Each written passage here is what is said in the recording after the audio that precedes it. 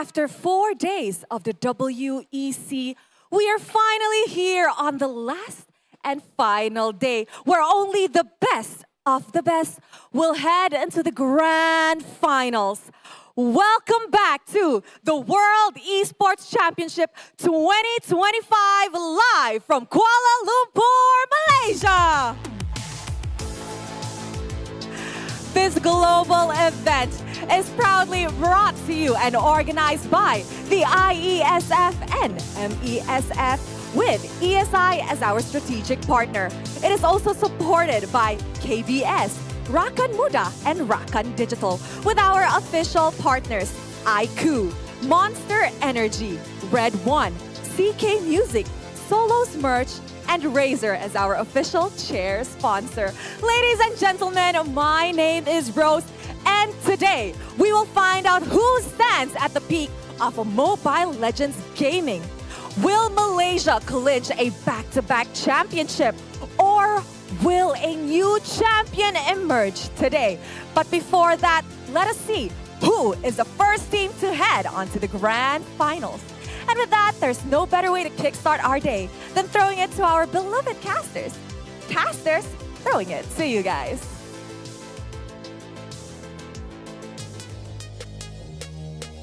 Thank you, Rose, for setting up such an amazing opening here for the WEC 25. You're with us with Fasha Bani as well as Dafa on the caster decks, and we are super excited. We are nearing to the end of our day number 5, where right now all of the tensions are building up even more as we are entering to our top 4 teams at the semifinals. It has been a long journey here, ladies and gentlemen. 4 days of competition have already concluded here at the World Esports Championship 2025, and only a single day remains. We already got to witness the crowning of Team Indonesia for the women's category at the end of day number 4, and now only one more throne remains to be claimed in the open category, where 4 teams will face off in the semi-finals to discover who our new king shall be.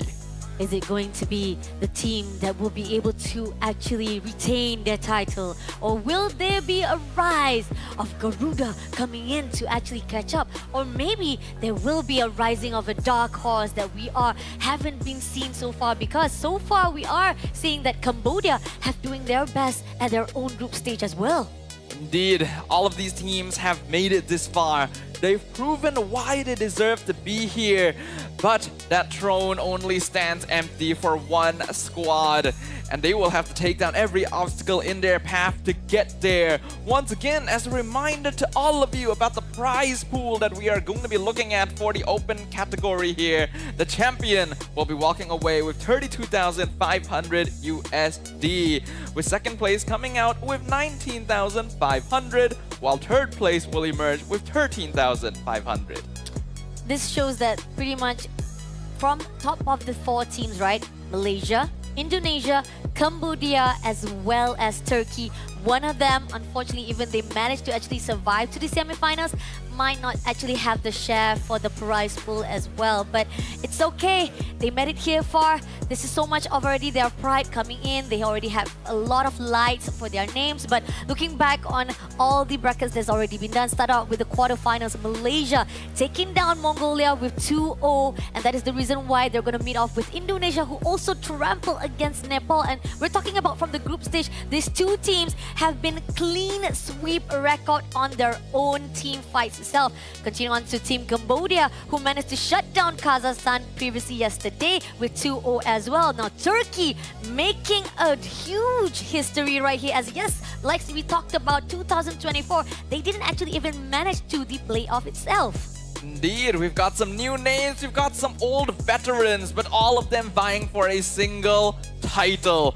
Now, for the last day of WEC 2025, we are going to be looking at 4 matches. Our first 2, the first half of the day, are going to be covered by the 2 of us on the desk right now. It will be the semi-finals, with the first match being Malaysia versus Indonesia at 12 p.m, followed by Cambodia versus Turkiyye at 2 p.m.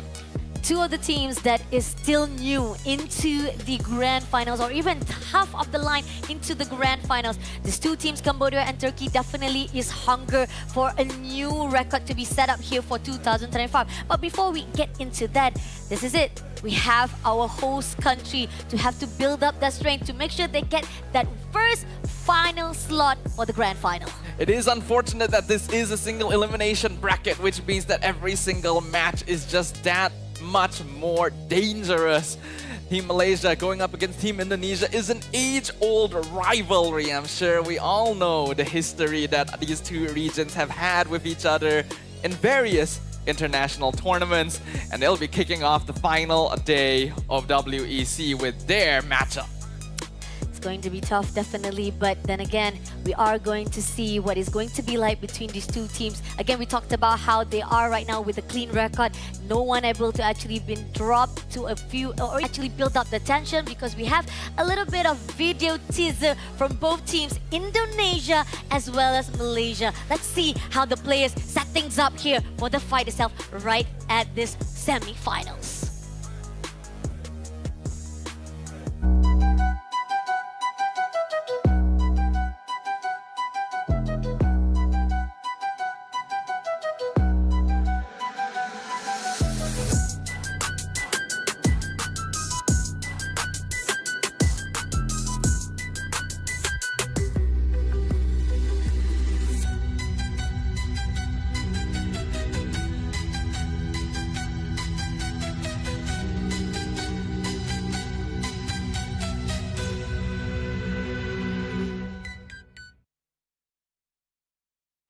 They took down Kazakhstan 2-1. They took down Romania as well. But at the same time, they managed to shut down not only Peru, but also Nepal. Here come to actually conquer as well as challenge the reigning champion of WEC 2024. Give it up to Team Indonesia!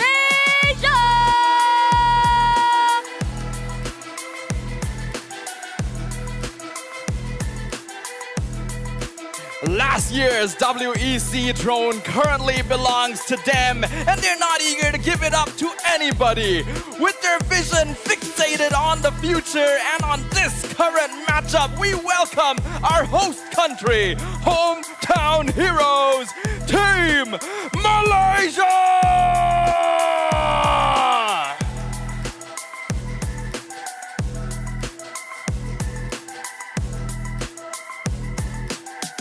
Will Indonesia change their history of being the second runner-up of 2024 and trample Malaysia for their champion title here at 2025? This is going to be a redemption for them, especially the fact that Malaysia has already that championship title under their belt. This is a team made up of players who are no strangers to defending their titles on the international stage. So for them, this is just another day at work. Team Malaysia are going to definitely put up a strong contention for the title, but this is only the semi-finals after all, so they gotta keep it going strong. Let us talk about Momo, Skies, Stormy, Lalil, and Ute. I mean, who doesn't know them, right? I mean, definitely we've been so far seeing amazing performance from all of them, especially the fact that we have a lot of things to talk about where they were able to actually have a really good run throughout the group stage until into the quarterfinals. And hopefully those momentum will keep up and especially will be continue on into fighting with Team Indonesia. But here's the thing, even if Team Malaysia is also on the great momentum as well, we cannot put down on Team Indonesia because they are also in a very clean streak fight as well. We have Aran, Joe, Yezikel, Kabuki, as well as Widi. Team Indonesia has been looking pretty clean so far in the WEC, and as you've already pointed out, Pasha, both these teams are currently on an undefeated record throughout their time in the group stage as well as the playoffs. Whoever goes down here is going to be that one singular stain. And it is unfortunate that it will happen right before the grand finals itself, but that is why many eyes are on this matchup currently. Both sides going to be quite good at aggressive early game plays overall. Solid skirmishing. Hero pools are flexible. Their experience on the international stage in both perspectives is invaluable. And we will see what happens when they clash. Let's see, so far, I do think that pretty much we are seeing a lot of the meta polars coming in from the WEC. We talked about even throughout this 5 days. Definitely, they always prioritize whether Grok, Lapu Lapu, even Gatot Kaca is also a very good, viable option to be put out first of all. But looking on the side of draft-wise, Malaysia is very straightforward, even with a little bit of surprise element of that Nana putting off from Stormy as well. That is the things that we love to see from Team Malaysia. Now, Team Indonesia, they like a little bit of direct. They love to be a little bit straightforward when it comes to their draft. So the question is, are they going to actually be a little bit also surprise element for this semi-final? Indeed, if they've got any hidden strategies that they've been lying in wait for, now is the time to bring it up. I imagine that many teams here in WEC have been keeping an eye on Team Malaysia in particular as the defending champions, the one opponent they want to take down in order to challenge the title for. So considering the experience that Team Indonesia has as a lineup, I would be very surprised if they hadn't prepared something for this particular match. And the fact that they have their women category, they already have their women's able to actually get that championship back-to-back yesterday. So that's kind of been a little bit of a boost morale for the players from Team Indonesia as well. So definitely there is something to be put on the pedestal.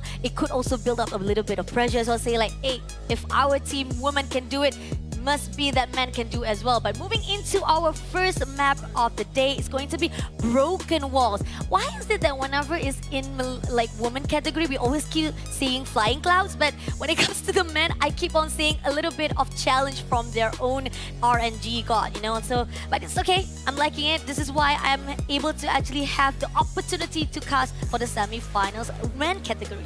Yeah, it's going to be very exciting to see what happens here. Broken Walls is an interesting map because while it does affect the jungle most of all, the highest impact is going to be on that Turtle and Lord Pit, affecting the Lord Dancers quite a bit. We're jumping into draft now for game number 1. Team Malaysia on the blue side, getting rid of some very interesting heroes right off the bat, the Angela and the Helker. I think pretty much we did saw some of the games that already passed through. There were times that Hellcat was actually going in, and those are the things that they're trying to actually hold out just a little bit or even try to avoid it out. Here's the thing, Grot is still open. Are they going to actually give that opportunity to be picked up? Because they have the first pick, but at the same time, they're going to actually give up that 2 picks as well to Team Indonesia. Previously, when Team Malaysia was playing against Team Mongolia in the quarterfinals, they were actually the team that was banning out Grok both times, which allowed them to grab the Gatot Kaca for themselves. Now that both roamers are being left open with the Uranus being banned out by Team Malaysia, it creates a very interesting question. Do they want to go for the Grok first themselves? Do they want to grab Gatot instead? Is there a different hero that they would rather prioritize, like the Lapu Lapu, which so far has been very consistent in Momo's hands? And it seems that it is open for them. They can take the Lapu Lapu if they want. Even the Grok is still open for themselves. Let's see how they want to actually open things up. Because so far, that is going to be the safe option for Team Malaysia if they want to actually go for the direct. But at the same time, are they going to actually prioritize even the jungler even at this state? Because Hayabusa is still open as well. And even I see like Lancelot. So far, we do see from the side of women's, right? We keep on seeing that Lancelot was been denied countless of time. Only a couple of times during the early stage, like when it comes to the group stage, we did see that Lancelot was able to pass through. But here on out, it seems that Grok is going to be picked up first for the choice of Team Malaysia. So Lapu Lapu is still open. Gatot Kaca is still open for Team Indonesia as well. Team Indonesia don't need to lock in Gatot here. They can go for it in the 3rd pick since they already know that Team Malaysia won't be contesting it away. Going for higher priority heroes here will be more valuable. Things like the Lapu Lapu are good. Lancelot, which you mentioned was almost perma-banned on the women's category, is still wide open. Eve as well, having very high priority. They will take the Lance, but they pair it with the Zeus in. Oh, even Jushin, I think pretty much only once or twice that was able to pass through in the woman category. So yeah, pretty much liking how Indonesia is coming in for the first two draft. Team Malaysia, they still be able to actually pick out the assassin if they want to though, but Hayabusa, if they want to actually pick it up, we did saw how they were able to actually trample Mongolia on their fight at the quarterfinals. If they want to actually go to that direction, or they want to actually pick up Kimi right now for at least getting. But oh, wait, never mind. Kimi already been banned off. My bad. I'm sorry. But Yeah. Eve is open like you talked about. Eve is good. The Eve-Grok combination was very popular on Yes. the women's side of the bracket, so I wouldn't be surprised if Team Malaysia goes for that. But they will probably need to prioritize the Hayabusa to make sure that guy's hero pool isn't too limited later on. So something has to be traded. So they give up the Eve, they go for the Lapu, and as expected, the Gatot Kaca will get locked in for Indonesia. Let's see, on the Indonesia side, if they want to actually take down Eve, can be done as well, just to hold out a little bit of the pool for the mid laner, or even the gold lane. They can actually just take down even Ranger right now if they want to actually shut down a little bit. Even Lunox is also a particular, but it seems that Eve going to be the first choice for Indonesia to take down first. We know that Stormy has a very wide hero pool, so it's going to be very difficult to particularly target down the mid lane, but getting rid of Eve makes the most sense overall since that is still a very effective hero in the current meta. They don't really need to ban any other mages. I think if they're particularly worried, then Lunox is the one to get rid of, or maybe Selena, but otherwise I think they can start focusing on gold lane instead. Team Malaysia, they're going to start banning fighters as is expected since they already have their Lapu. Lapu and Indonesia hasn't locked in their EXP lane. Looks like it is going to be the Selena being banned out by Indonesia. Again, prioritizing on the mid lane as well, but again, there's still a couple of heroes that Stormy can definitely flex it out here, so we're not pretty much too worried about that. On Team Malaysia, they are focusing on the EXP. If they want to take down Yuzong, they can also shut down maybe Alet or even Glue, because we do see Glue is also particularly a little bit of popular on their side here for the WEC25. I think Arlet is probably a little scarier, but there's also options like the Alice. It all depends on how much of an advantage Team Malaysia wants to put in the EXP lane. Hilda also is slipping our thoughts a little bit there. They have Yeah. the Hayabusa. You definitely want to get rid of that. Ooh! But they Obsidia from Wow. Team Indonesia. Okay, Obsidia. I think we rarely see it on the women category, but we do see spotted out a couple of games from the men category, always picking up this Obsidia. Not to say the win rate is actually like a confirmed one, but it kind of actually have a lot of base ground when it comes to the late damage wise. But again, when it comes to Team Malaysia, they have a solid ground when it comes to the frontliners, as well as to make sure they be able to survive it out. And in the equation where the fact that Sakis, if he'll be able to actually do a little bit of execution for the backline, I think that might be okay so far. But here's the thing, Team Malaysia, who they want to actually pick out? Is it going to be... Oh, Farsa is going to actually be picked out, as well as X-Borg. Okay, Team Malaysia going for double fighter side lane without a notable scaling late gamer, but they have Haya and Farsa, so it's actually manageable. I thought that they might go for Lunox rather than Farsa, but if they go Farsa, that means that they are much more easily able to threaten Obsidia and just prevent her from being able to do notable DPS in the backline. We can see in the crowd right now, the Malaysian fans have showed up in full force for the final day here of the World Esports Championship. So Team Malaysia definitely has the benefit of home ground support on their side. All the moral supports coming in. This is what we're talking about home buff itself, and hopefully it will definitely boost up the Team Malaysia itself. For the last pick is going to be Esmeralda. I mean, going into Indonesia, right?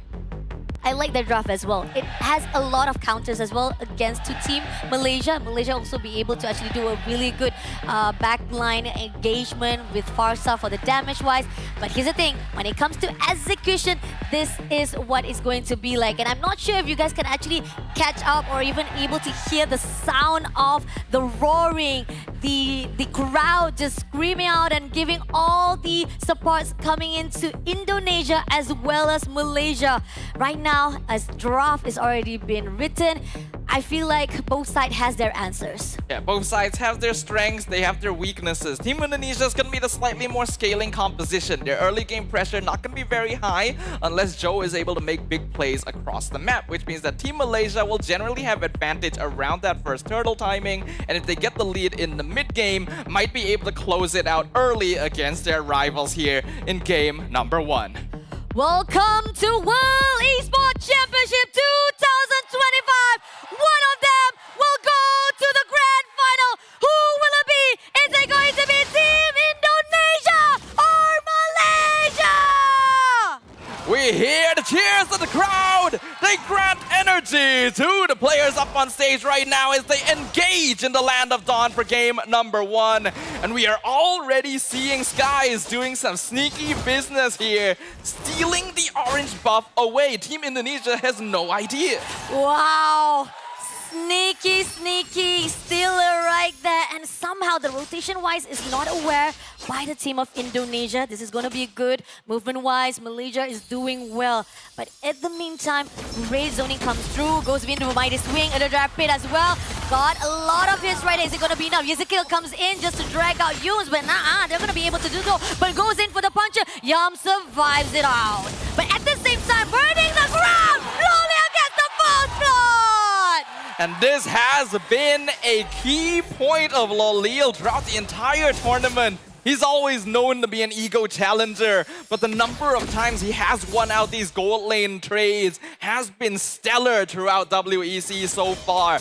Team Malaysia carving out a nice advantage for them. By now, Joe has realized he does not have his second buff, and that is going to give Skies a nice EXP lead, especially with the turtle coming up in 10 seconds. Oh, even the steal was just perfect coming up for Team SRG. Oh, sorry, Team Malaysia. My bad. I guess I'm still not done with EWC, I guess. But this is WEC. We're talking about Team Malaysia right now. Rotation-wise is definitely good. Goes in for the mighty swing. Now going in for the feather.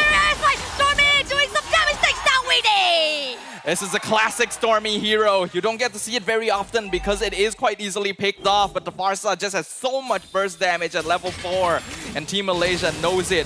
Playing around that timing on both Stormy and Skies means they get an easy pick-off, even forcing out the Revitalize, and now they have the numbers advantage coming in for the first turtle. Turtle definitely be in the hands of Team Malaysia. Not gonna actually be allowed, but goes in for the tectonic charge, goes for the mighty swing as well. Stormy takes down Weedy for the double kill right here in the hands. The signature aggression of Team Malaysia showing itself once again. Team Indonesia, they've been in these situations before, and they are well aware that their draft doesn't give them as much of an early game advantage. Their goal is to make sure they don't fall too far behind so that the scaling can start kicking in on Joe and Kabuki. A lot of great position comes through right now. Sakis! He stole it. Away again! Skies has been popping off.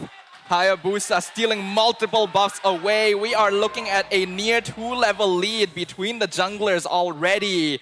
And this is Joe on the Lancelot as well, one of the most feared heroes in the meta currently. The macro play and the rotational pressure from Malaysia is too much. Ooh, even the bravest fighter comes in, but the shadow kills come through. Is it gonna be enough? Goes in for the hit, but no! Ares managed to survive it all, but that was a really great push comes in from Team Malaysia. That was very, very close. Aran able to keep himself alive there, but we can see that the EXP lane has been completely won out by Momo with a little bit of assistance from the mid lane. Lolil so far doing a very good job as well against Kabuki, a full level up. Now Yums is coming in to give even more of a hand. Goes in for the diving composition, last insanity to burst the ground. Goes in for the tectonic touch. Yums shuts down Kabuki. The pressure from Team Malaysia right now is oppressive. And I don't think Team Indonesia has felt this since the beginning of WEC. They've been pushed into a corner so far, but nothing like this. 4 minutes, 3K gold lead for Team Malaysia. First items completed in the side lanes. And once again, we did say that Team Malaysia would be stronger at this point, but goes still. in for the tectonic touch. Shadow kills comes through. Not gonna be enough damage though, but still, it is enough pressure comes through from Team Malaysia.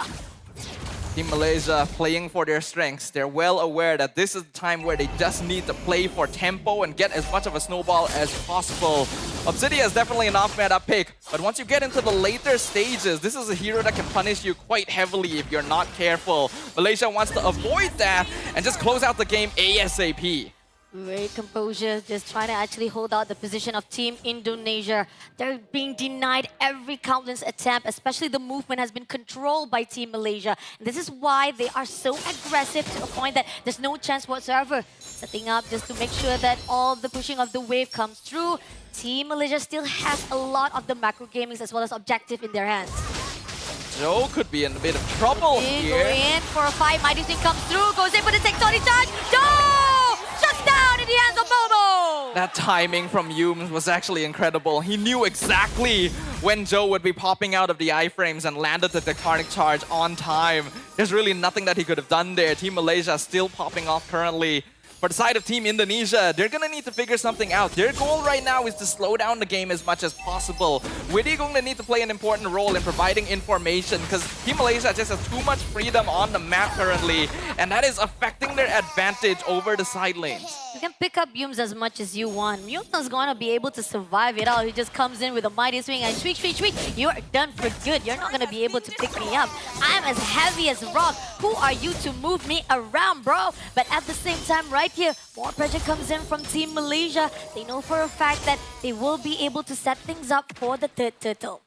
Now, Team Indonesia does still have some paths to play. Joe is a little bit behind, 2 levels actually, from Sky, so the scaling there is not really going to kick in. Ideally, they want to play around Aran since the Esmeralda has not actually died yet. Maybe some split push pressure would assist, but Aran now in some danger himself. But Yes comes in! Oh, Pin shut it around, but Stormy able to take down Aran, but it's going to be traded out by Kabuki. Not a good trade comes in because of that overextension. And that's what we're talking about with that Obsidia. That Hunt of Bone can really punish heroes like Hayabusa if you're not careful. Skies had no way to escape there. It looks like Kabuki will be able to get away from Momo as well. So that's going to buy Indonesia a little bit of time. At the very least, they're able to stop the snowballing on the Hayabusa. But Team Malaysia still controlling most of the map. So far, going in for the Eton Rampant, going in the ground for Jor, but it's not going to be enough though. There's just a little bit of poking coming in from Team Malaysia. Again, this is the third turtle. If they want to actually go in, they have to wait out for Sakis to set things up. Even Stormy just trying to zone things out. A lot of rotation that is done by Team Indonesia. They know for a fact they need to stick together like glue. Team Indonesia can take advantage of Team Malaysia trying to play as much of the map as possible. If they can pair people up with Kabuki and land the Hunt of Bone, they can still... Oh, that was a steal. Sky's got the purple right after the turtle too. Hello, police. Can somebody tell me, can anyone help that there is a stealer right here in the Land of Dawn and his name is Sakais right here. Able to steal everyone, but corridors are open. Managed to goes in into the front line right here. Shadow Kill comes in. Sakais shuts down. Here's the kill. Great diving composition and seal away the turret for the mid. Kabuki just barely missed the timing on hitting that Hunt of Bone. That could have been a kill and punish on Skies. But he was able to dash out just in time. They're not able to find the land slot up top, so Joe will be able to survive there. But we are looking at a 7-1 kill score in favor of Team Malaysia. 6.5k lead in 8 minutes. Next Lord is coming up in another minute or so. So there is still a little bit of breathing room right now. But Team Malaysia is going to be upping the tempo. They want to make sure they continue controlling the map and not allow their opponents to extend into the river. This is the level where Team Malaysia is getting a lot of the upper hand. Even with the goal lead right now with 5,000 in their hands, they know they can actually switch things up. They can actually control all the motion, but at the same time, putting up that Earther Rampant denies any movement coming up from Team Indonesia, and at least they can get the turtle or even the turret right here at the bottom one. So far, so good for Team Malaysia. Team Indonesia still needs a little bit more time. Kabuki only has 2 items. Oh, Loliel just picks it up. Sakis takes down Aran, now goes in for the dash. Going in for the diving. Is it going to be enough though? Unfortunately, Sakis had to back things up. A little bit overextension, but still managed to skirt away. But Kabuki with Momo. It's not going to be a really good 1v1, but it seems that Team Malaysia comes in. Takes on attack with Yums, comes through. Kabuki barely surviving out, but it's going to be Momo with the last hit. Shut down Kabuki. The movements from Team Malaysia are so controlled right now. They get a kill down bottom, they back off, they connect with Momo, who is already communicating with them that this Obsidia is way out of position. And the timing on that could not be better either. The Lord literally has just spawned. And we know that with this, Team Indonesia has no chance of contesting. They just have to try and get whatever space they can on the map. Let's see. So far, we know that Aran has been surviving so at the moment right now with the crucials that even though he will be able to actually pull through for the front line, but again, there's not much of the setup that is needed. A lot of the AoE that is required for the team of Indonesia doesn't come through, and this is where the fine line that if you cannot actually catch someone, Team Malaysia just gonna come through with it. But even if they want to make the catch, Team Malaysia right now moving around the map a little bit too cleanly. Trying to think of ideas for Team Indonesia currently, but the goal difference may be a little bit too big. They're going to need to try and prolong this game for another 8 minutes at least for them to remain relevant. And that means surviving another 2 or 3 Lords coming in from the opposite side, the first of which is already pushing down bottom. Almost barely getting Aran there, but still it's going to be a good zoning. Already been put out, goes in for the dash, mighty swing as well. It's going to be Federer and strike. Aran takes down by Stormy, and now they goes in for the dash. But this is already enough. Just taking down one player at a time. Discipline comes through for Team Malaysia. This is still not too bad though for Team Indonesia. They managed to trade 1 for 1. Their Lancelot is pushing on the other side, so they won't have to deal with another wave. But the Lord is finally connecting, and there is no holy defense. Holy defense already broken. This is gonna be bottom turret in the hands of Team Malaysia already. They want to set things up. Goes in for the dash. Sky takes down Kabuki. Federer is already open. Weedy is in the open. Stormy going to do some damage there, but still surviving it out. Stormy had to flicker away to move it, but goes in for the takedown in touch. Lolio takes down Aran. Crystal in the loose right now. Just a little bit more. Sakis takes down Weedy. Only left with Yesico. Is it gonna be enough? Last Insanity! Oh, barely coming alive right there, but still managed to actually give a lot of pressure in the baseline. But here, Joe, all by himself, was tagged out by Momo. Another wave pushing down bottom. It's a 1v4 defense. Kabuki just came back, but is the damage enough? The Crystal's exposed. Oh, man, the rest by Stormy takes down Jessica, and it's going to be a first win in Team Malaysia!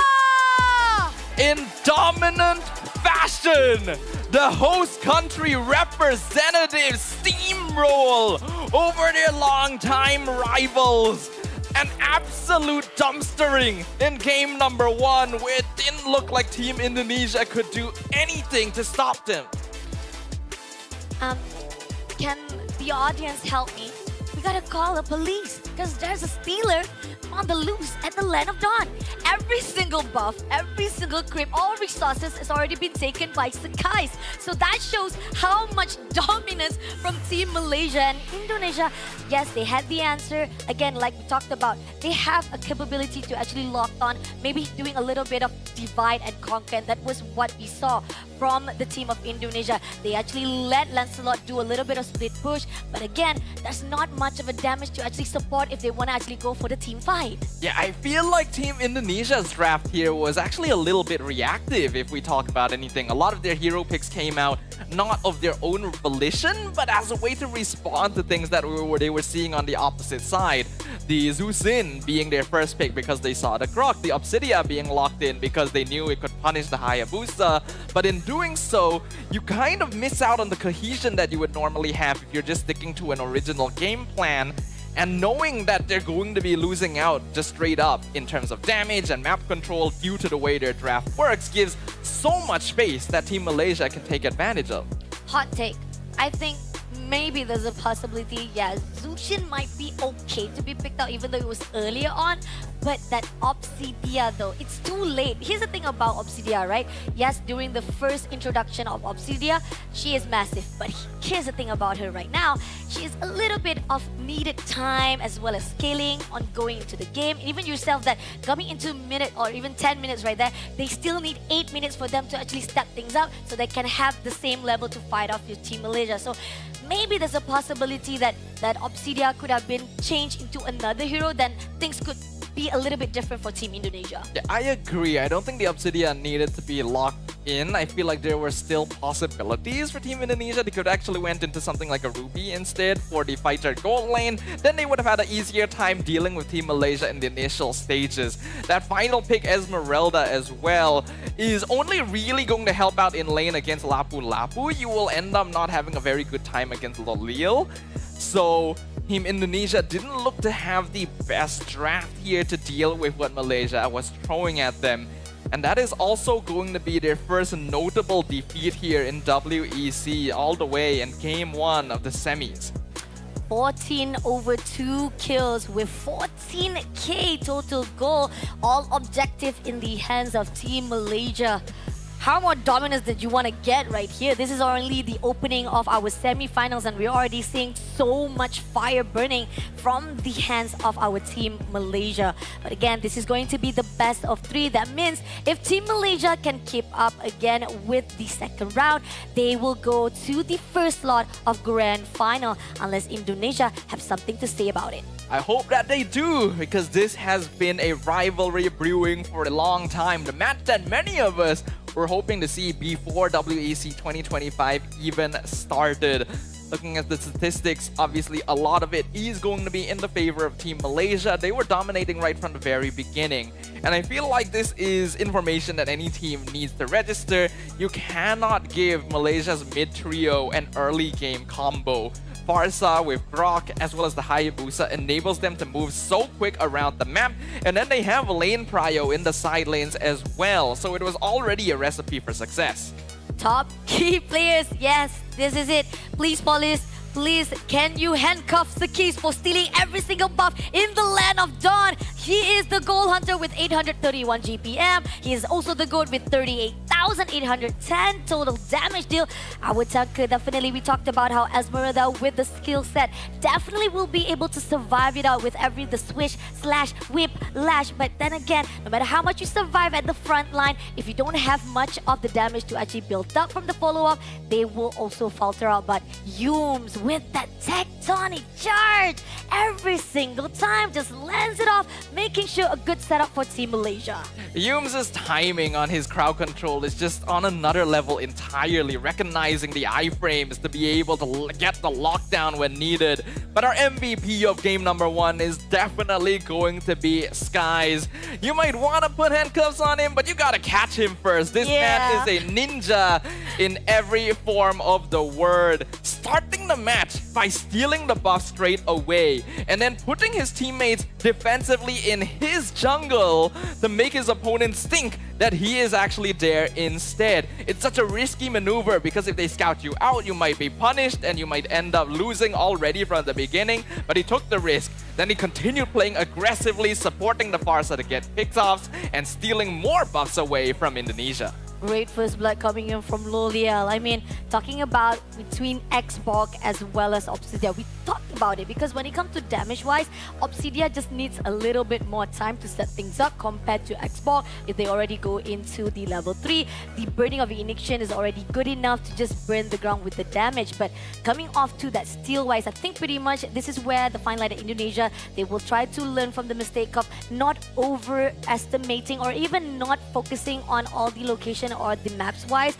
and this is where the fine line that they might be able to actually just change things up for the second draft. But so far, I feel like this is definitely a clean fight indeed by Team Malaysia. And in bahasa Malaysia, we say, inilah dia tuan, ini dia orangnya, tolong tangkap dia tuan. But in English, they say, please, can you actually catch Skies? I don't think so, because he's just too easy to be just running around with his quad shadow. Team Malaysia has been having a little bit too much freedom this tournament around. Every single game is so dominant in their favor. So perhaps we do need to call for backup at this point to actually catch them in their tracks. Will anyone be able to stop their unstoppable rampage? Team Indonesia currently backs against the wall. They made it this far. They want to be able to take on Team Malaysia once again, move on into the grand finals.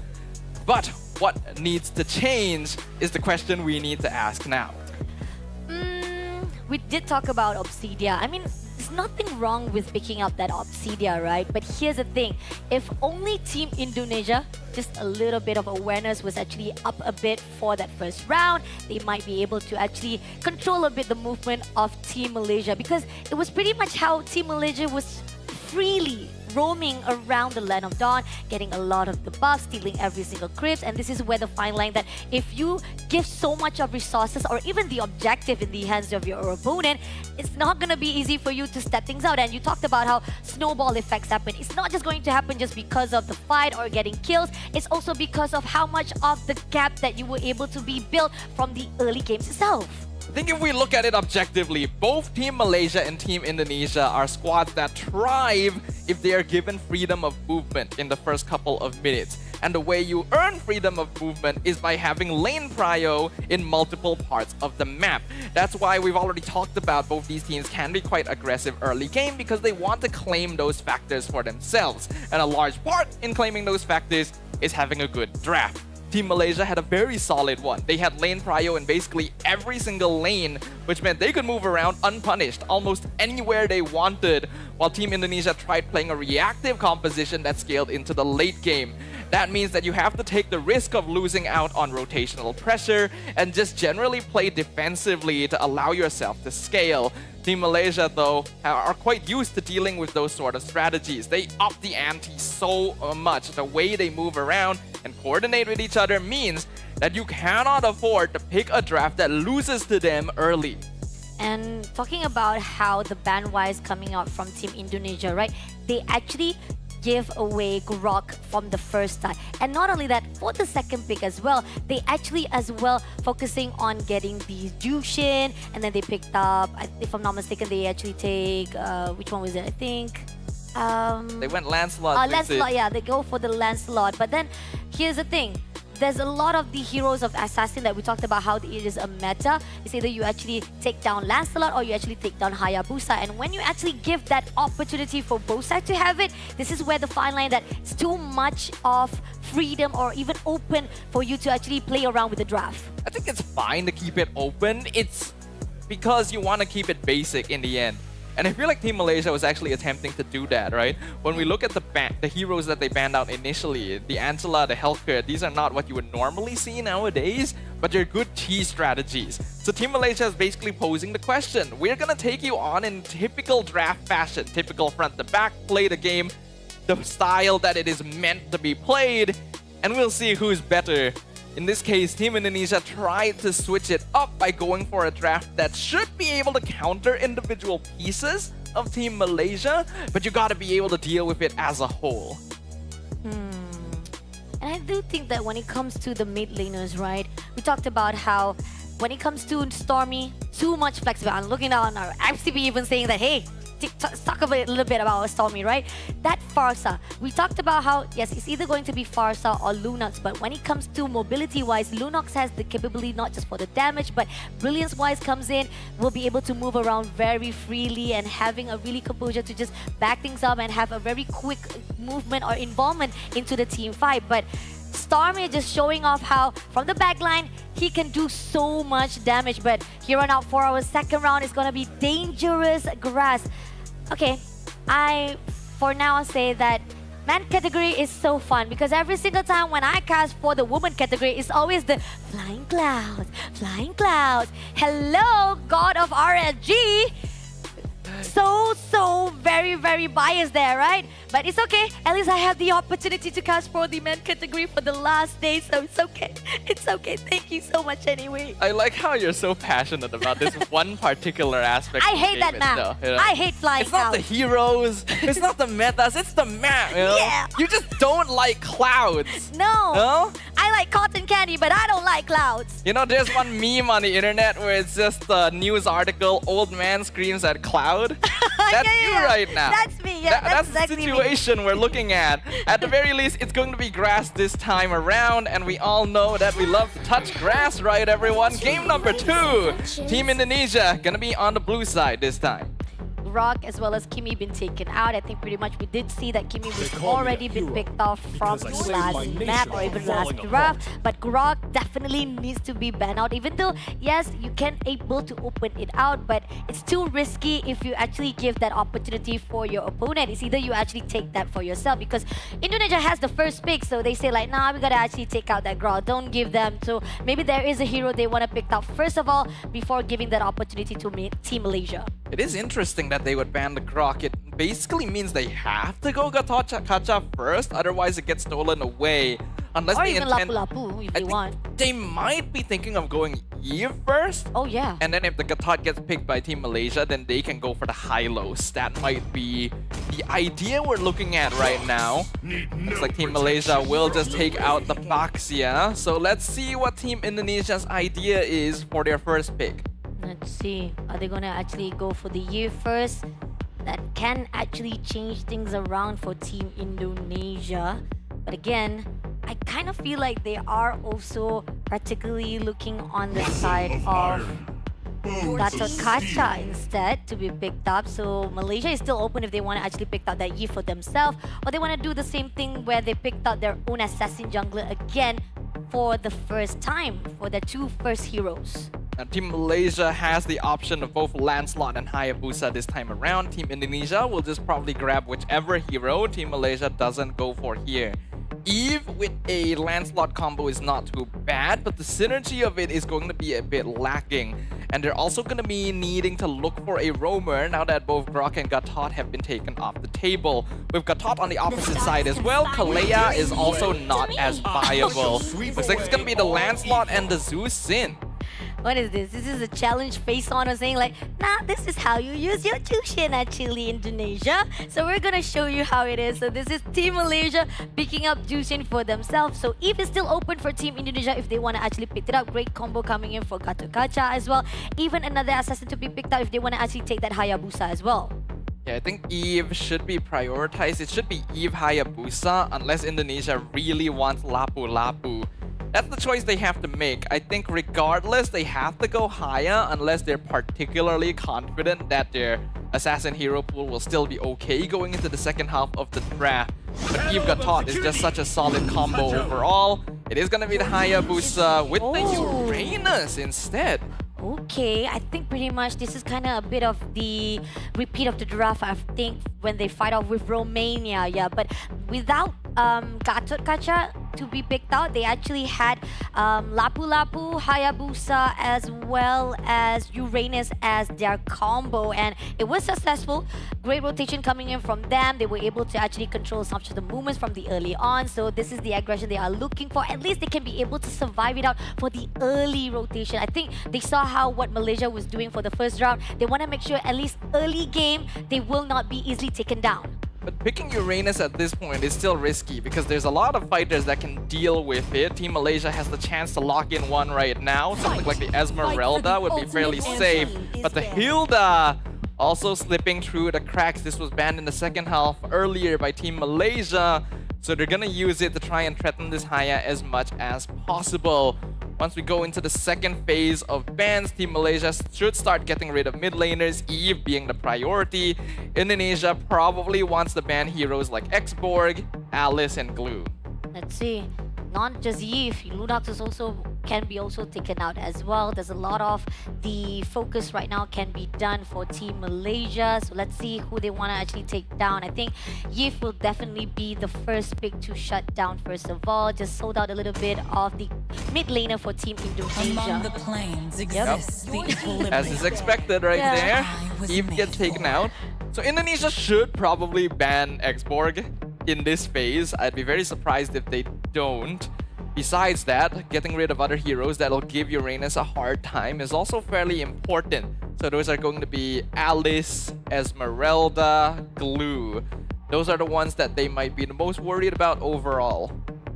What about the goal lane though? I mean, we haven't seen Granger so far. I mean, do we want to actually put out Carry here? Is it going to be a little bit risky even with Carry having a true damage to just burst down, to just shred and melt out every single... Scary for which team?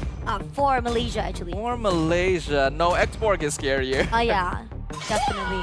But it's going to be Cho actually been picked out by Indonesia to be shut down. I think pretty much we did see some of the double fighter lane is quite scary as well to be picked up for the goal lane. So I think they're pretty much already aware of it, of how the meta is for WEC. Getting rid of the Cho. So Team Indonesia either thinks this is going to be a gold lane Cho or a roam Cho. Most likely the latter, which means they think this Hilda is EXP instead. It is not too bad a matchup into Uranus, but it does end up being kind of 50-50. Then getting rid of the Cho is perfectly fine. It's because there is a less risk here of Team Malaysia going into double fighter side lane, so you probably don't need to ban Ruby since they already have Zusin and Lance. That's not quite enough scaling to go double fighter. Looks like the Lunox will be targeted, so full focus from Team Malaysia on the mid lane. Let's see, one more to go. And you talked about how when it comes to double fighter, it really doesn't actually have the potential here in the draft-wise of Team Malaysia. And I do agree on that because damage-wise, they still need more. So they probably will be leaning on there. So if Indonesia want to actually take down at least one more marksman or even goal lane, that would be probably a good case for them. So it seems that it's going to be GG instead for their side. Again, fighter prioritization from Team Indonesia. I actually forgot that CC was still open and completely slipped my mind at this point. Yeah, that is a perfectly understandable ban because this is a hero that can be flexed into both side lanes and would give Uranus a hard time regardless. But it does mean that Xborg is left open. If Team Malaysia is okay with putting Hilda in the roam position, Xborg versus Uranus is going to be very solid overall. I don't actually think they'll go for their second fighter here yet because there is the option to flex it out. What do I know, right? It's going to be the Lapu Lapu.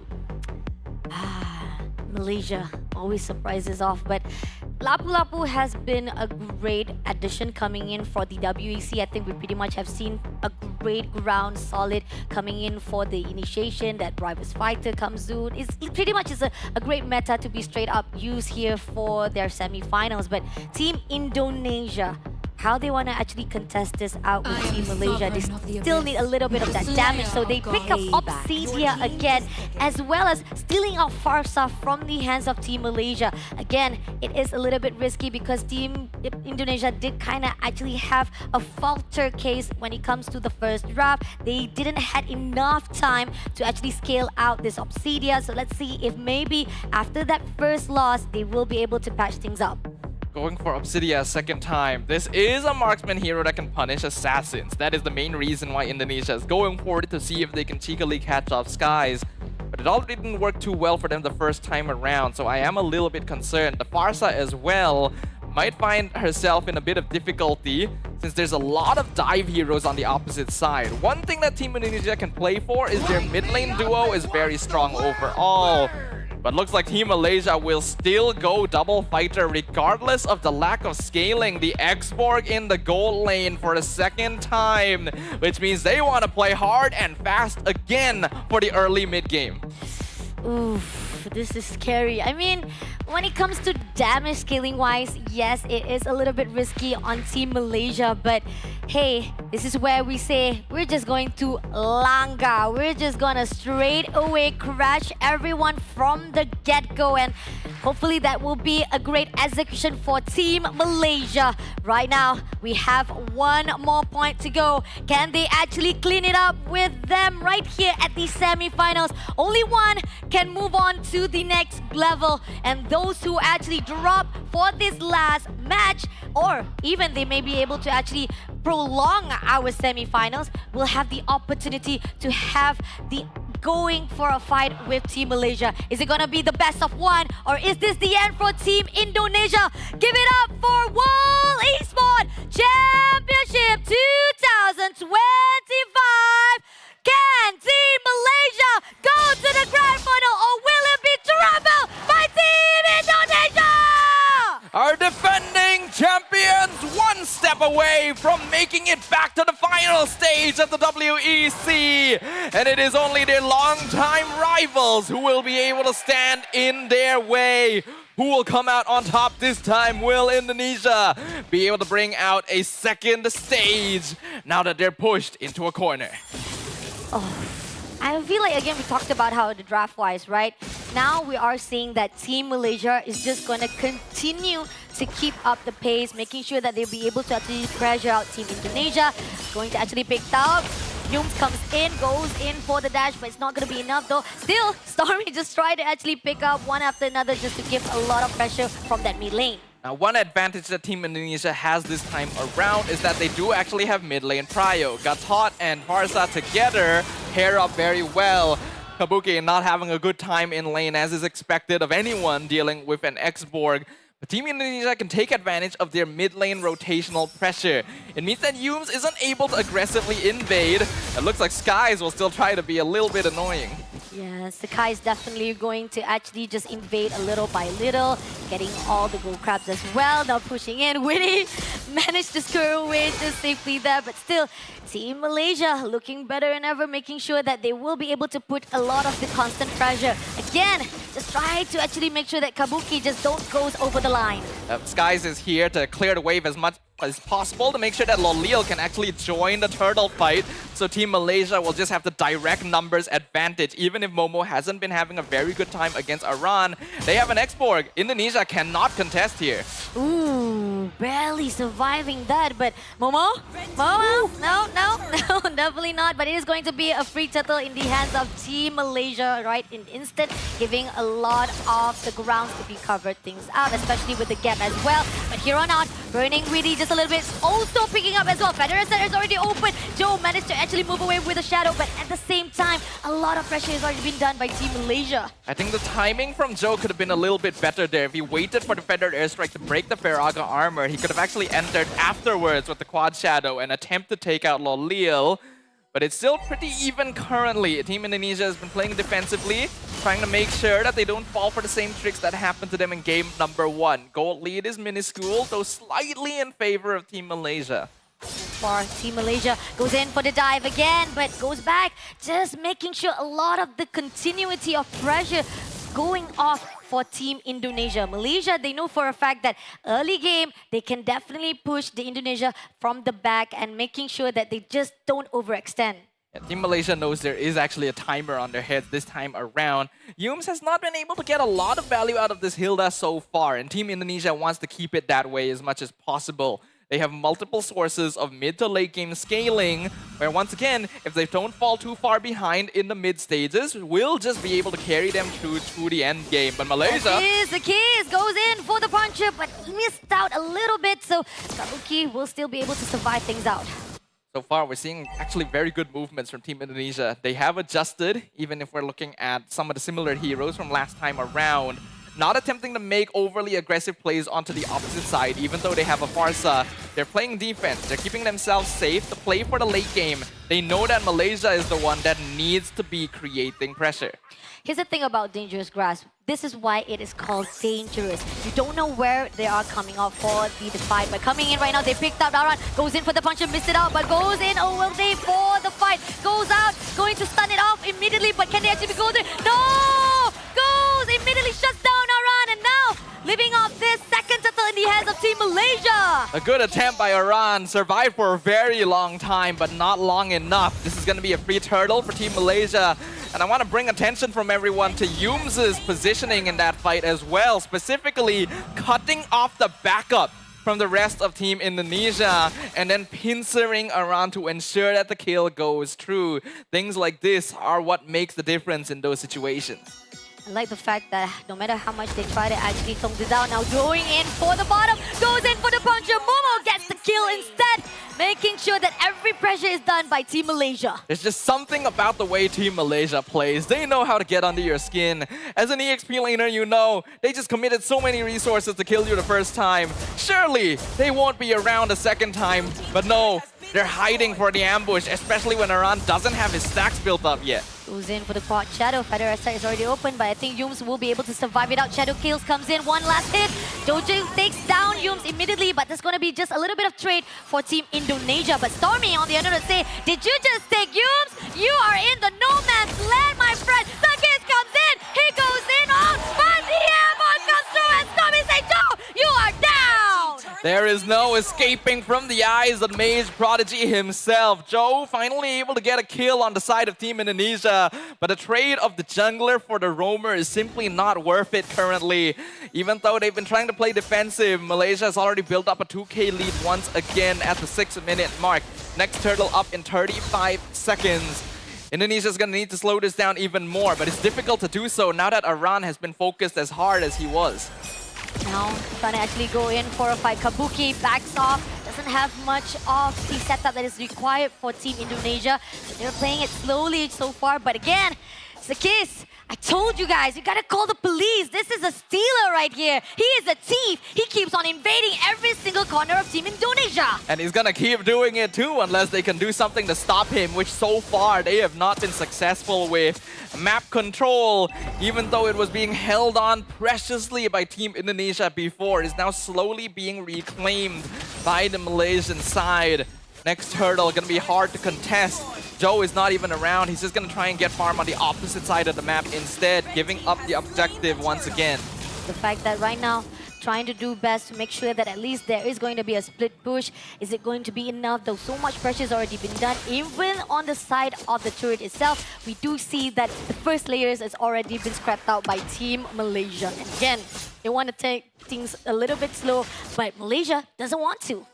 Now, why would they? They know that they're strong right now. They know that Team Indonesia will actually become a little scary the later the game goes, so they're gonna keep pushing it no matter the circumstances. No! Why did you do that? Now Momo will be able to back things up. Takes down Witty immediately. Years ago, Yumes just down Kabuki with the power to build it, but it's going to be Years kill to actually takes out Yumes, but that's going to be enough though. 2 kills in the blood of Team Malaysia.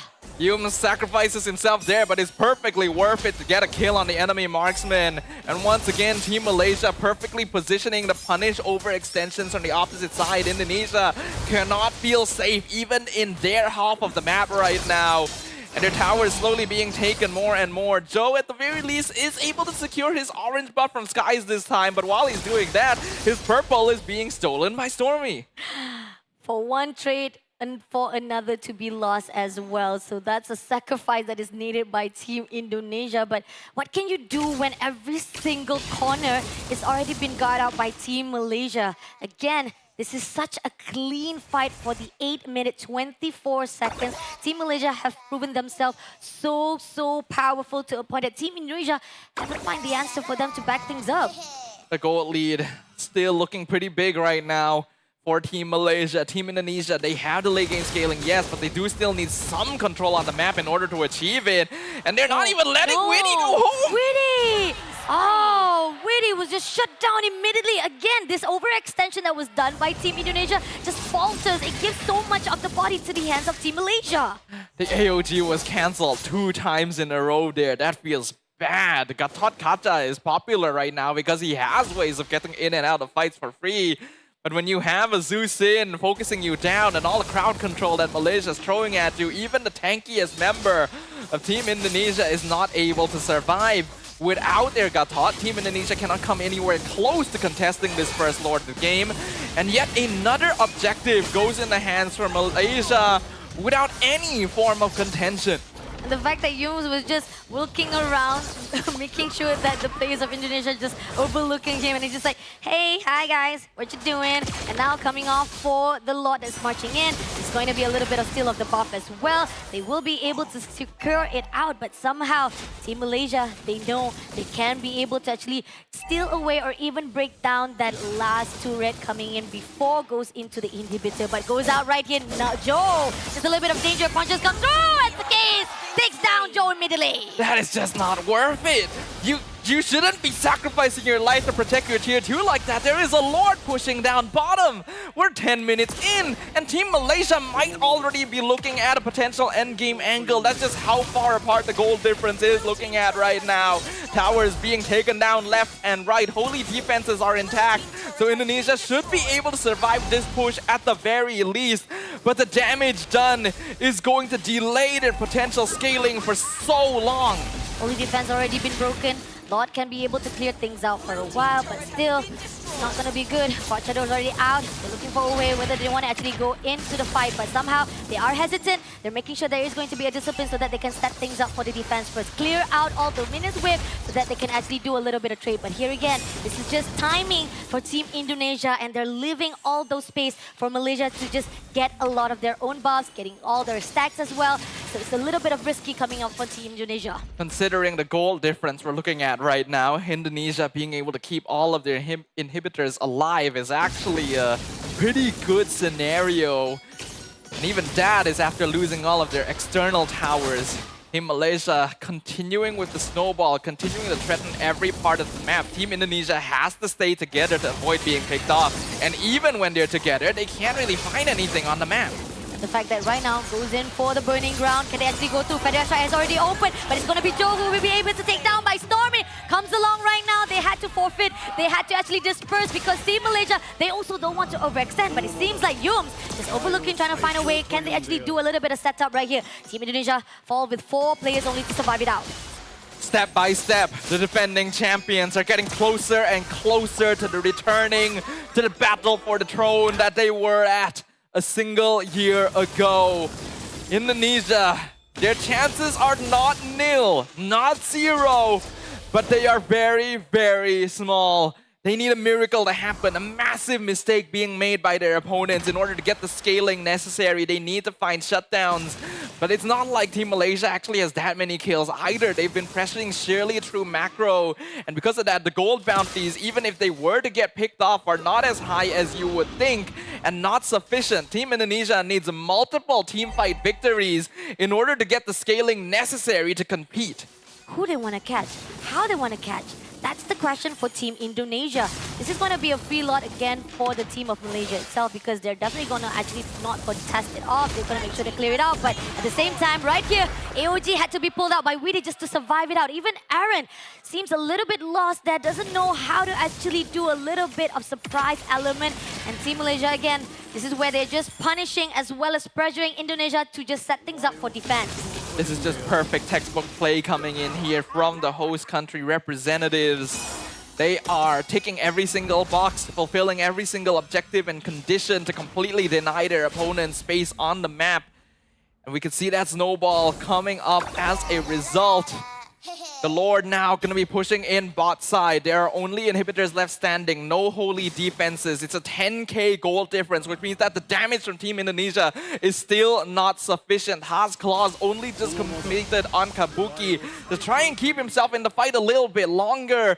But Team Malaysia just has so many more resources and the damage scaling is on another level altogether. Whatever happens here, Team Indonesia needs to find some kind of perfect engagement. And even that might not be enough. Goes in for the bottom turret, right? This is going to be burst down by the Lord itself. It's going to be opening the door. Goes in for the puncher. Witty, half line, surviving that out. But again, they are being a little bit disciplined. But Joe suddenly out of nowhere at the mid was trying to do a little bit of backstabbing. Nah, Yums denies it. You are not going to allow to do that, my friend. I mean, as long as he can get out, it's still actually a perfectly viable play here. In fact, it's going to be able to save Indonesia a second tower. If not, I think Team Malaysia could have taken that mid inhibitor as well. So that is actually the correct play being done by Joe on the Hayabusa currently. They're going to try and delay for as much as possible, but here comes more minion waves. Fighter Strike has already been opened just to make sure to clear the minions of wave. Coming in right now, Loleo trying to actually burst down with the ignition, but still not going to be enough though. Now River's Fighter comes through, but they are going to jump right into the midst right here with Shadow Kill, but doesn't make it actually a good damage. No, it's not going to be enough though. Still have a survivor from the side of Team Malaysia, so they can back off easily, fastly. But I like the way how the sages say, "Good job, you! Good job, you!" Because they were literally rushing on, saying like, "Yums, go get him, man!" Of course they would, right? They're in a very comfortable place. They're feeling themselves. Everything's going their way. But I will give praise to Team Indonesia right now. Those were very solid defenses that we saw considering the gold lead, keeping themselves as safe as possible, using their health as resources, and dropping in whenever they think they can do enough poke to maybe zone Team Malaysia back. Because of that, they have been able to keep 2 inhibitors intact for now. Next Lord is going to be coming up in 20 seconds. And Team Indonesia might be able to hold on to it if they're able to keep themselves in place. But the ideal would be to try and maybe contest it away from Team Malaysia. They still have to be very careful because the bot lane is wide open and Skies is already setting up the slow push into it. Because of that, they can take the Lord Dance quite easily and consistently threaten a backdoor victory. Let's see. Is it going to be a backdoor success?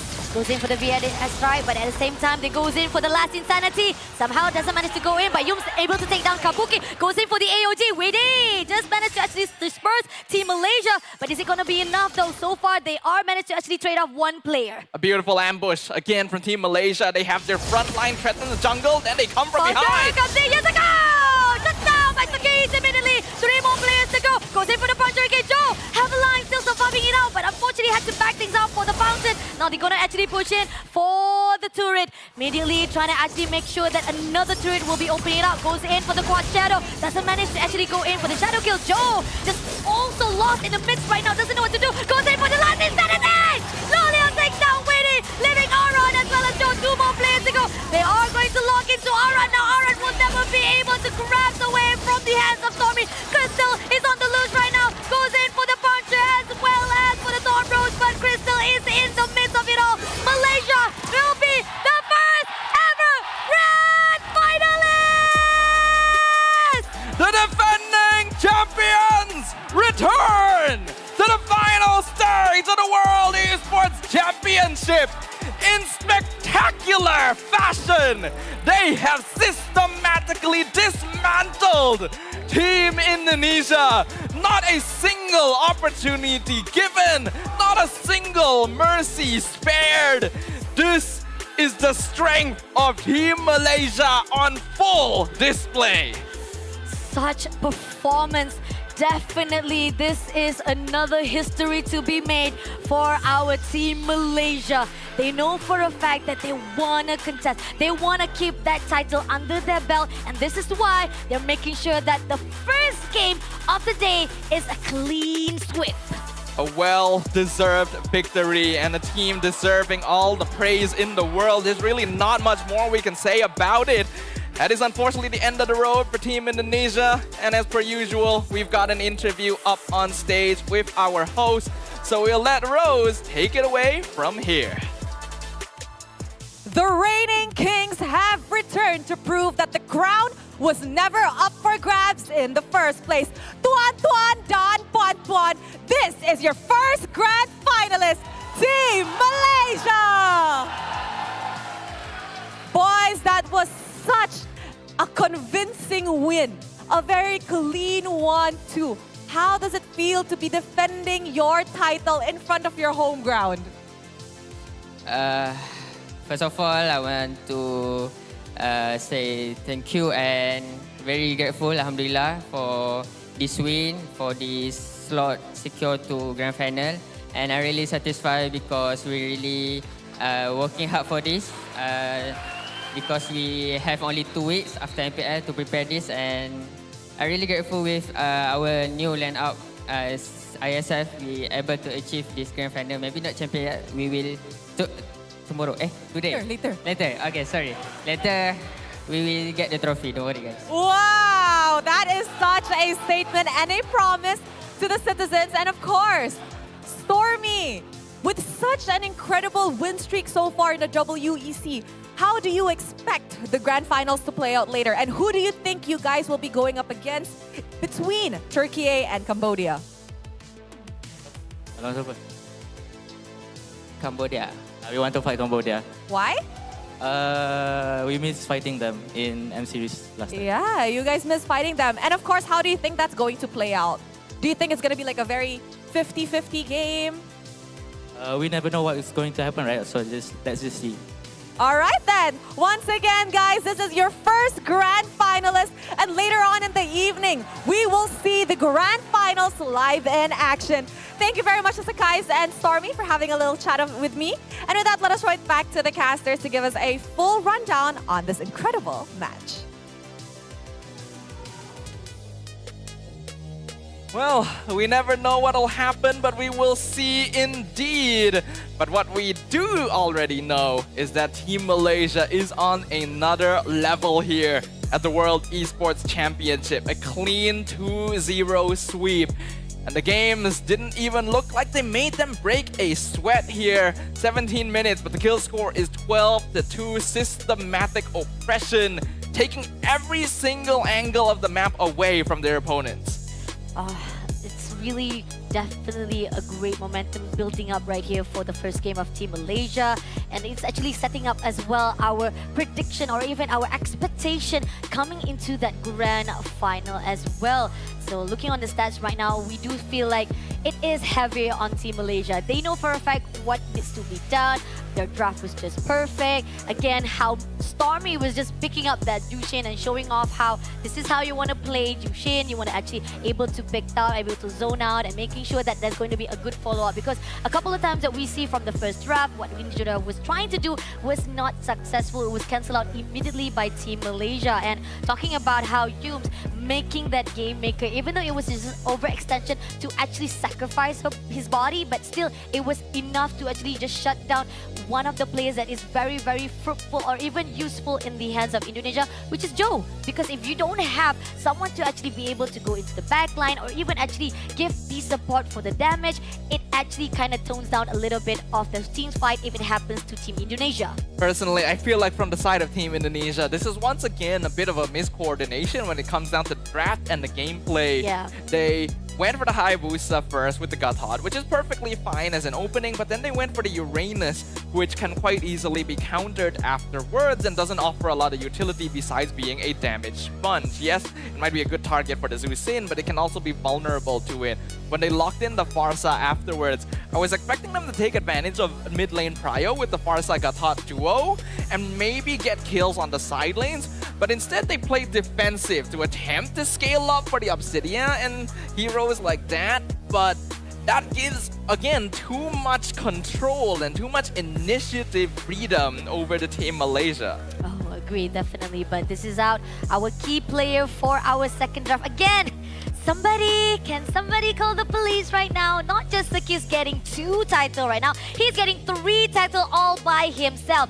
Kau tamak Sekis. Very, very greedy right there. We've got Hunter with 807 GPM, the GOAT with 59,000 total damage, and with the best support total assist as total 9. And we have our tanker yet again. Indonesia was doing well. I mean, we saw how Witty was during the first round as well with the Esmeralda. Try to make sure that they have a good, solid front line, making sure that the survivability was really good. That's the only question. When it comes to Indonesia, we don't question that. They know that they can be able to actually just hold out their position when it comes to setup. But again, that damage that needs to pull through for the follow-up was not there. And that was missing out for the action for Team Indonesia. But our MVP for our last round of semi-finals between Malaysia versus the team of Indonesia is going to be Sakai, the Stealer, the Thief, with KDA 209, GPM 807 with DPM 3,504. The Sky Prince does not need to steal, for everything in the Land of Dawn already belongs under his throne. But he goes ahead and steals it anyway, because Yeah. why not, right? Yeah. This man stealing every buff on the map, every jungle camp, every advantage that Indonesia could have, stealing every key player, every MVP title, and also the hearts of Malaysian fans at the same time. What more can you say? This man was just flexing on that Lancelot. Oh, definitely. Perfectly executing every single rotation as a jungler, even as an assassin as well. And this is where the fine line.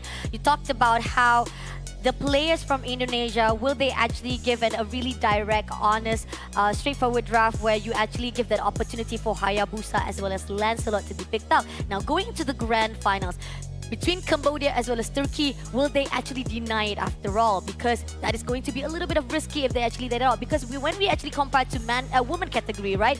Pretty much either they take out Lancelot or they take out Hayabusa, leaving only one assassin, at least one of the assassin for the meta junglers to be picked up for either side of the opponent or even the first pick team. But going into the highlights here, I think when it comes to the no man's land, I mean, yeah, Joe was doing best to trade it off, but again, you're trading off with the Roma, and it ended up being tagged off by not just the guys, but also by Stormy. This draft coming in from Team Malaysia is not without its risks, of course. They're going to be lacking in terms of late game damage output since they don't have a single marksman, nor do they have heroes like Lunox that could potentially make up for their lack of presence. That means they have to dominate early to mid game as much as possible. They have to end the game before the 16-minute mark, or at the very least in such a big lead that it doesn't really matter anyway. Because otherwise, you lose out a lot because your heroes just drop off in terms of utility. Team Malaysia, though, is probably one of the best teams at demonstrating how this kind of team draft should be utilized, should be executed. The way they split themselves up to find farm on every corner of the map. The way that they know how to send us the specific amount of resources and bodies necessary to make something happen somewhere, to make sure that objective contests are totally free. It's very systematic, very textbook, but it's also very hard to execute. So it's so impressive to see what they've been capable of here. Hey, high risk, high reward. That's what they always say. And this is a great reward for the team of Malaysia to secure that final slot. But that's just going to be the first slot of the day. We still need to find the second grand finalist. And that's going to be the next game that is going to actually determine whether or not Cambodia versus Turkey that will get that slot. Both of these teams have experience as being the dark horses of international tournaments. Both of these regions have demonstrated plenty of potential in the past, and I'm really eager to see what will happen when they do go head-to-head. With the threat of Team Indonesia now taken off the table, all eyes are going to be on Team Malaysia. One of these two squads will have the chance to challenge them for the throne of WEC at the end of the day. Yeah, but before that, we have a short break. As usual, we have to take a little bit of breather. I need my monster energy to unleash my beast for the next semi-finals. And not only that, we got to be prepared for the grand final as well as lower brackets. So stay tuned. Don't go anywhere. Get your drinks, get your snack as well. This is the World Esports Championship with Fasha Bunny as well as Staffar. We'll be right back right after this. To be in the zone, gamers need true support. One that's in sync with your body at every angle. Takes your weight without pressure. Fully adjustable to cradle your spine and adapts as you shift in your seat. True ergonomic alignment to achieve your perfect gaming form.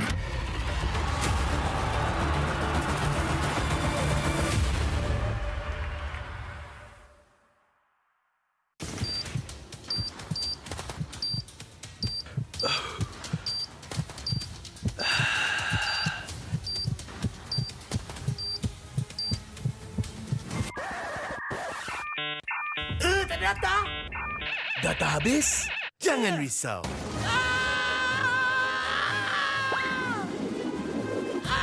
Tukar ke Red One Mobile untuk data pantas 5G Extra. Nak peran data telefon? Red One Mobile kan ada.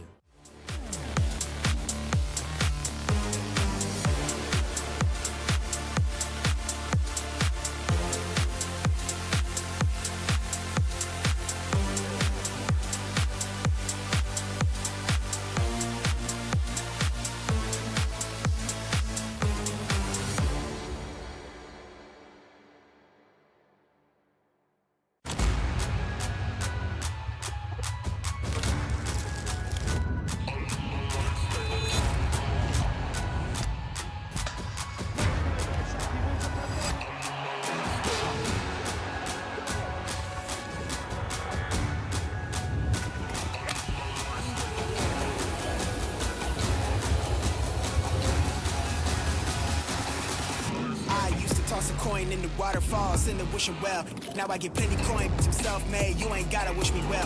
You ain't like me then, but I guess it's past tense, cause you tapped in. You was never who you said. I see the facade when looking, it really be like you could tell. My guard up, I ain't taking nails. If it's not in my favor, won't sign a deal. I got the royalty in the mail. I got authority in the field. Take a look in my iris. I be precise with the timing. I move on a tuck that's the high risk. I never know where my mind went.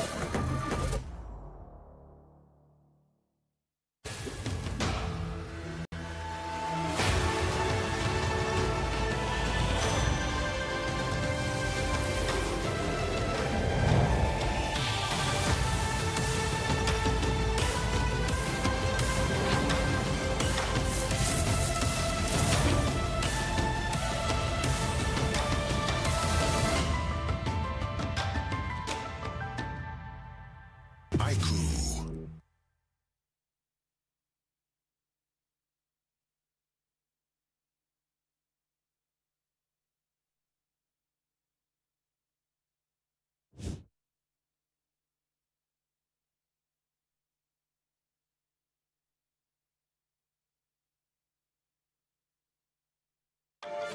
Every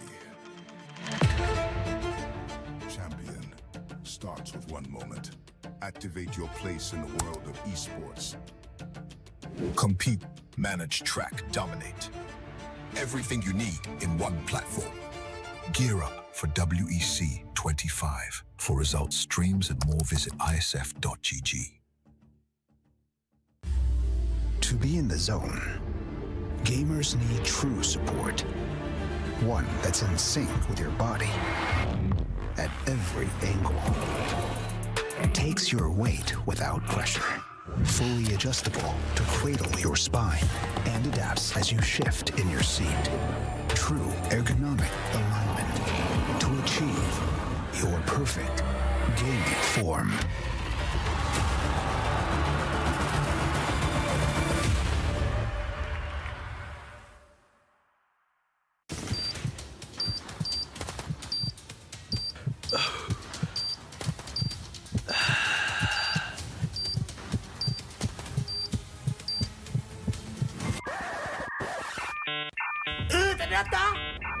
Data habis?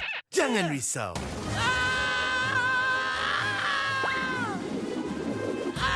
Tukar ke Red One Mobile untuk data pantas 5G Extra. Nak peran data telefon, Red One Mobile kan ada.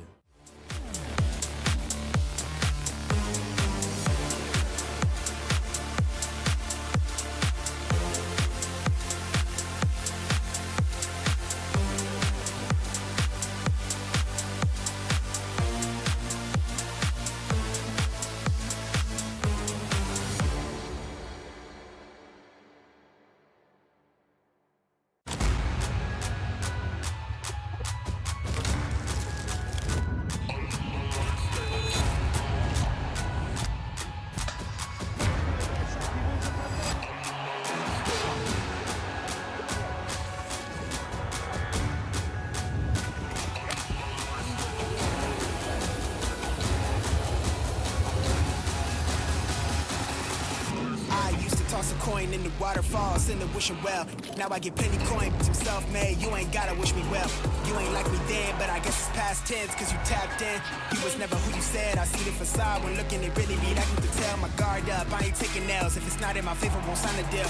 I got the royalty in the mill. I got authority in the field. Take a look in my iris. I be precise with the timing. I move on a tuck that's the high risk. I never know where my mind went.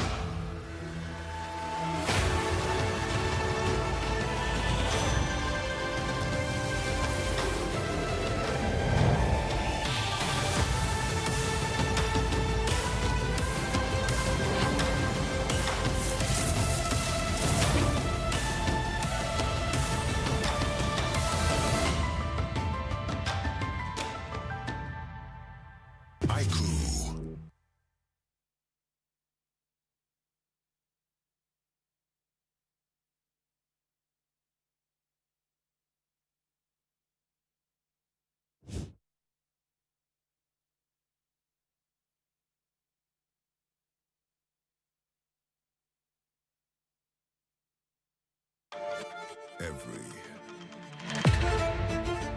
champion starts with one moment. Activate your place in the world of esports. Compete, manage, track, dominate. Everything you need in one platform. Gear up for WEC25. For results, streams, and more, visit IESF.gg. To be in the zone, gamers need true support. One that's in sync with your body at every angle. Takes your weight without pressure. Fully adjustable to cradle your spine and adapts as you shift in your seat. True ergonomic alignment to achieve your perfect gaming form.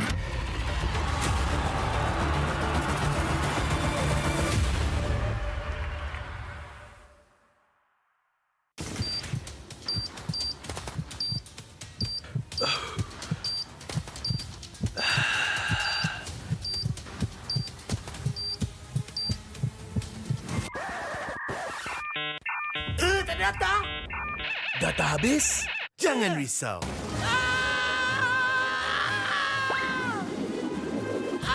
Tukar ke Red One Mobile untuk data pantas 5G Extra. Nak peran data telefon, Red One Mobile kan ada.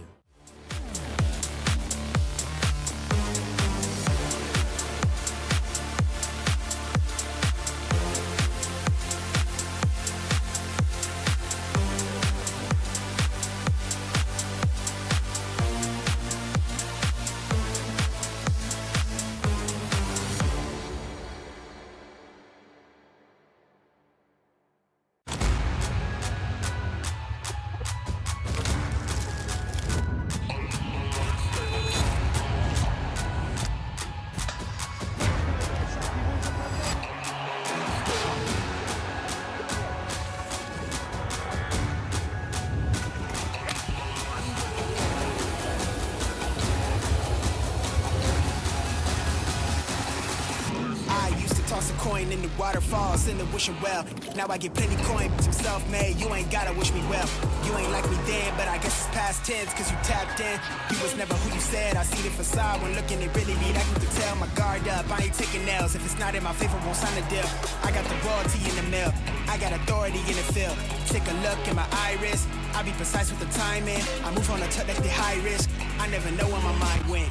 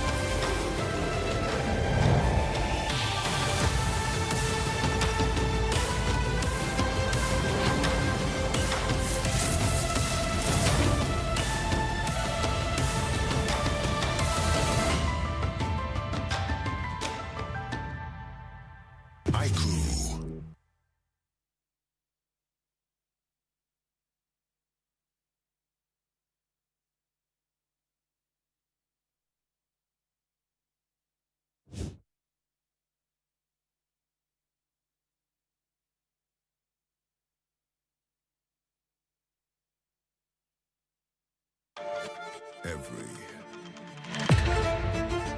champion starts with one moment. Activate your place in the world of esports. Compete, manage, track, dominate.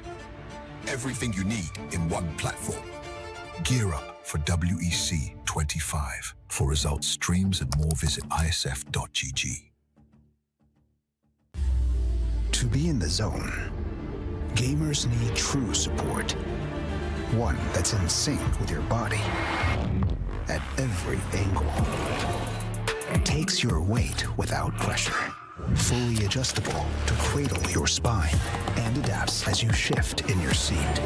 True ergonomic alignment to achieve your perfect gaming form.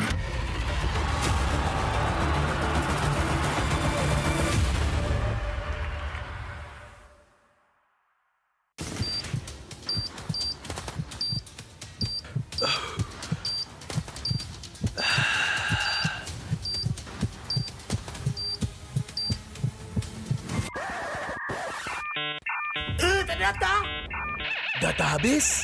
Jangan risau.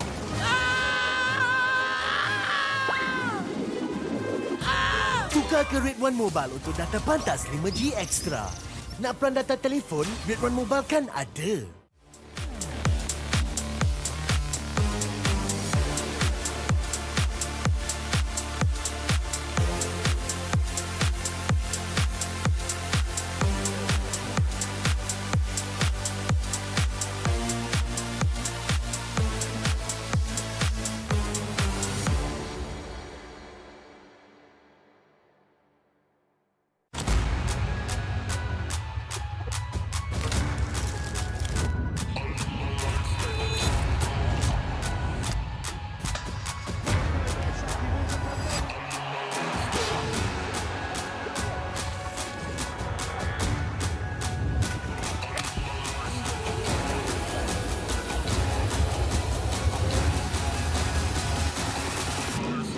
Toss a coin in the waterfalls, in the wishing well.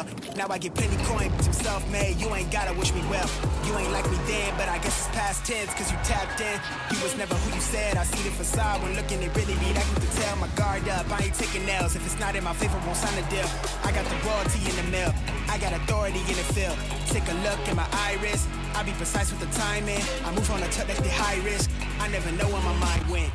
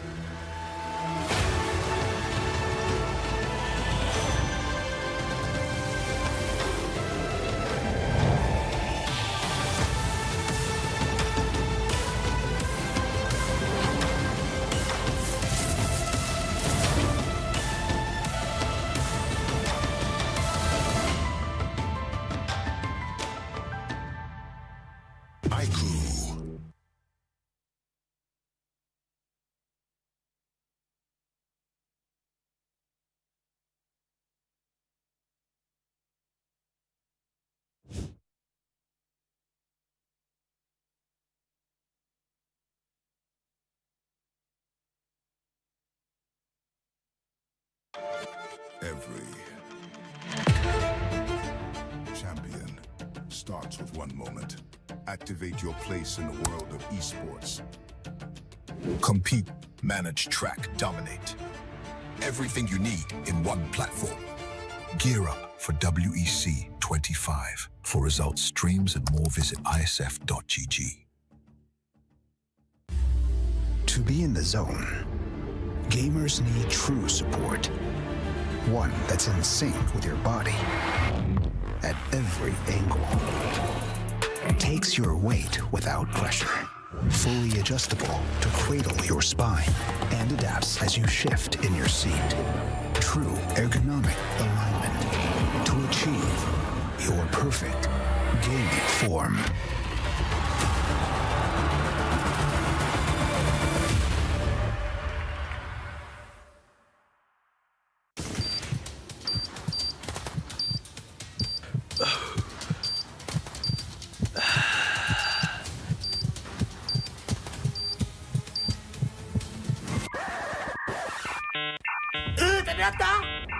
Data habis? Jangan risau.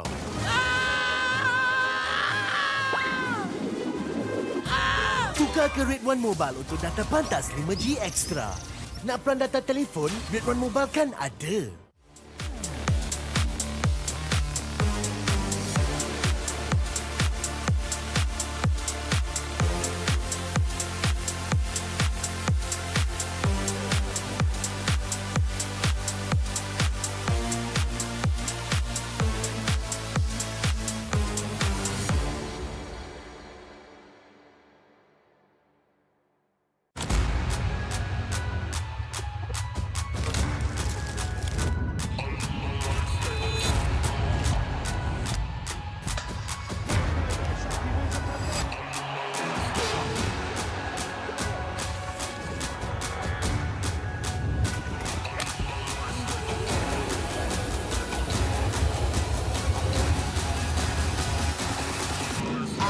toss a coin in the waterfalls, in the wishing well.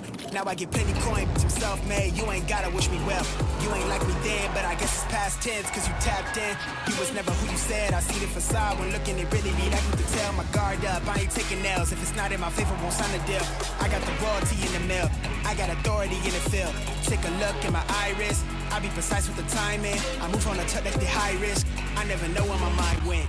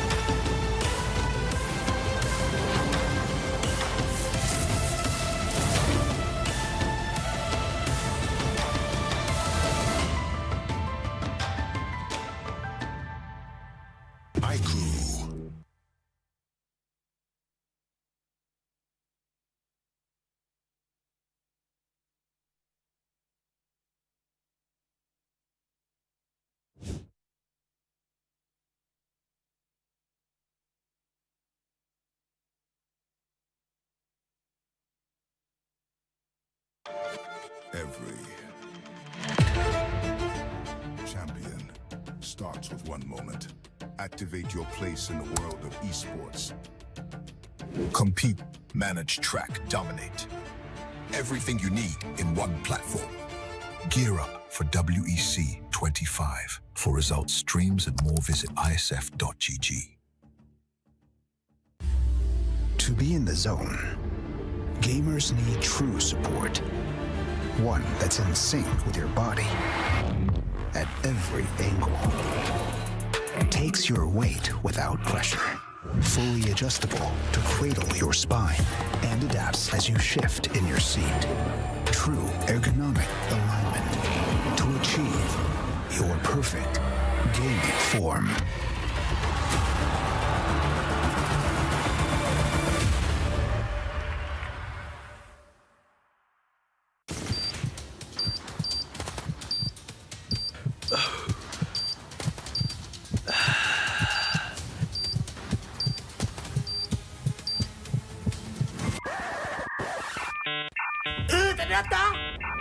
Data habis?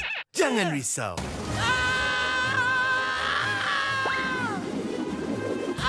Tukar ke Red One Mobile untuk data pantas 5G Extra.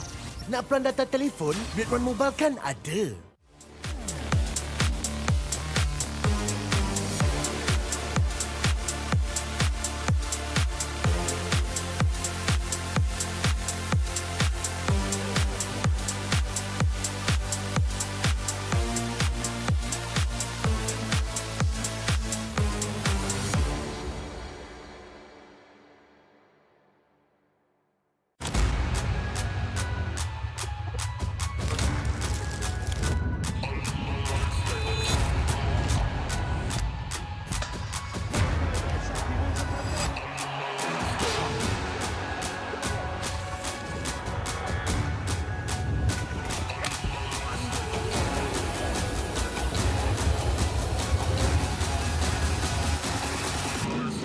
Toss a coin in the waterfalls, in the wishing well. Now I get plenty coin, I'm self-made, you ain't gotta wish me well. You ain't like me then, but I guess it's past tense, cause you tapped in. You was never who you said, I see the facade when looking, it really be like you can tell. My guard up, I ain't taking nails, if it's not in my favor, won't sign a deal.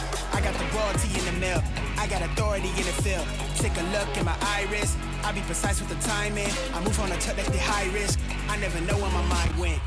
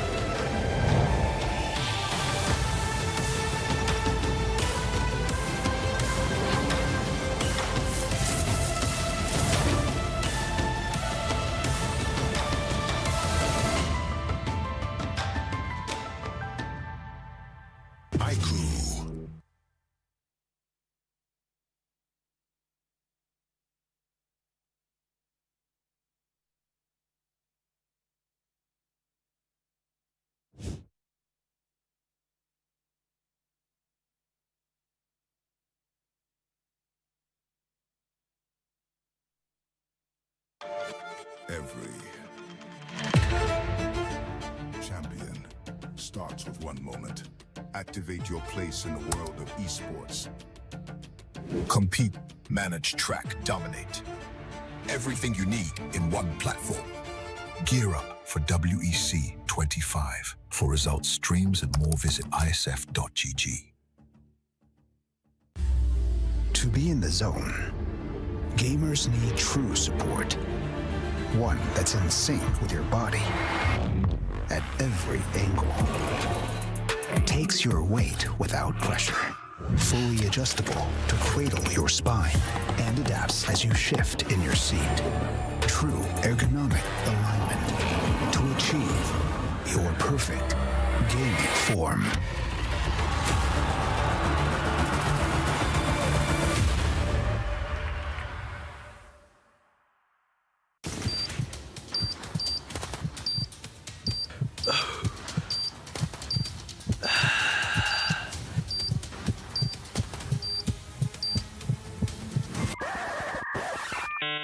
Tak ada data?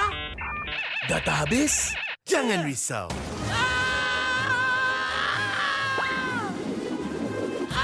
Tukar ke Red One Mobile untuk data pantas 5G Extra. Nak peran data telefon, Red One Mobile kan ada.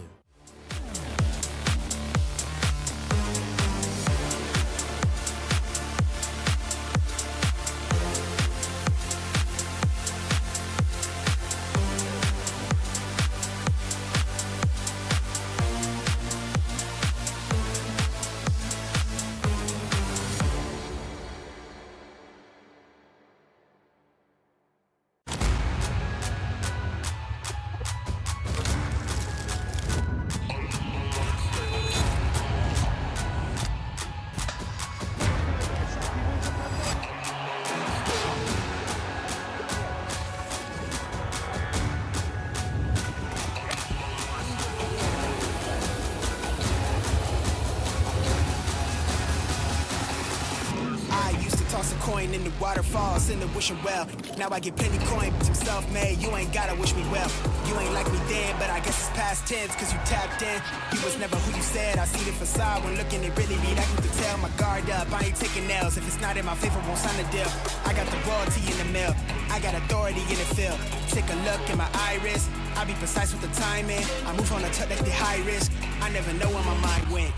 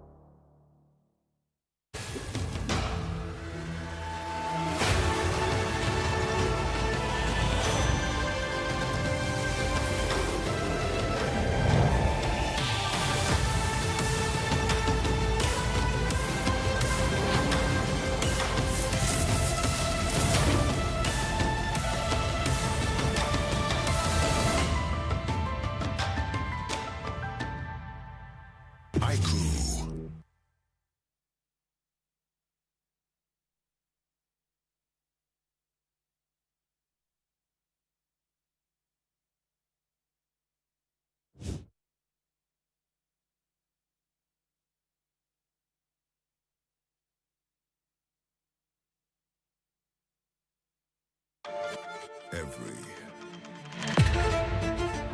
champion starts with one moment. Activate your place in the world of esports. Compete, manage, track, dominate. Everything you need in one platform. Gear up for WEC25. For results, streams, and more, visit IESF.gg. To be in the zone, gamers need true support. One that's in sync with your body at every angle. Takes your weight without pressure. Fully adjustable to cradle your spine and adapts as you shift in your seat. true ergonomic alignment to achieve your perfect gaming form.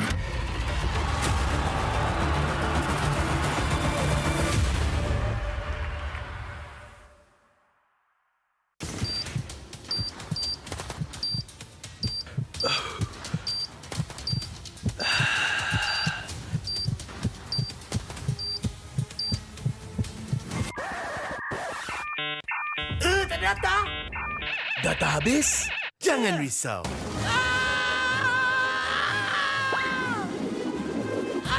Tukar ke Red One Mobile untuk data pantas 5G Extra. Nak peran data telefon, Red One Mobile kan ada.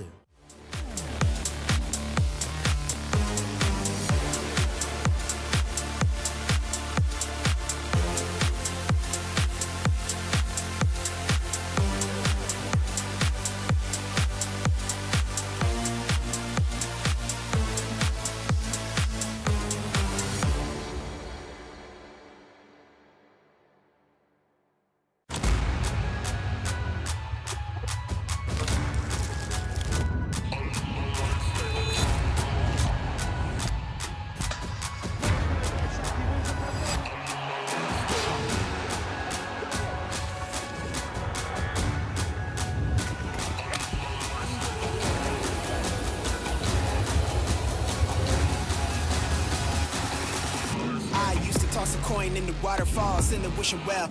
Now I get plenty coin, but I'm self-made. You ain't gotta wish me well. You ain't like me then, but I guess it's past tense, cause you tapped in. You was never who you said. I see the facade when looking, it really be like you could tell. My guard up, I ain't taking nails. If it's not in my favor, won't sign a deal. I got the royalty in the mail. I got authority in the field. Take a look in my iris. I be precise with the timing. I move on a touch like the high risk. I never know where my mind went.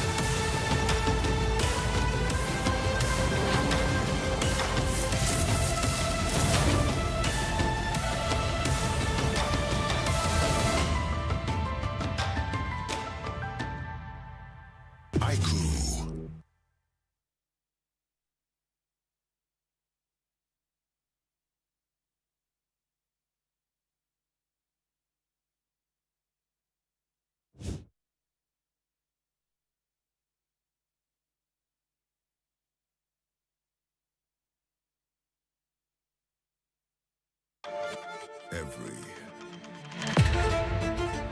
champion starts with one moment. Activate your place in the world of esports. Compete, manage, track, dominate. Everything you need in one platform. Gear up for WEC25. For results, streams, and more, visit IESF.gg.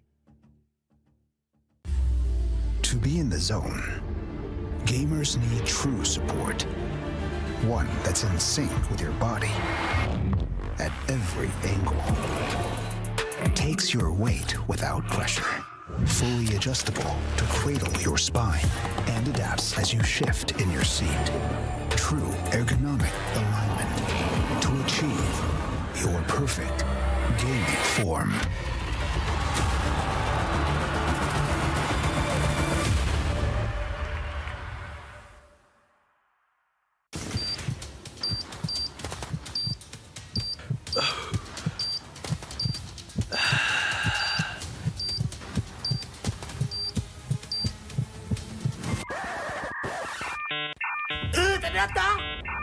Data habis?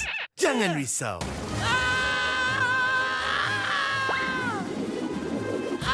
Tukar ke Red One Mobile untuk data pantas 5G Extra. Nak peran data telefon, Red One Mobile kan ada.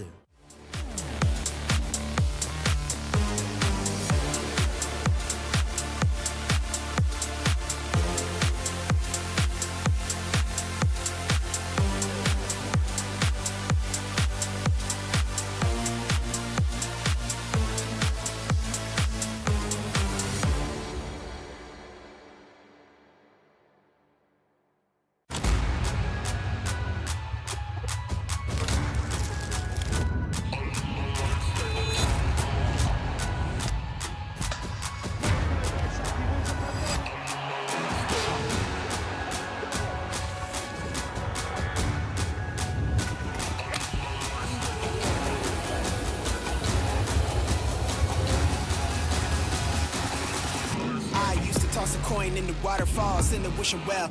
Now I get plenty coin, but I'm self-made. You ain't gotta wish me well.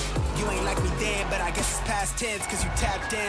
You was never who you said. I see the facade when looking, it really be like you could tell. My guard up, I ain't taking nails. If it's not in my favor, won't sign a deal. I got the royalty in the mail. I got authority in the field. Take a look in my iris. I be precise with the timing. I move on a touch that's the high risk. I never know where my mind went.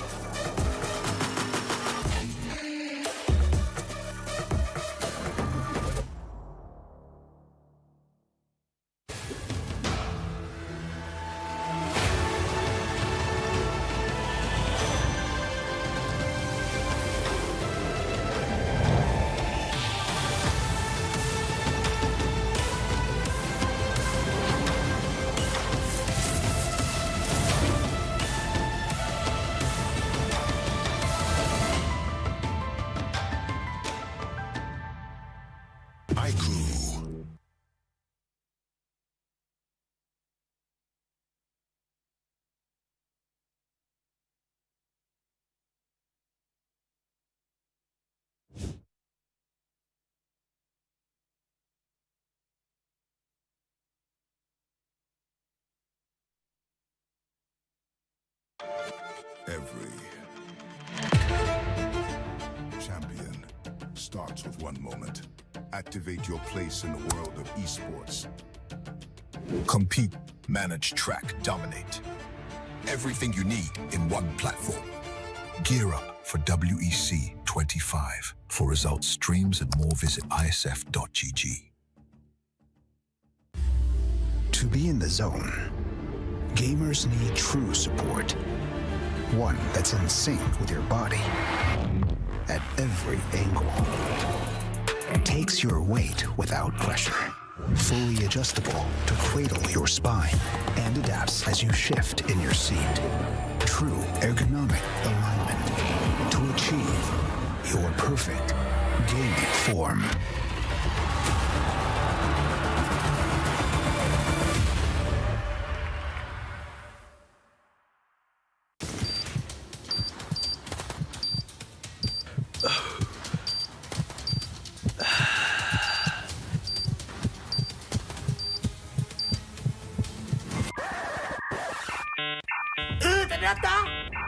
Data habis?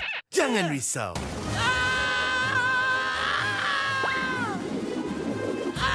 Tukar ke Red One Mobile untuk data pantas 5G Extra. Nak peran data telefon? Red One Mobile kan ada.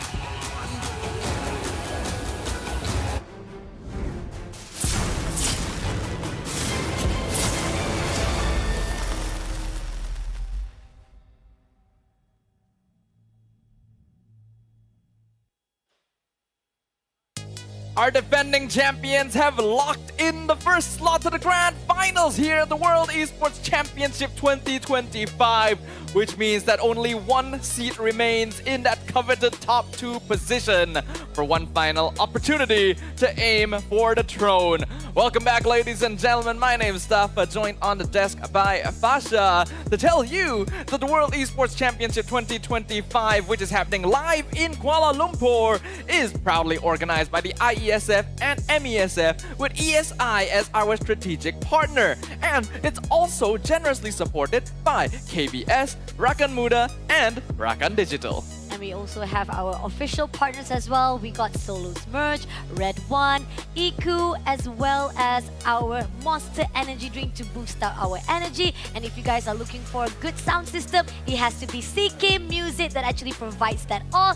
And if you need for a comfort when it comes to gaming, especially for a chair, look no further. It is our official chair partner, Razer. And right now, we are entering to our last bracket of our semi-finals. Like Stafa talked about, only one slot remain for them to go to the grand finals. And those who actually did not able to go through, such as Indonesia, they might actually meet them up for that 3rd place. But it was certainly a surprise for many, I would imagine, to see Team Indonesia get swept so cleanly in the first match of the day, the first semi-finals, where Team Malaysia took a 2-0 victory to move on into the grand finals once again.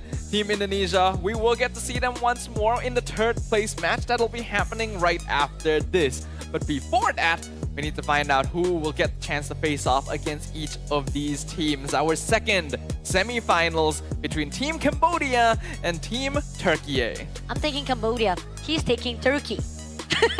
Not for eating though. Turkey, I mean like Turkiyye for the country itself. Meaning that for now, we are focusing more on how Cambodia is. I'm going to actually just break it down just a little bit, right? Where it comes for Cambodia, they have a clean sweep record as well, just as how Malaysia is, and Indonesia for their group stage.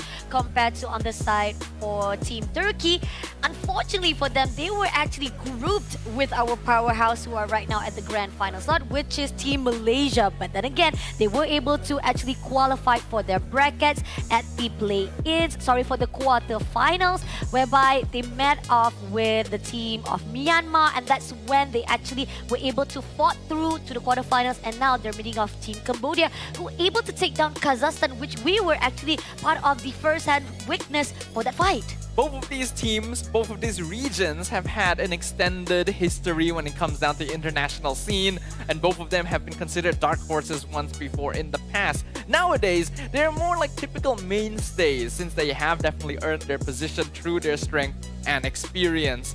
But looking at the way these teams have performed thus far, I do think that many might consider Team Cambodia to be the favorites. They've got a very unique style of gameplay, very aggressive approach that does suit the current meta. And the fact that they are creating history. I like the fact that 2025, it builds up a lot of storyline right now for all the players who, or even for the teams that weren't able to represent their country for 2024. Cambodia is one of them. They wouldn't even qualify for the quarterfinals. However, for Turkey, yes, they have a little bit of rough start, especially that we talked about. They were grouped with Team Malaysia. Come on, Team Malaysia, they're already well known for their World Championship last year, and they're still having a really good belt under them for the MPL MY. So this is a crucial state where Turkey, they have a rough start indeed, but definitely they are coming up to the top right now to make sure they have what it takes to fight it on for the semifinals. They definitely have the potential, and all of these teams have been able to surprise us one way or another throughout our time here at WEC 2025. So we cannot count anyone out, but what we do know is that we are going to get a new podium finisher for sure. Here, whichever team is able to make it into the grand finals will be able to get top 2 for the very first time, whether it is Cambodia or Turkiyye.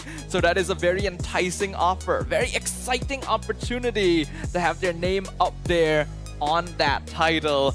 And both of them are not going to let it go that easily. Of course. I mean, we talked about how the prize pool breakdown, right? Only top 3 teams will have the share of the prize pool. So this is it. You got to make sure that at least you have the opportunity to either get the first place or the second place. Even if you are dropped down to the lower bracket, you still have the opportunity to get that top 3. But nobody wants that. Definitely want to actually have the final slot, the one that actually guarantee you to make sure you can contest for the championship. Especially when the grand finals are just that close So close you could reach out and touch it, taste it, feel it in your hands, grasp it with your skills in the land of Dawn itself. These teams have been preparing for this for so long. To have the journey end right before the finish line is always going to be the most disheartening thing. So they're going to be bringing their A game, and I hope that means we get to see something new, something interesting as well, even if it is the last day of WEC. Here's the thing. We kind of talked behind just now at the talent room, whereby Stafford kind of looks a little bit like a detective, one of the anime cartoon that we've seen so far. So I want to give him a little bit of role right here as a detective. Can you actually solve a case right here between Cambodia versus Turkey? Okay, sure. What is this case? The case is... I need the specific. The specific is right now, Cambodia, they say that they are confident enough they are going to meet with Malaysia. Turkey, however, they say that, that's not going to be an easy case. Are you sure about that? Well, that's a good question right there. I can't actually be sure. I think this is a case that we cannot quite crack yet. We don't have the solution to it. We have no suspect. We need more suspects. We need more evidence. Yes, exactly. We need evidence when these teams walk up on stage and play and face off. And then we'll be able to use that as proof. And then we'll be able to accuse the team that truly deserves the position. I like that. Accuse. Convicting them when they are at the right time and at the right moment. But here on out, right at the moment we are looking for right now, we are looking for the walk-ins, because they are actually setting things up so that the players are getting ready to face off. And I'm hoping to actually see whether or not they will have a little bit of video trial as well, because we did see a lot of trailers coming in for them to just pop off their flexing mode, their muscles, even their posing as well. I like that. I really like whenever we are trying to go in for the walk-in, the players have a little bit of spotlight for themselves. I mean, they are the stars here, right? That's what everyone is here for. That's what everyone is watching for, to witness these players, some of the best the world has to offer when it comes down to our favorite game, Mobile Legends Bang Bang.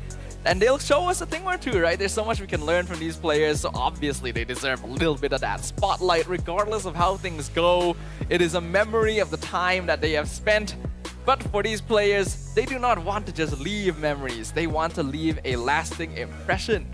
They want to leave a mark in the halls of the World Esports Championship. A legacy they want to build in right now, representing their country is not a small deal, my friend. You making sure that your country name just builds even more and goes into the spotlight, and players all around the world say, hey, I know you. You are from that country and you did amazing on that stage. And this is what all of the players are trying to do here for the World Esports Championship 2025. We're still waiting for it. I know you guys are also in motion, whereby where's the players? Where are the teams? When are we going to actually start the game? And especially the fact, I know there were some of the comments as well saying that, is the final starting now? Wait, hold on. We haven't even had our grand finalists yet. We have Malaysia, but who is going to meet Malaysia? So hold your horses, sit down and relax. We checked out whether Cambodia as well as Turkey is going to fight it out true, making sure that they get that slot. Just to refresh you guys on the schedule once again, there are going to be 4 matches in total here for the last day of WEC. First match just concluded. Team Malaysia with 2-0 score, making it into the grand finals and sending Team Indonesia to the 3rd place match. The second match of the day going to be happening right now, in fact. Team Turkiyye and Team Cambodia that we just talked about. Once they've concluded their bout, the next match will be the bronze placing match. The 3rd place duel between the losers of the 2 semifinals to see who will be able to step their foot on that final spot in the podium.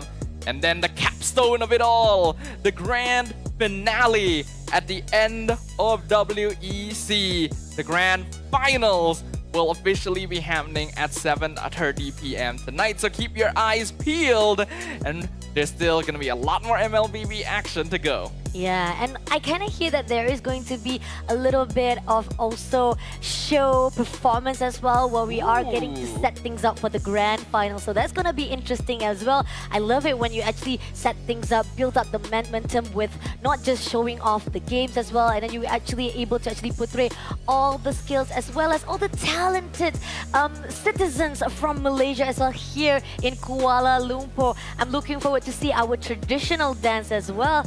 I mean, I am pretty much a loving of our culture itself to be shared to the world as well. Oh, I mean, we don't know what performance is going to be yet. So that's going to be interesting, right? Yeah. Looking forward to seeing what kind of surprises WEC will have to throw at us themselves, because these players have already been surprising us plenty this entire time. Now, while we are still waiting for the players to get ready to walk up onto that stage, we've already gotten to see some things today with Team Malaysia versus Indonesia. Any other heroes or drafts that maybe you're hoping for? Pretty much right now we are seeing most of the metas are just really straightforward. They pretty much playing on a really honest thread. I really like that. There's not much of a risk. But again, when it comes to the exclusion of the Obsidia, I do think that this is where the fine line that Team Indonesia should not be falling back into that kind of draft again once they meet off for their opponent at that lower or at the third place fight itself. Because here's the thing, Obsidia has a risk, so there are a lot of more heroes of mid lane that still can be picked up. Because I think we saw it from the woman category. We kind of actually covered a lot of the woman category, right? But the fact that they were able to actually go in for the metas of the Granger as well. But I think pretty much we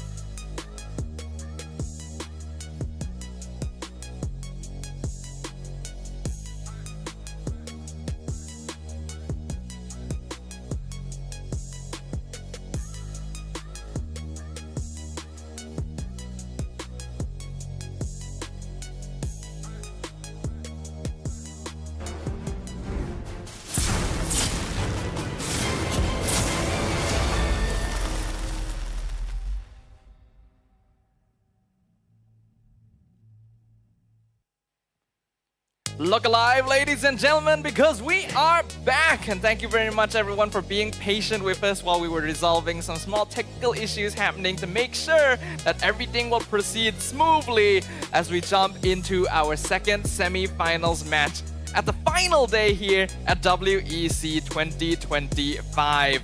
Now, the next matchup is going to be Team Cambodia versus Team Turkiyye. Winner moves on to the grand finals to meet Team Malaysia. Loser drops to the third place match where they will have to battle against Team Indonesia for a spot on the podium. Just a speedy recognition as well as shout out to all of our official partners as well as those who are at the backbone of our World Esports Championship 25. We are going to say that this event will not be happening if it wasn't for KBS as well as IESF and MESF with strategic partners of ESI. And not only that, we also have the backbones of Rakan Muda and Rakan Digital. And not only that, we have a lot of merch as well as brands that has been helping us from behind as well with Iku, Red One, Solos merch, CK Music, as well as our favorite chair right now, Tukas. It is going to be our official chair partner, which is Razer. But now we are going to actually go all the way out for our fight to be started out. We don't want to delay anymore, so let's take a look on the video trail to give a little bit of spotlight to both of our teams, Cambodia versus Turkey.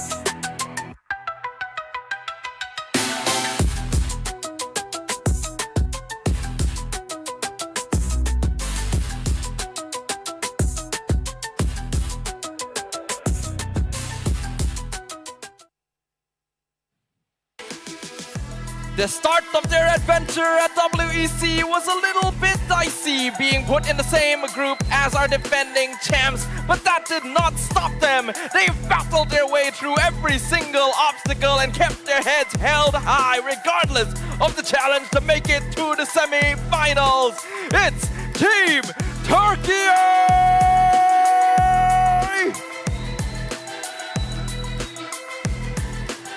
Such a smooth sailing for team that was able to actually trample at the group stage. They are right now on par with Team Malaysia as well as Indonesia. But here's the thing, they have to make a history as well alongside with the team of Turkey. Give it up to Team Cambodia!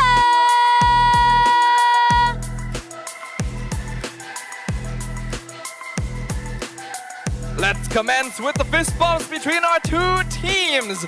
A single spot remains in the grand finals, a single opportunity to guarantee top two, and a single chance to fight for the WEC throne. Will it be Team Cambodia or Team Turkiyye who claims it? Two teams with records of being dark horses in the international scene, but now proving themselves as true contenders in the MLBB ecosystem. Let's start by introducing Team Cambodia. We got Wadu, Detective, OP, Zing, as well as Boxy.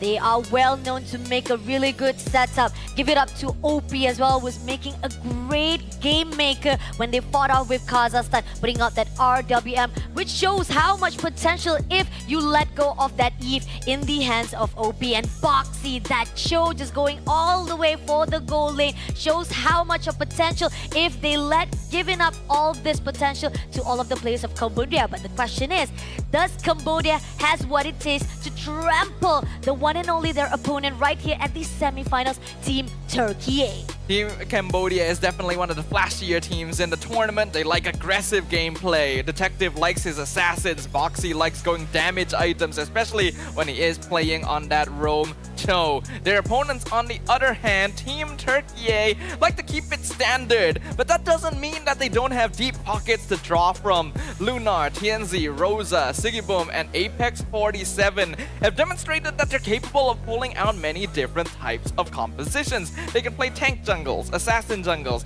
double fighters, side lane, typical marksman compositions, aggression, late game scaling. They've got it all, but they need to find the right tools for the job.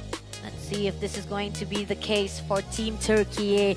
When it comes to all the aggressions early on, we do see that draft-wise from the team of Cambodia has a lot of more damage they are prioritizing. That's why we talked about when it comes to the meta, this WEC25, are you going to let go of that Yves? Yves is definitely one of the top priorities heroes, even as the opening as well. Grog can be let go, but once you actually move forward with the two heroes that's coming in for your pool, this is where the fine line is. How much you want to actually sacrifice, which hero pool you want to actually cut out just a little bit. And you talked about how when it comes to Detective, you don't want to mess around with the assassin in the hands of Detective. He's got high micro mechanics and he wants to make aggressive plays happen on the map. This is well supported by the rest of Team Cambodia. We already witnessed how they were able to take down Team Kazakhstan during the quarterfinals. Their game 2 even ending before the 11-minute mark when they were playing a Granger, which means that you cannot afford to give up too much early ground to this team. Team Turkiyye, in comparison, had a slightly more difficult time when they were facing off against Team Myanmar, with their games lasting a little bit longer on average, but it's still being a clean sweep overall. That shows how much they pretty much prioritize on the mid games or even the late games killing. This is where the fine line is.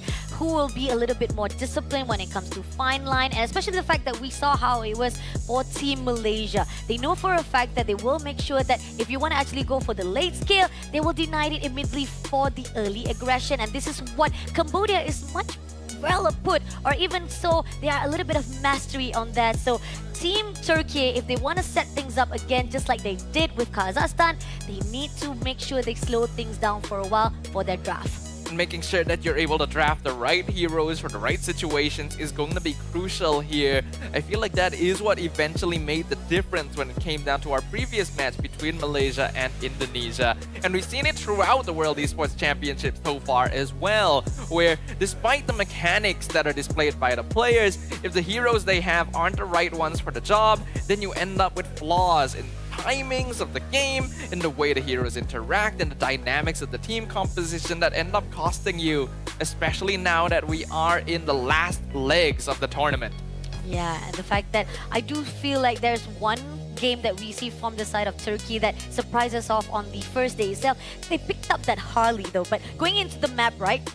We are going into dangerous grass again. This is biasness. I know I've talked about it many times already. This is my last bracket. This is why I kind of like the men category more than we actually had to cover up for the women category. But hey, I'm still all for women. I'm pretty much no. It's not the category's fault, you know. Yeah, it's RNG. It is the RNG. I know. This is why it feels like they kind of actually give a lot of more challenge to the side of the players for the men category side. But again, at the moment where I see it right now, this is actually an opportunity for how we talked about the draft between these two teams. We talked about how Cambodia, early aggression, they are likely to do so. And this dangerous grass can actually put a lot of that advantage. Yeah, I think that Team Cambodia should have a slight edge when it comes down to dangerous grass. They already like going for aggressive initiation, so ambush setups are going to be even cleaner for them. Heroes like Hilda, like Cho are going to work out very well, since Boxy likes going into higher mechanic roamers that can actually dish out a good amount of DPS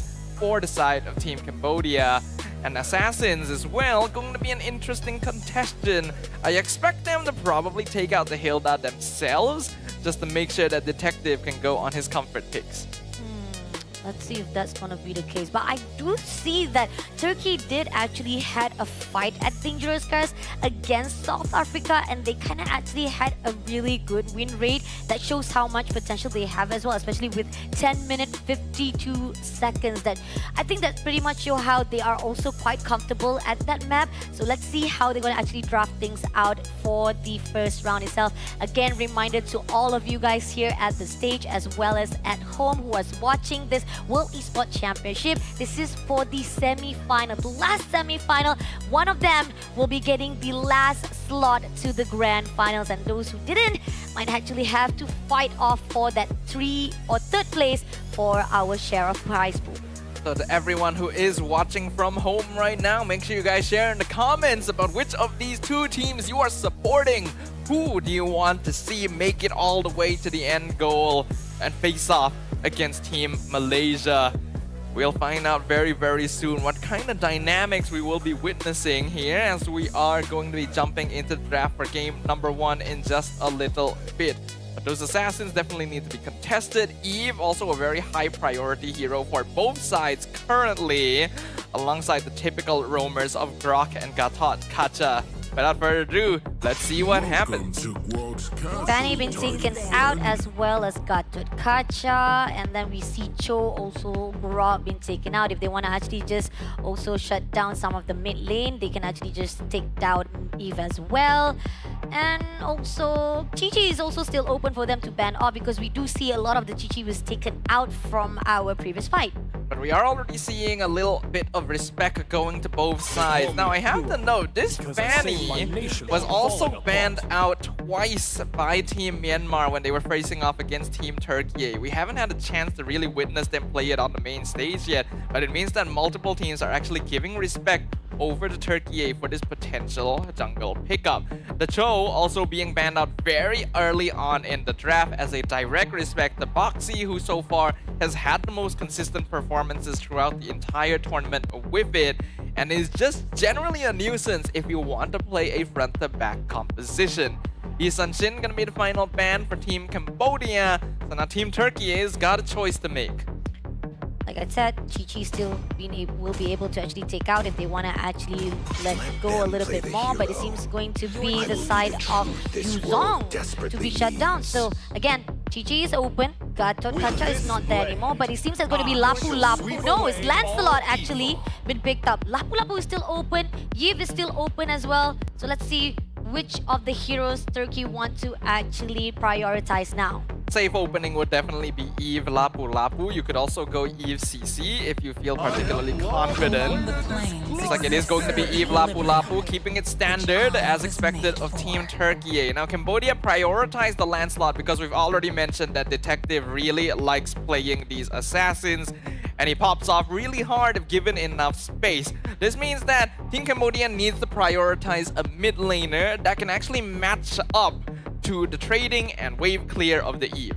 Let's see, are they going to actually pick up Lunox as well in the meantime? Because Lunox is also great when it comes to the damage-wise, especially just clearing out the wave, can actually counter off to Weave. And even so, having a really good escape mobility-wise on the end. So it is a good choice to be picked up right now if they want to go there. But if they actually picked up another hero, maybe Kimi also, if they want to actually go out for the damage-wise. But it seems like it's going to be Esmeralda as well as Jushin. Jushin hasn't had the most high success rate overall throughout WEC, but we did see a very impressive performance of it by Stormy earlier in our first semifinals match. Esmeralda also a pretty safe pick to lock in now that you've already seen the Eve and the Lapu Lapu. This is a hero that matches pretty okay into both of them, and since Team Turkiyye knows that there's not going to be a lot of meta assassins left in the pool if they don't lock it in now, they go for the Hayabusa to match up to the Lancelot. See, now it seems that they're going to actually take down Ruby first of all. They are actually questioning whether or not they want to actually go for the goal or even double fighter lane, so that's why they take out Ruby. But more so, if they want to actually shut down even more, they possibly can actually take out as well, I don't know, maybe another side lane as well. Hylos is actually also a good option to be taken out by Team Cambodia. You want to make sure at least there's not a way for you to go in with the glory pathway. So this is just to make sure that not much of the backline can be exposed from the side of Turkiyye. Hylos is typically a hero that will show up if Eve is in the game, works well as a counter, works well as a support because the Glorious Pathway has interesting interactions with the RWM. The Hilda is going to get banned out, which is as expected. I'm kind of surprised this wasn't picked up a little bit earlier, especially in the hands of Team Cambodia, since they could have potentially punished Team Turkiyye for going into Assassins, but it's perfectly fine to get rid of that. I'm a little bit more wondering about the Ruby ban actually, because Team Cambodia doesn't really have a good setup to go for double fighter side lane here with Lancelot Jushin. I feel like that's something that Team Turkiyye didn't need to be too worried about. Kind of true though, but Team Cambodia, if they want to actually take down also maybe a gold lane right now, probably also another option. So there's probably one of the choice, but it seems like going to be Chi-Chi to be taken out. And you know for a fact that Chichi also have the potential to just mess things around at the front line, one-on-one when it comes to the Esmeralda. Not to say that it is in the same level, but still it can contain a little bit of the team fight. Now, Team Turkey is gonna have first pick in the second phase. They're still looking for their gold lane as well as their roamer.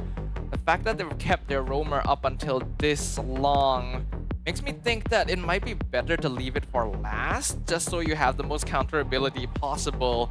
But if you do intend to keep the flexibility of double fighter side lane open, then you want to lock in roam here so that you can still choose whether you want to put a fighter or a marksman gold once you've seen the entirety of Cambodia's draft.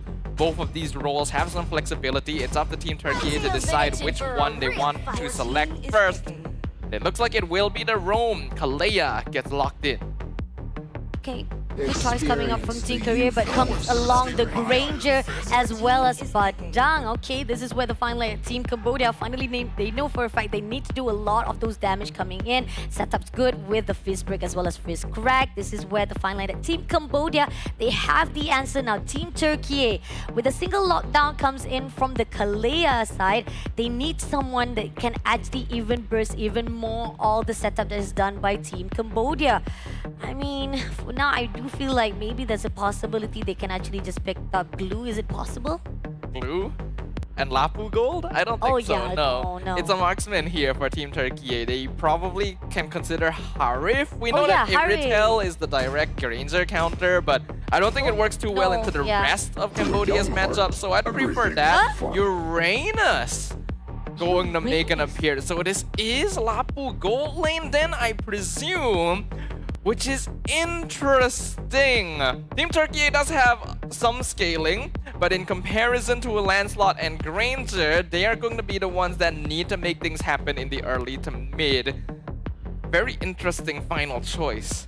Definitely interesting coming up from Team Turkey, double fighter lane. And so far, we do see a lot of the win rate coming in for the double fighter. It is not one of the methods that we've seen so far throughout all of the fights that has a really solid ground with the damage wise. So let's see if Turkey will make something happen here with the surprise factor. But on the side of Team Cambodia, I kind of lean onto them more because they have a really good structure, they have a really good front line, they'll be able to survive it out even though there is going to be a setup, especially with that setup coming in from the Badang.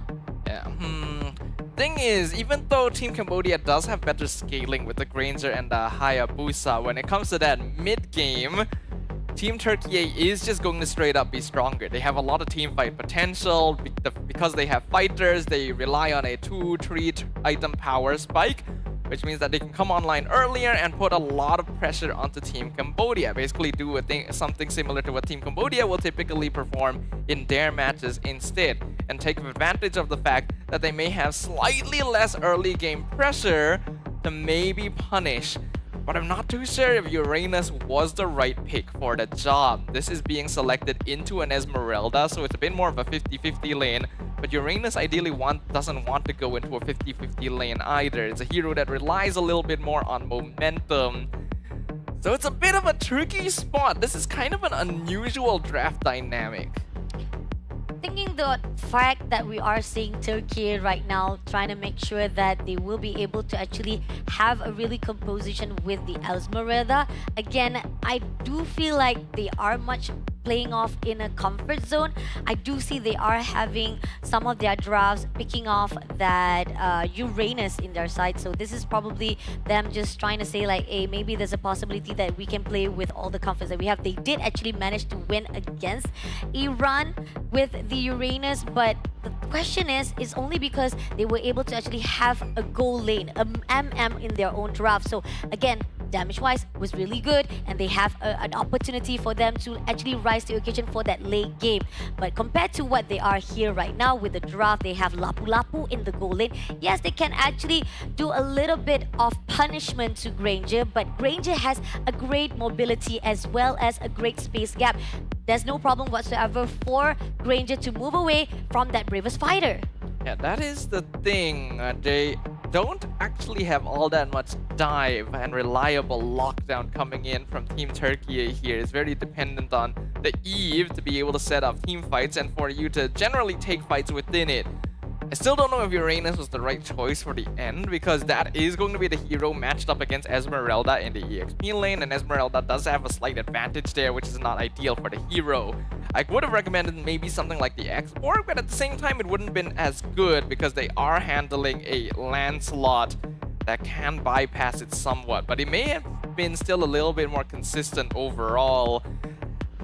I'm not too sure how I feel about the Team Turkey lineup. I feel like there were better answers, but maybe there is something I am missing, and we'll get to find out whether that's the case once we do jump into the game. Yep, definitely. Again, talking about how sometimes there is a little bit of surprise element. Sometimes we do not know what the other teams are talking about or what they're actually expecting. So there's a possibility they've already planned it out. Maybe they've already tried this draft on their own side, screaming it out, and they think that this is going to be a good combination and it might actually be able to actually be fruitful into the main stage. So the question is it going to be enough though with the setup that has already been given up from the draft of Cambodia? Still, it's all depending on the perfect execution. If they can actually have a really good execution, great setup coming in from what you talked about, RWM. If that RWM put out a really good location-wise to make sure that all the position coming in from the team of Cambodia, it might actually help. But here's the thing, if Team Cambodia doesn't actually stick around together as one, they can actually be able to scatter things around. It's not going to be easy for the team of Turkey to catch upon them. But this is just us talking about it. Let's take a look on their battle spells. What are their prioritized right now? I think pretty much we do see some of the purifies comes in from Zushin as well as Granger, because this is a little bit of counter to make sure that they will be able to not be catched easily by that Kalea. But this is it, guys. Welcome to the World Esports Championship 2025. Give it up to our two contenders for the grand final slot. Team Cambodia versus Turkey. Game number 1 of our second semi-finals match here for the final day of WEC 2025. Team Cambodia and Team Turkey will both be eager to get a good setup so that they have the foundation to push on into the grand finals. It looks like we're going to be jumping into a quick pause here. I want to do the same, how do I say, justice to all the stage as well with the audience here. Me too, man. Me too, everyone. I do feel the same feeling as well, but it's okay. We want to make sure that everything goes well for all of our players on stage, so we kind of need to actually falter just a little bit, give a little bit of time for them to set things up. There's a possibility maybe the sound is not coming off, or maybe they need to actually be prepared just a little bit for the technical issues, but we'll wait it out for a while. So far, when it comes to the draft-wise, again, we want to actually just dissect a little bit into the draft. Again, we've talked about how when it comes to draft of Turkey, it is risky, but it is also what we've seen from Malaysia fighting off with Indonesia. You talked about how they were also having a little bit of risky draft, but they had a high reward. Is it going to be the same case here for Team Turkey? Hard to say, really. It's possible, but it seems a little bit difficult on paper compared to Team Indonesia, for example, where they wanted to go for full-out scaling with the Obsidia. There isn't really a direct answer this time around, and they are depending on this Uranus in order to create space. Now, Eve will actually do a really solid amount of damage once we get into the later stages, and that's one of the reasons why this hero is in such a solid place nowadays, because she can actually kind of act as a sub-DPS role, even a main DPS, depending on how fed she gets. But then you have a bunch of fighters, not a lot of AoE crowd control. You're actually depending on the Kalea to make catches, and then there's two Purifies on the opposite side that can deal with that, which means that Kalea is going to need to look for Lancelot a lot of the time, which is not easy. Oh, definitely. We'll be able to actually just move around, we'll be able to slip through her fingers, easily be able to actually just move away without being taken out by Team Turkey itself, right? Thinking about it, actually, Kalea Okay. has a pretty good win rate against Badang, if I'm not wrong. Ah. Because Badang will usually walk in front, and compared to other typical roamers, he's not quite as bulky, so Kalea can just grab him rather than going for a core, burst him down, then they will definitely have a numbers advantage, which will then benefit them since they have more fighters and mid-game power spikes. So that might be something that Team Turkey can play for.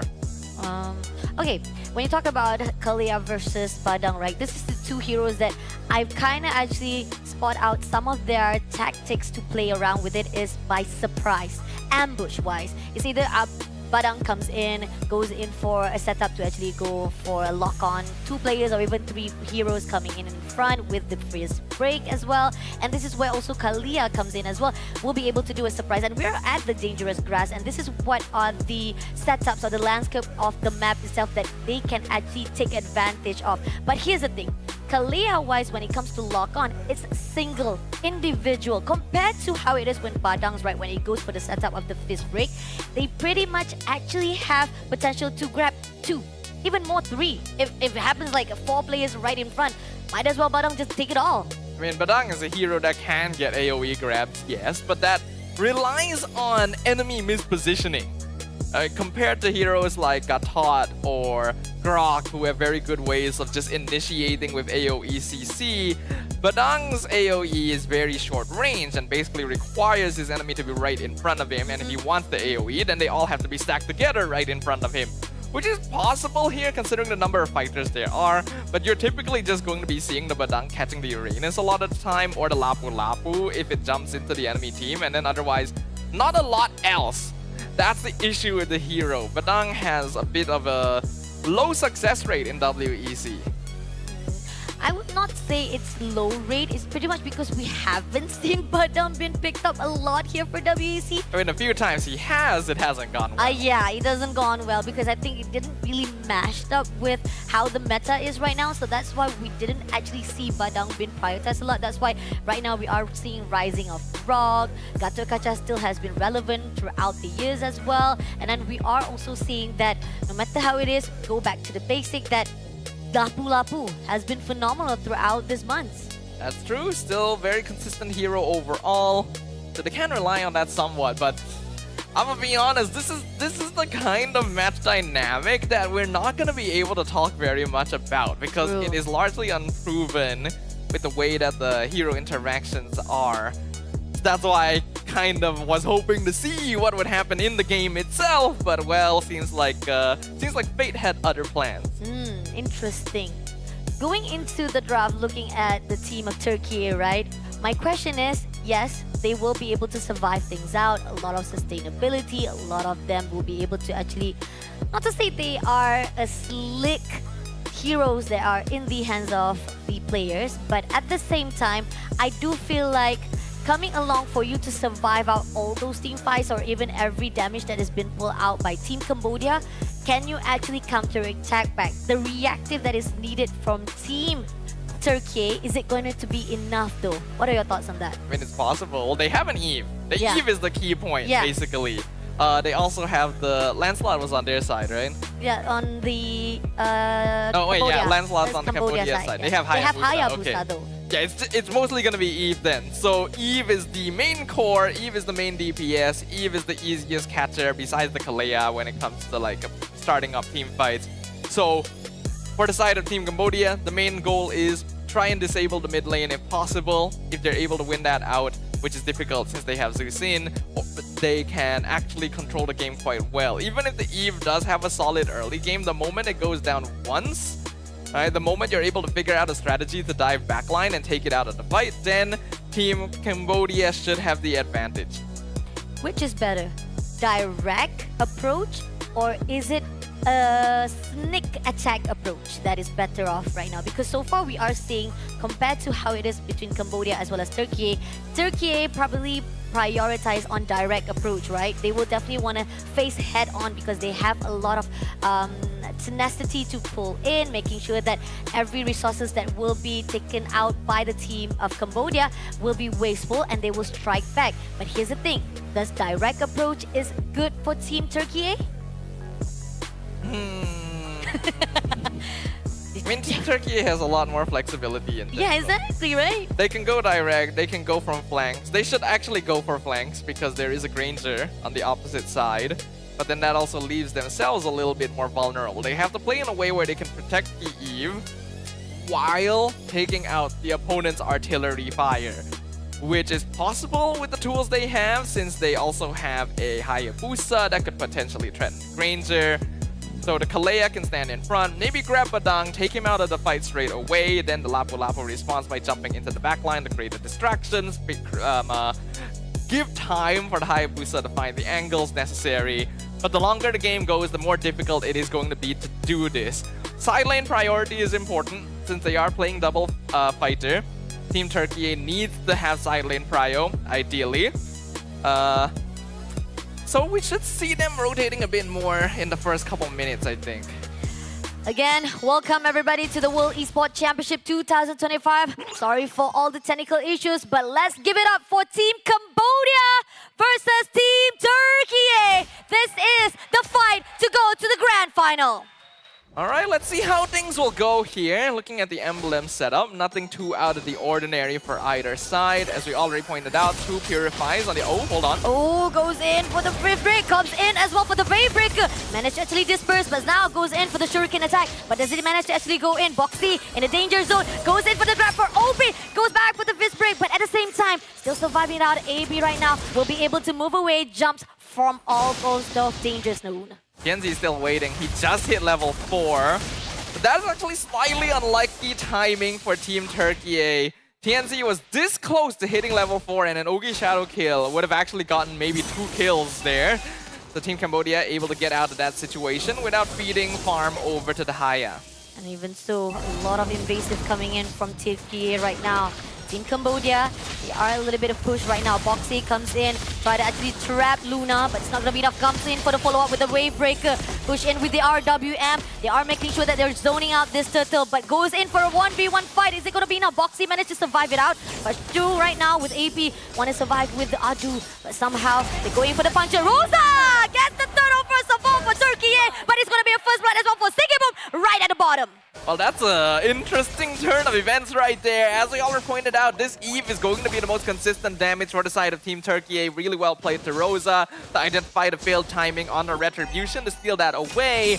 I don't think Singh should have tried to take a fight against Sigibom at that time. He knew that the rest of his team would not be nearby, and it didn't seem like the Lapu Lapu was low enough for him to punish. So Team Turkey with a slight advantage for now. Well played as well to Lunar for keeping away Boxy from the fight. This is already what we mentioned. Team Turkey has a slight lead earlier on. Coming up right now, they are trying to do a little bit of invasive. Comes in with a puncher, but those goes in for the Whisper. Face back comes through. RWM. Sigibum takes down Boxy. They are wanting for more, but it's going to be Cambodia to just disperse. Right, this is going according to the plan thus far from Team Turkey. OP. Oh, Tsunami Slam! Going in for the shadow kills. AP3 takes down OP immediately for another kill. And now they want to actually go for the trade, but is it going to be enough? Zin takes down AP, but at the same time, Detected had to move away before being taken out. A small bit of a reversal there from Team Cambodia. Being able to give that kill to Singh helps make up for his earlier first blood in lane as well. But Team Turkey is well aware that they want to play fast, especially with this Uranus. So far, Lunar doing a good job of matching up in lane with the Esmeralda, doing exactly what is needed of him. Boxy is having some difficulty. This Badang, so far, hasn't had the... Oh, hold on. But this open up right here for the setup. Sigibum managed to move away safely. Sing, a little bit of rope extension will be denied immediately by TNZ. Now they want to come in for Boxy. Goes in for the Famous Spider and shuts down immediately for the double kill. Excellently done by Team Turkey right there.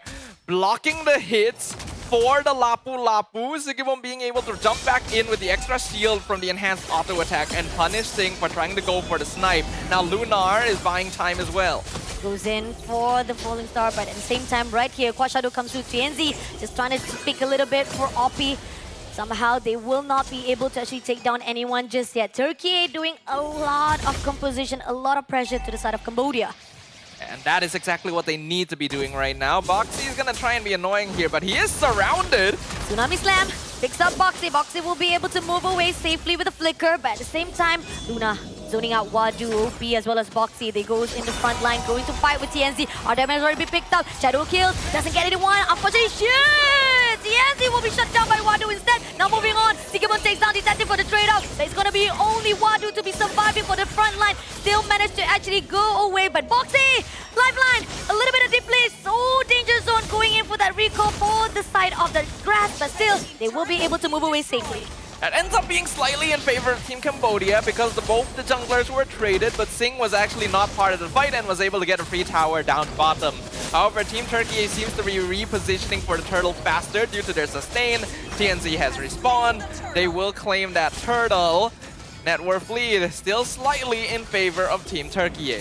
Turkey bring a lot of the objectives. A little bit of split push coming in from Team Cambodia. All the macros as well as the micros are going to be seen a little bit different from both of these teams. So far, when it comes to the goal difference, it's just 1k, so that's not much of a big deal. Still, Cambodia can have a little bit of turnover if they can actually hold out the position right now. If they can hold out the position, they'll still be okay. Though Singh, unfortunately, dying twice is not the most ideal circumstances. We can see that Sigibom is an entire 1,000 gold ahead of the Granger currently. The junglers, though, pretty close. So it can still go either way. Cambodia now needs to make a decision. Do they want to play a little bit more for Detective? Do they want to play a little bit more for Singh? Depending on which decision they make, that'll affect their next couple rotations. It'll make them decide how they want to approach the next couple minutes. Seems that AP3X47 just making sure that he will be able to actually give a lot of the information. Even with Sigaboom trying to be catched out by Boxy, will be denied immediately. And this is giving a lot of opportunity for Turkey to just get as much as resources, stack things up. But now Tsunami Slap comes in, try to break away. Sigaboom takes down Boxy immediately. And now it is an opportunity for Team Turkey to mash things up for the 30 seconds of that Turkey. And I like how that's literally the interaction I mentioned before the game started. If you see the Badang, just grab him, pull him into your team, burst him down. Now suddenly you have the numbers advantage regardless of the situation. Though Apex in trouble.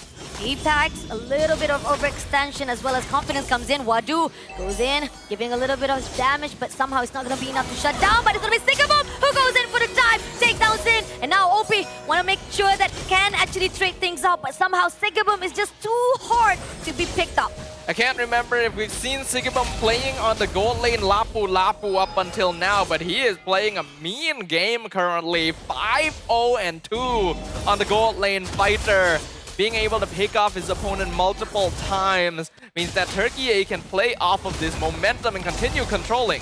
All the damage comes in to OP side. They want to make sure they get the last turtle in their hands. Again, all the objectives is already in the hands. Goes in for the fist break. Doesn't actually make sure there's a follow-up though. A little bit of slow coming in, but they are going for the push. It's Detective! Still away the turtle in the hands of Cambodia. Singh comes in with that effect to be shut down. Now pushing on with the fist strike. TNZ comes in with the shadow kill. Takes down Singh for the trade as well, but it is going to be 1 kill for the side. No, it's going to be 2 in the hands of Team Turkey. It's an absolute chaotic mess right now, but Team Cambodia are the ones in control and they're going for more. Puncher comes in, Detective takes down Sigaboom, but that's already enough damage for Cambodia to turn things around. That is actually disastrous right there for Team Cambodia. Lunar now also in trouble. Goes in for the last hit. Cambodia getting all the bodies dropped right this instant. Apex, that is not a good move, but here on out, Team Cambodia finally turns things, making sure that they get the composure, and they already got a lead of 1k gold back to them. That is basically the best case scenario that Team Cambodia could have asked for. They stole the turtle away, they got multiple kills, including a shutdown on the Lapu Lapu, which I'm pretty sure did actually go to the landslide, and you can see that Detective has already surpassed TNZ in farm as a result of it. The gold lead that Team Turkey had built up and was holding on to the entire time has been thrown away in a single instant because they lost their formation and allowed themselves to be scattered. They did not protect Rosa. Wadu was able to chase him down, make sure that that was no longer a question in the fight. And now Team Cambodia regains their momentum and they're scaling. See, Team Turkey If they want to actually go in for the setup again, they can do so, but they got to make sure they can find a way to lock on OP.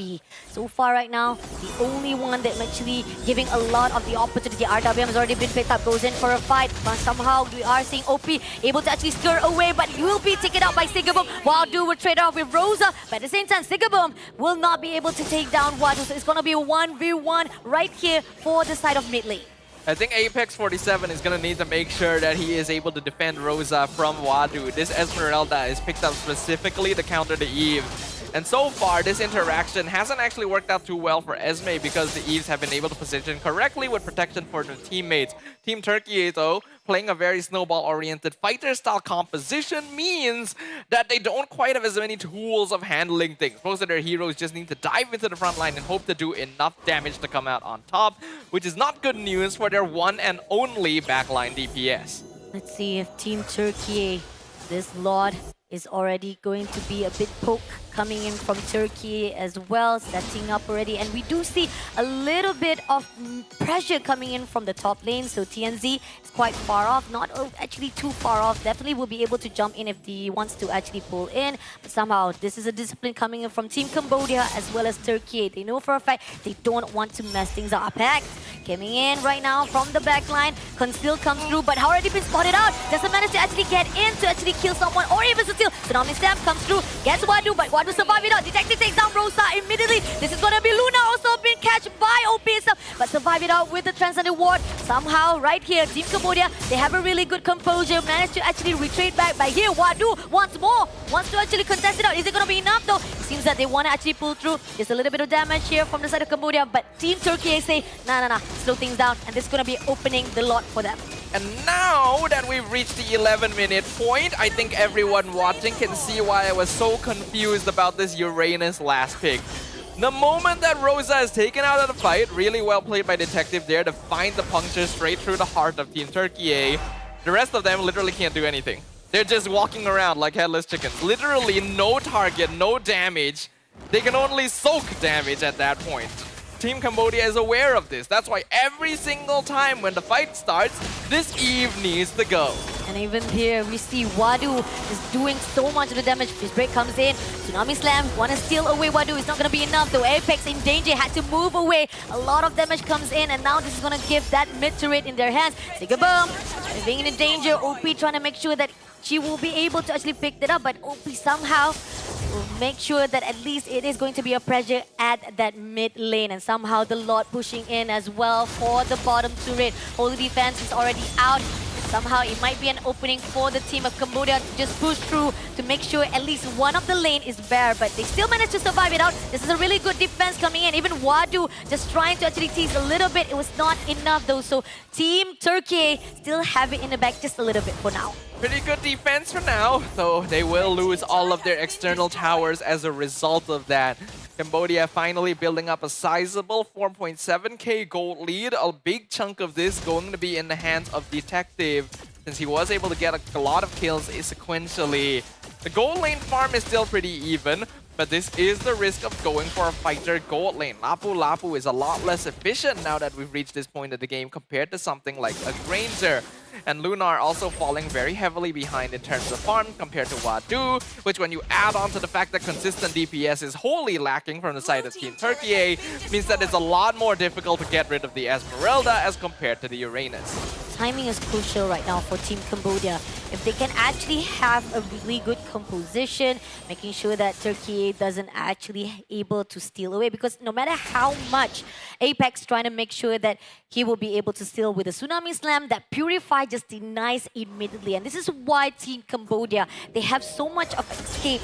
Slippery hands coming in from the Turkey side. This is how they will be able to survive every attempt coming in from Turkey. Team Turkey needs to commit to split pushing, I think, at this point. They have to take the risk, they have to throw bodies. They are fairly sustainable, so it should be okay for them to play independently. If they keep trying the team fight, they're not going to win. Even OP tried to pick up one of the players there. Luna barely surviving there with a lifeline, but still managed to move away without any casualties. So far, Team Turkey maintaining their own position so that they do not drop some bodies. Even though it is necessary right now, they are trying to make sure that at least during the fight for the Lord, they have enough manpower. But is it going to be a great fight indeed? Because if they be able to actually steal this lot from the hands of Cambodia, it will be a great turnover for Turkey.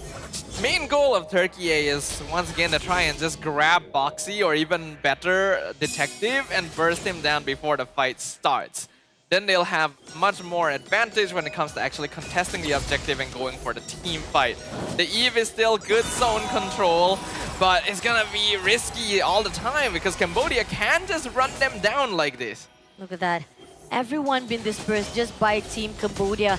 Now Detective just trying to actually poke a little bit of that lot. Sikibum has already been spotted out, goes in for OP, but can he actually make it through? Fist Break comes in, still surviving it out, but Shadow Kill comes in from TNC, takes down OP immediately. Now pushing on TNC, having a little bit of damage right there, had to move away, but it's still a good win coming in from Team Turkey itself. But it seems that Detective goes into the backline, trying to go in for the puncher, doesn't get the kill that he wants, but somehow he will be able to survive it out. He goes in TNC again, one more try, that is the overextension, and this is denied by Team Turkey.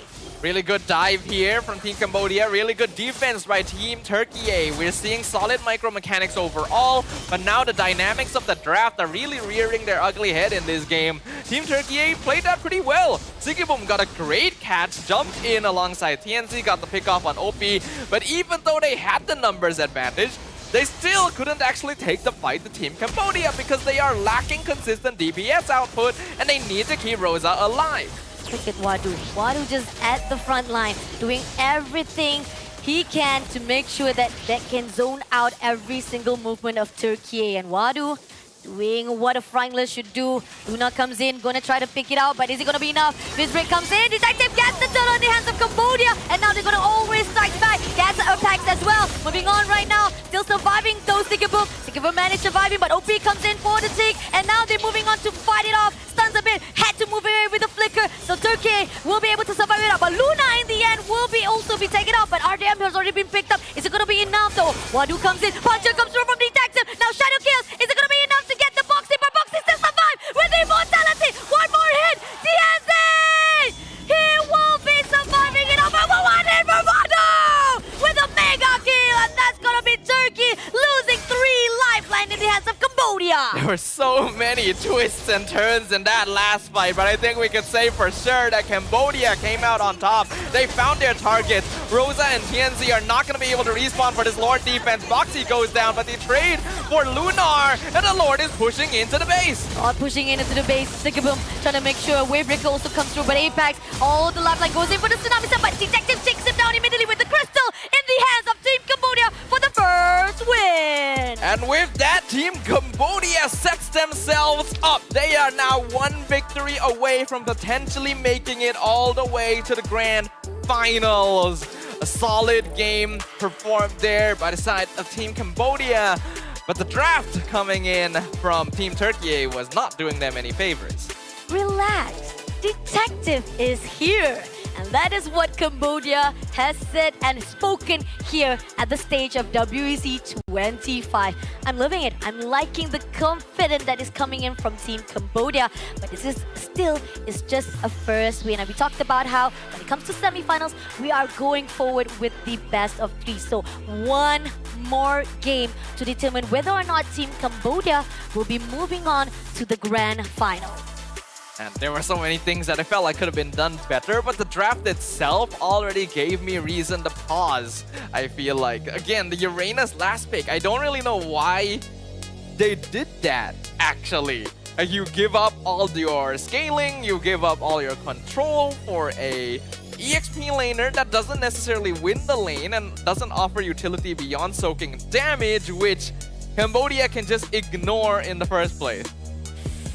I talked about it, right? When it comes to the draft-wise of Team Turkey, they pretty much prioritize on, like you said, absorb. Soaking up every single damage that will be thrown by Team Cambodia. But here's the thing, no matter how much you soak up, no matter how much you absorb, you need that follow-up. You need that DPS to come through for your attack, the counter-attack that is desired. And you talked about how Eve, Rosa was supposed to be the key, but every single time, the first earlier games, we did saw great, massive initiation. RDM has already been put out in the right location to hold out the position of Team Cambodia, but as time goes by, it kind of feel like a little bit ineffective compared to how damaged that Team Cambodia can bring it to Turkey. Yeah, there's so many heroes on Team Cambodia that can just dive the Eve or snipe from afar, right? Yeah. Detective can dive, one-shot Rosa, Wadu can go into the back line and just slowly whittle him down, Zing can snipe from afar. You see all of this, and you decide, I'm still going to depend on this Eve for all my damage anyway, and I'm going to pick a hero that doesn't help in protecting it. I don't understand it. But it's okay, we are saying for the key players right here, it's gonna be 3 lines up right for the name of Team Cambodia. We got Detective as the goal hunter with 858 GPM. The GOAT, the one and only Wadu. I mean, yeah. Swish, swash, whip, lash. That is 105,218 total damage was dealt by him himself. And not only that, he gets the damage done, he also soaks up so much damage. He is the best support with 7 total assists. But as the tanker from Luna, I mean, yes, we are questioning that choice of picking that Uranus at the last one, but at the same time, we did see the potential. We did think that there's a possibility maybe that Team Turkey, they want to make a break for that double fighter lane, and there's a possibility as well they might be able to actually set things up good if they have the right good one shot with that choice of that Eve itself, because again, they heavily dependent on Eve to a point that it gives an opportunity for Cambodia to get that win. But Wadu, yet again, getting the MVP here for the first round. Wadu having a very good time this time around. 0 deaths in lane, being able to match up 50-50 against the Uranus initially, but then just totally outscaling because there's so many heroes on the side of Team Turkey that provide shields that she can absorb. This was a first phase Esmeralda pick, and there was no counter. No marksman that could show up to melt her down, no export or anything like that that could be locked in to deal with it, so Wadu just gets away with everything. You want someone who can snipe the Eve? Wadu can do it. You want someone who can soak damage? Wadu can do that as well. And Team Cambodia was able to make use of it the entire time. Yeah, definitely. I think pretty much there were a lot of the draft that was done by Team Turkey that could actually change a bit if they actually picked out a different kind of heroes. But this is what has been done for the first round itself. Let's take a look again for the highlights. Started out really good on the side of Team Turkey. This is where the setup was done. Sigabum, for early game itself, he can manage himself. Great damage composure as well, with Apex doing a lot of the initiation, getting all those steals with the Tsunami Slam. But this is where the fine line, if they actually give so much of the space and time to Team Cambodia, they can also stack things up for themselves. And not even so that they kind of lost for those kills, Team Cambodia was able to actually turn it around after they actually steal away the last turtle. And not only that, they were also able to trade off a lot of those counterattacks. It felt like there was a lack of awareness for a need for adaptation here because yes, Team Turkey was actually doing pretty well in the first couple minutes, largely due to Sigibum. This man was popping off on the Lapu Lapu, setting up kills, grabbing pickoffs, and actually surviving a lot of these later game exchanges. So Team Turkey just decides, okay, we're just gonna keep doing the same thing as the game keeps going. We're just gonna directly throw our bodies at Team Cambodia and we'll win out because somehow Team Cambodia is going to eventually scale up and get stronger, and they have ways of removing your DPS. That's why later in the game I said Team Turkey should probably start playing for macro, playing for pickoff, since they have Kalea, pair it up with Rosa, find a kill on Sing or Boxy somewhere on the map, and then it'll be easier to fight. But they just kept running into Cambodia like that's what their draft is designed for.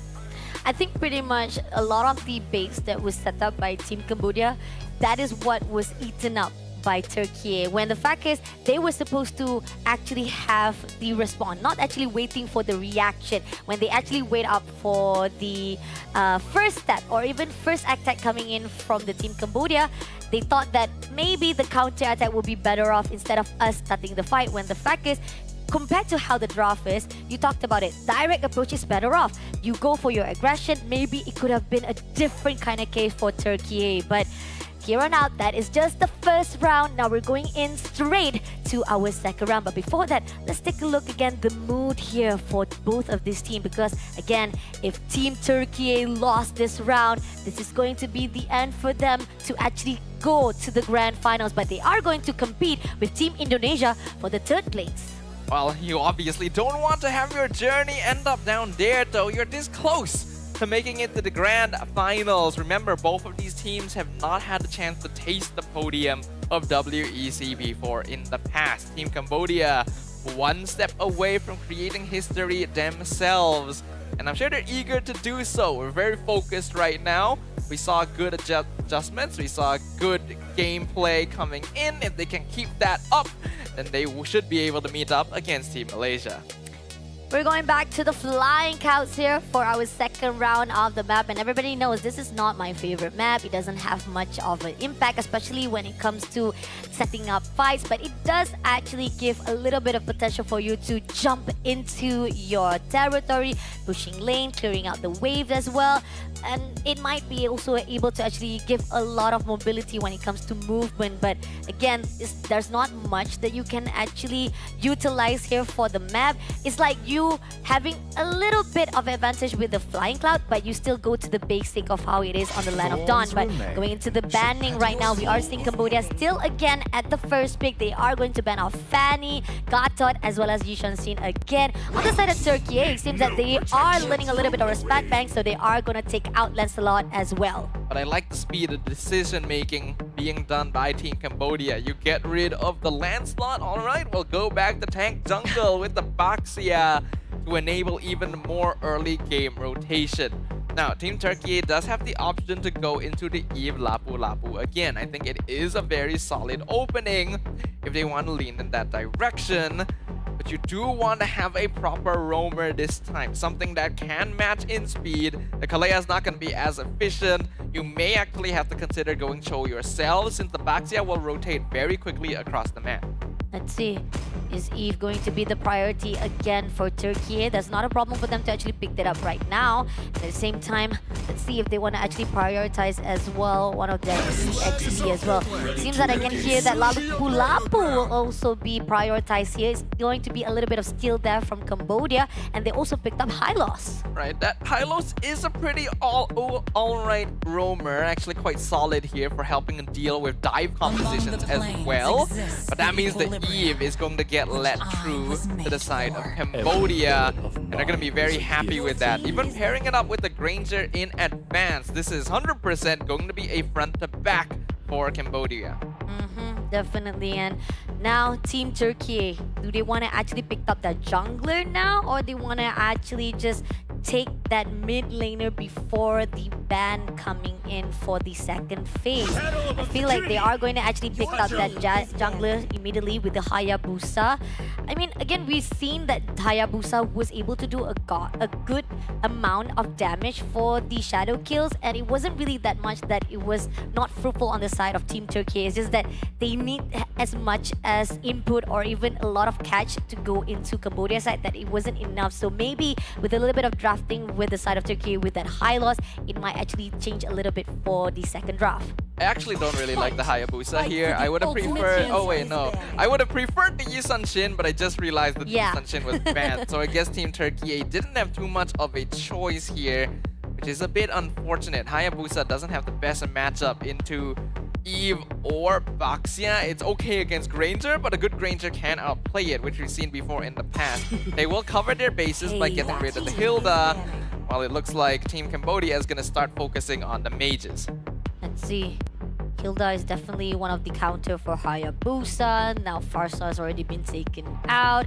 I think pretty much if they want to actually shut down a little bit more of the mid laner as well, they can also push into the Jushin side. I think we did see a lot of the potential coming from OP with the Jushin, so probably that will be a case as well if Turkey will be able to pick them up. But I'm not sure if that's going to be one of the signature of comforts from the side of Turkey though. So Are they going to actually zone out a little bit more of the sustain hero instead? Let's see. Let's find out what is Turkey going to actually ban off for the last spot. It seems going to be Esmeralda. Yeah, that kind of slipped off my fingers just now. So definitely Esmeralda is one of the respect ban that is needed. Wadu with that Esmeralda doing a great job for the front line. Definitely needs to be taken out. But here Cambodia shuts down one of the goal lane. Harith definitely will be banned out. That's a good call from Team Cambodia. They see the Esme ban. It's not just a counter to the Eve, it's a counter to the Harith as well. If Turkey is taking it out themselves, it means that they want to play something like the Harith, and so they'll just take it out of the pool. And it's one of the marksmen that actually handles Granger really well in lane. Now, I'm gonna say Team Cambodia has a really good setup for Cho. I feel like they're probably going to end up playing Cho. And I hope that Team Turkey has some way of dealing with it. Should be the Ruby to be safe. Kagura. It looks like it's the Kagura instead. I think we've seen Kagura in our main stage for the woman category, right? And so far for win rate, it's kind of 50-50. There are certain times it is good choice to be made for mid lanes, but I kind of feel there's more mid laners that you can be picked up here for the side of Turkey. We haven't seen Lunox being prioritized so far, right? That's surprising. I thought Lunox would have been better here, but Kagura's still okay. Allows you to burst down the Granger and even the Eve if you have enough farm. Now for Cambodia, this is probably going to be Cho plus an EXP lane. Oh no, the Kalea. That's a bit of a surprise. I thought they would 100% go Cho. The Kalea works just as well here and actually pairs quite well with the Eve for very powerful mid lane prio. And then you have the Arlet in the EXP that also synergizes with the Eve. The team fight potential of Cambodia here is strong, and they're going to be very active on the map in the first couple minutes. So far, I feel like Team Cambodia, they have a really good ground right now to be covered with a good setup as well with Kaladia as well. Now, Team Turkey, to fight it off, I think Irital is still a viable option. We know for a fact that it is good, but oh, they're picking up Xbox instead. I was actually thinking that. I feel like that is probably the best choice. Now, this is a bit risky because it's once again a situation where Team Turkey doesn't have a very solid late game DPS scaler. But Xborg is a very flexible hero in the current meta that actually provides really high consistent DPS over time, especially into team compositions with multiple frontliners and wants to dive into you. So against the Baxia, against the Kalea, against the Eve even, Xborg is a good pick. Xbox definitely can burst down. That last insanity that we've seen so far has been able to actually shred some of the damage coming in for any kind of setup. It also be able to actually disperse some of the team fight that will be put out by Team Cambodia. Team Cambodia coming off right now, we do see some of the players are prioritizing on the flickers, and we do see on the side of Turkey with high loss revitalize. Definitely those are the things that may be a crucial state for them to just goes in for the diving composition and survive it out. But welcome again to the World Esports Championship 2025. One more game for Team Cambodia to end it all and go to the grand final. Can they make it, or will Turkey stop them here to prolong to the best of one? Game 2 officially commences as we jump back into the land of Dawn. That is indeed a good question. Which of these two teams will come out on top? Cambodia already leading by 1. And it looks like Detective is playing quite aggressively as well. Ooh, mid lane. Mid lane comes in, Wavebreaker comes through though. Is it gonna be OP? OP having a lot of damage there, but still managed to survive it out. Rosa backs off immediately. This is what a really good composition coming in from the Kagura pick. You will be able to jump up and down, will be able to move away freely. The mobility-wise of how Rosa is going to be fruitful. Come in with the Quad Shadow, looking for a target. Is going to be actually moving away, but Wavebreaker comes in. Doesn't actually have the opportunity to go in. Paypacks will be the first blood in the hands of OP.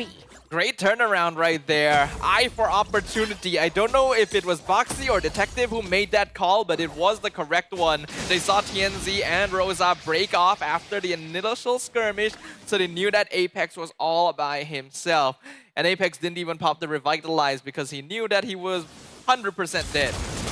And coming in right now, Wavebreaker again. They will be able to survive it all, but Zigaboom trying to make sure that he managed to actually move away safely. Just barely surviving it out. But here on up, Foxy comes in for the dive. Composure goes in for the Wavebreaker. Just down, Zigaboom. Nothing can TNZ done. And here, Apex unfortunately, it's just going to slow things out. Are they going to actually push on even more for the Apex?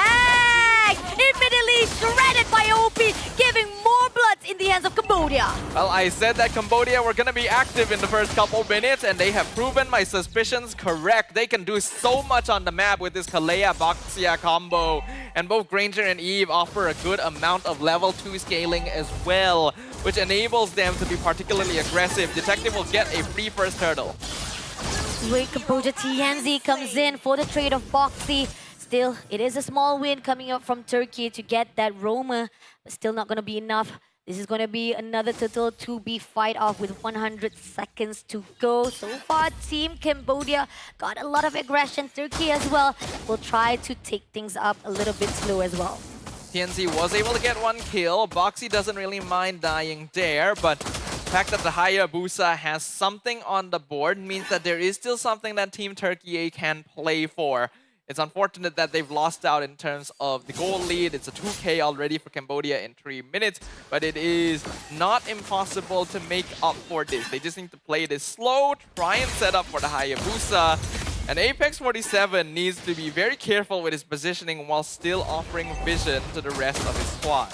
So far, we are seeing Team Cambodia still able to actually have a hole for this second round. Team Turkey, they are able to actually pace off themselves just a little bit, but somehow, with 50 seconds on the clock, are they going to actually able to fight it off for the second scrimmage?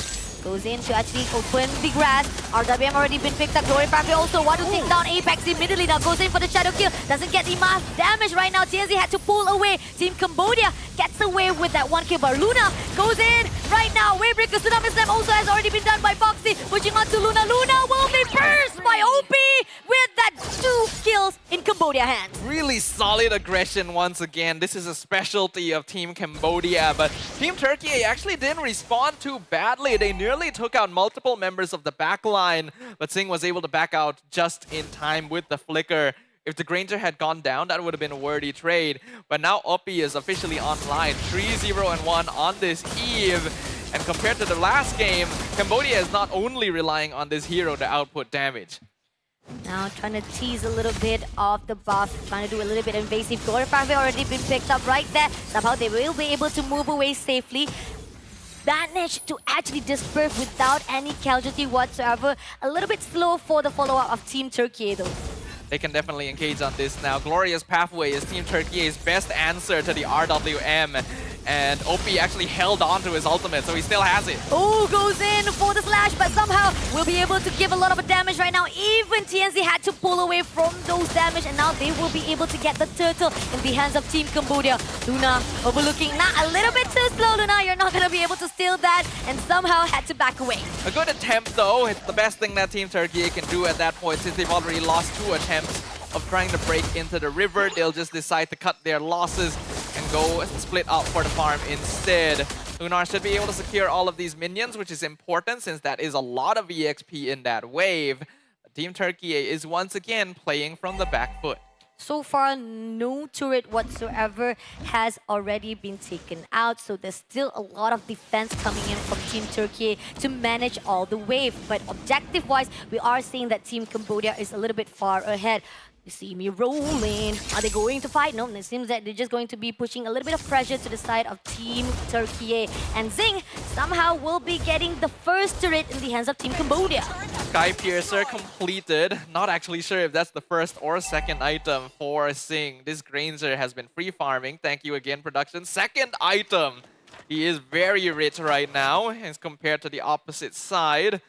So we can see that Team Cambodia is progressing just as well. He's actually a full 1K ahead of Foxy able to go in for the steal. Goes in for the final slash as well. Zing takes down Rosa. 2 players already down in the hands of Team Cambodia. Team Cambodia doing a lot of pressure. Turkey losing a lot of players now. TNZ comes in, Wavebreaker right now. Can they actually break it through? Unfortunately, managed to actually move away safely without being taken out by Cambodia. Team Turkey able to cut their losses, but that is the first Sky Piercer stack for the Granger already. OP was already a problem for the side of Team Turkey, and now Singh is also scaling up to be an issue. This is working out super well for them currently. That was too close with the flicker though, but great job coming for the reposition for the side of Stigaboom. But still, this is going to be invasion from the side of Cambodia, getting all the creeps, all the buff on their ends, and Team Turkey losing their dominance of their own territory. Team Turkey, they had a lineup that wants to play a little bit for the mid game, because Cambodia had such an effective early game, they have delayed that scaling heavily. And that's actually really bad for Team Turkey because they don't actually have very good scaling and compared to Cambodia either. They needed Sigabum to be in a good position. They needed TNZ to actually have a snowball going, but neither of those conditions have been met. And we are looking at a 6K goal lead in 7 minutes. This is starting to shape up to be an absolute snowball. And Team Turkey is going to need to find shutdowns on the backliners in order to turn it around. One more turret in the hands of Team Cambodia. Rosa making sure that nobody can step into the mid lane as well. They are trying to make sure they have a split push right at the top with Sigaboom, trying to make sure a little bit of micro objective can be secure. But is it going to be enough though with the lot coming in with the 70 seconds? Somehow Team Cambodia, they're looking well. Goes in for the wave breaker. Boxy goes in for the steal with a tsunami step. Gonna make it through. Goes in for the final side. Sing takes down Apex first of all. In the moment right now, they're crucially giving a lot of pressure to the side of Luna. RWM already been put out right in this season. Luna takes down by Wadu. That's 2 kills already in the hands of Team Cambodia. Somehow Turkey will be managed to go in. Shadow kill comes in. Yes, he goes in for OP trade. But is it gonna be enough? It is not enough as so much damage already been put out by Team Cambodia. That's actually not too bad for Team Turkey. I mentioned that the turnaround condition is to find a shutdown on the backliners, and it's best if it goes into a core. So TNC was able to get the shutdown gold on Oppi. They lose 2 in exchange, but Lunar and Apex are not actually worth all that much right now. So that is a bit of a swing. Reduces the gold lead by about 1,000. Team Turkey, if they can recreate that, it would be ideal, especially if they're able to prevent too many people from dying on their side either. For Team Cambodia, their positioning is very, very clean. I especially like how OP is holding on to the RWM as long as possible to catch Turkey on the retreat rather than when the fight initiates. God, coming out within 3 seconds so far. Yes, it is successful coming from Turkey to make sure the pressure can be cleared out. We'll be able to trade out just a little bit, having a little bit of stack here at the Hayabusa. But this is going to be a free lot in the hands of Cambodia for them to at least lean out that second level tier turret. So let's see if they can actually open out a little bit more dominance here for the Turkey land. But at the same time, right here goes in Detective, spotted out Apex, just gonna actually roll him out a little bit, gets the mid lane as well. One shot comes through, goes in for the final slash. RWM already been picked out. Sigabomb! Just down immediately in the hands of OP. First down to the core, and now they want to make it more sure that at least all the minions wave will be able to give more pressure to Turkey. What a beautiful pick off there though from Cambodia. They see the final slash push him in. RWM right around where the dash off the Faraga armor is going to end to line up the artillery fire.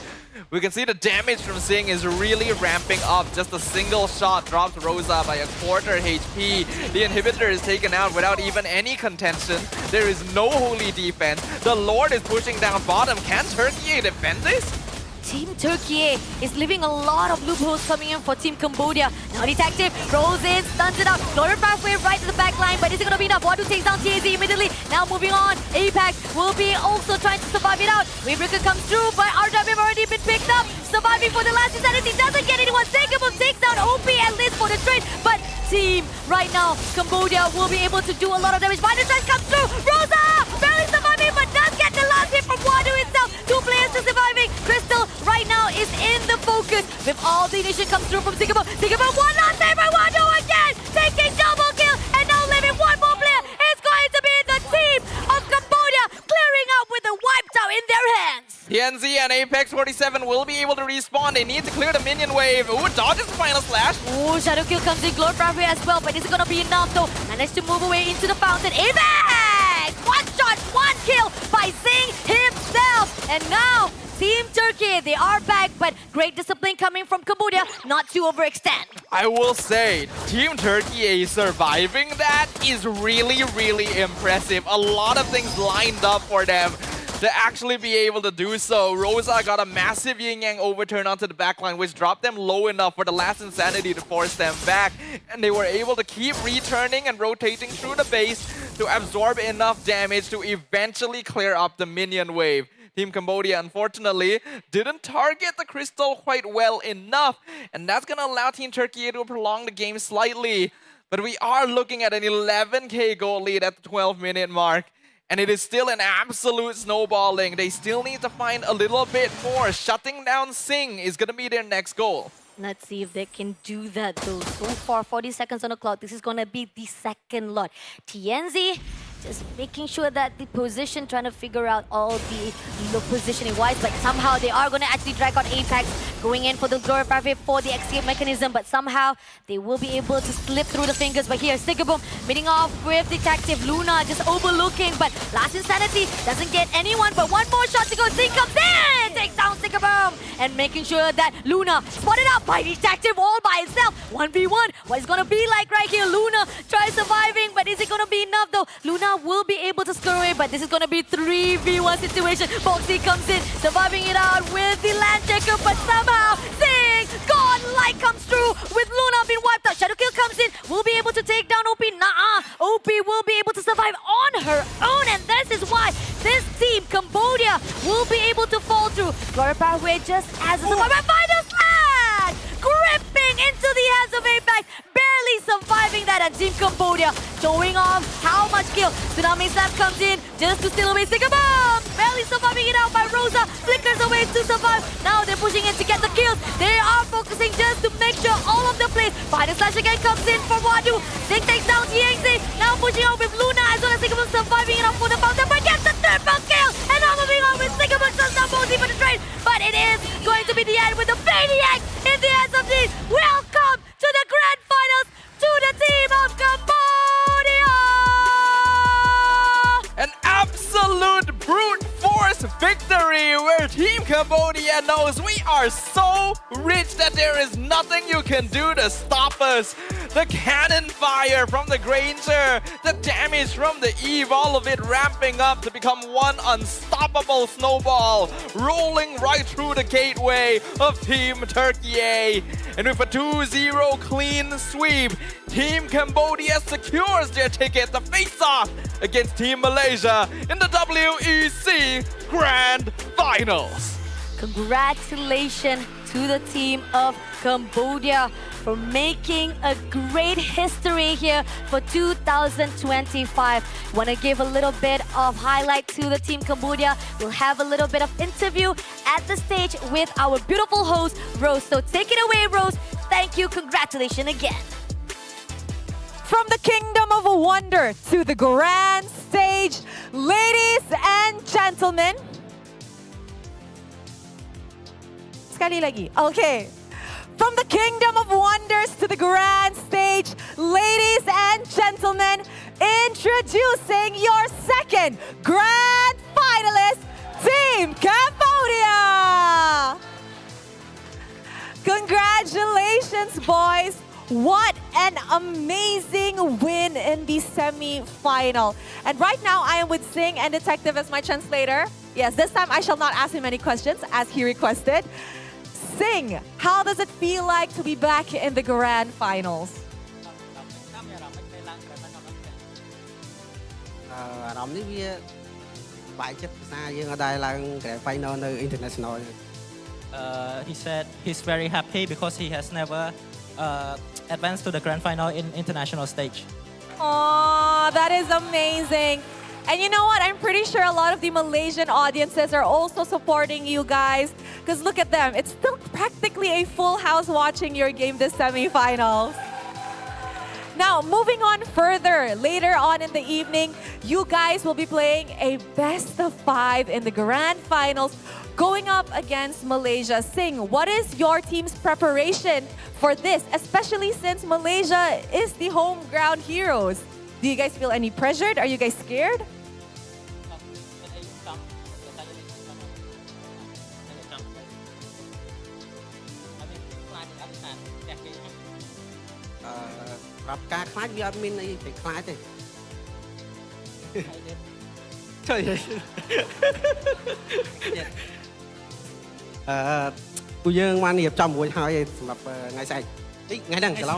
Grand final. He said we are well prepared and there's nothing to be scared about. I agree. There's definitely nothing to be scared about. And you know what? Later on this evening, I hope you guys give us a very, very good grand finals to watch. Before I send you guys off, is there anything you guys would like to say to your Cambodian fans? Ask them to tune in later and support you guys? First off, I want to say to the Malaysian fan, please go easy on us. And secondly, to my fan ខ្មែរទាំងអស់គ្នាខ្ញុំអរគុណមែនតើតែតែជួយគ្រប់គ្រងពួកខ្ញុំនឹងខំប្រឹងអស់ពីសមត្ថភាពហ្មងដើម្បីយកមេដាយមាសនិងពានជូនអ្នកទាំងអស់គ្នា I think he said somewhere along the lines of, to all the Cambodian people, thank you very much for supporting us in our journey. Am I right? Was I right? Just say yes. I didn't hear you. It's okay. I think I'm right. I'm correct. Thank you very much. I love the Cambodians. I love you guys. All right. So later on in the evening, we will be having a grand finals. However, before that, we will also be having our third placer match. So to everybody here, don't go anywhere, because the intensity is about to get higher. That is it from our second grand finalist. Let us show it back to the casters to break down what happened in this amazing series. Thank you very much, Rose, and congratulations to Team Cambodia and to all of the Cambodian fans in the building right now for making it to the grand finals for the first time. A grand step in the history of this nation. And a beautiful game it was coming out from their team. Nearly perfect, actually, with only 4 kills going to the hands of Team Turkiyye and a 13,000 goal lead in a 13-minute game. It's definitely what we see from all the draft that was done by Team Cambodia itself. I think we've talked about how prioritized that was done by Team Cambodia from the first as well as second was just much more on leaning off the honest and straightforward fight compared to how Turkey is. It is questionable a little bit on their draft. Like, there were certain heroes that should have been there. Maybe they could have actually switched things up, and coming into the second draft is the same case as well. They had that diving competition. Yes, we did see how the Glory Pathway was used or utilized in a perfect condition or situation, but coming into the late game, and this is what we talked about, late game security definitely goes into Team Cambodia. They have what it takes to make sure they can actually get a really good damage from behind. No one was able to actually grab anyone, especially with the fact that they were expecting TNZ to make it or break it, goes into the back line, maybe goes in with a shadow kill, but that was not much of a damage. And you talked about how even it was a snowball already.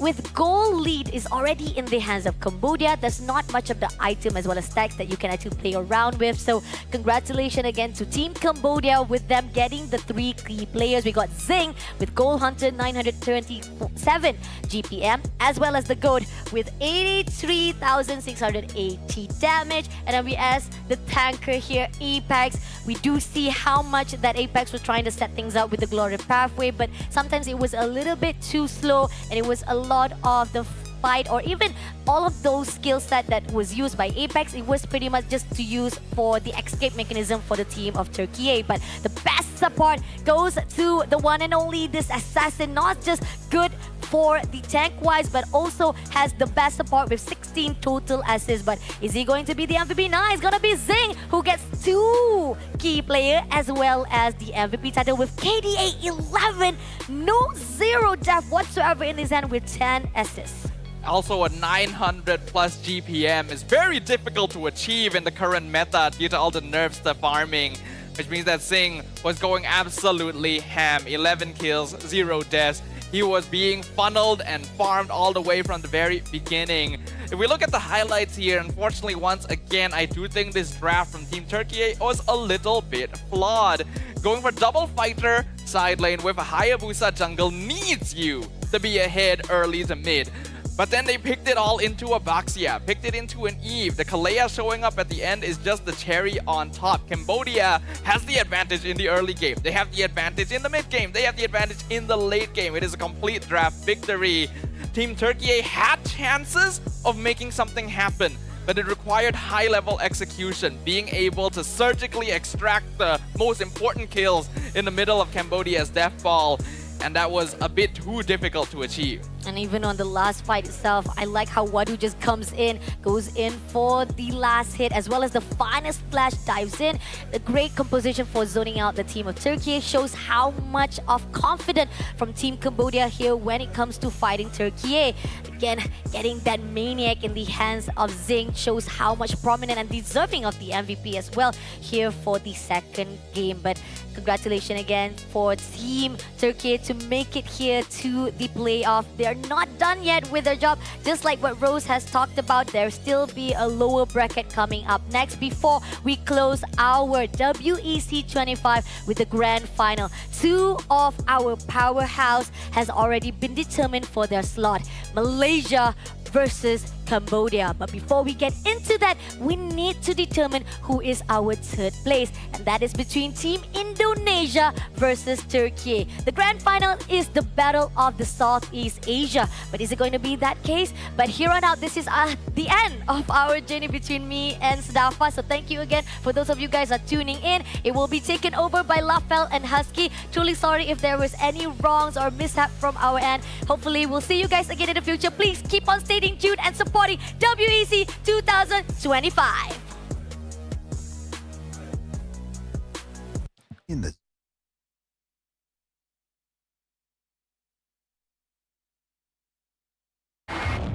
at every angle. Takes your weight without pressure. Fully adjustable to cradle your spine and adapts as you shift in your seat. True ergonomic alignment to achieve your perfect gaming form.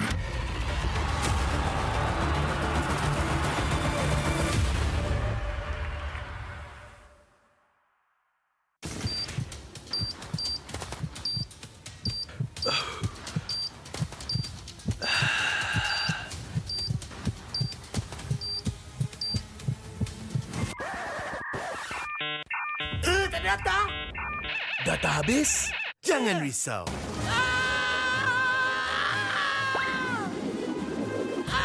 Tukar ke Red One Mobile untuk data pantas 5G Extra. Nak peran data telefon, Red One Mobile kan ada.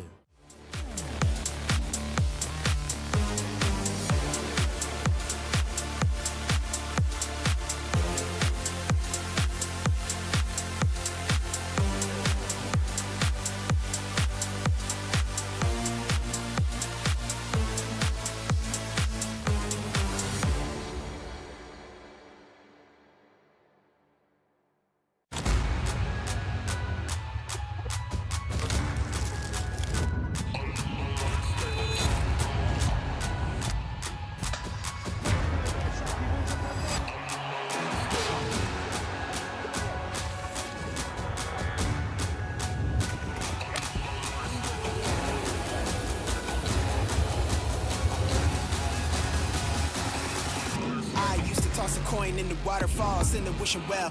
Now I get plenty coin, but I'm self-made. You ain't gotta wish me well. You ain't like me then, but I guess it's past tense, cause you tapped in. You was never who you said. I see the facade when looking, it really be like you could tell. My guard up, I ain't taking L's. If it's not in my favor, won't sign a deal.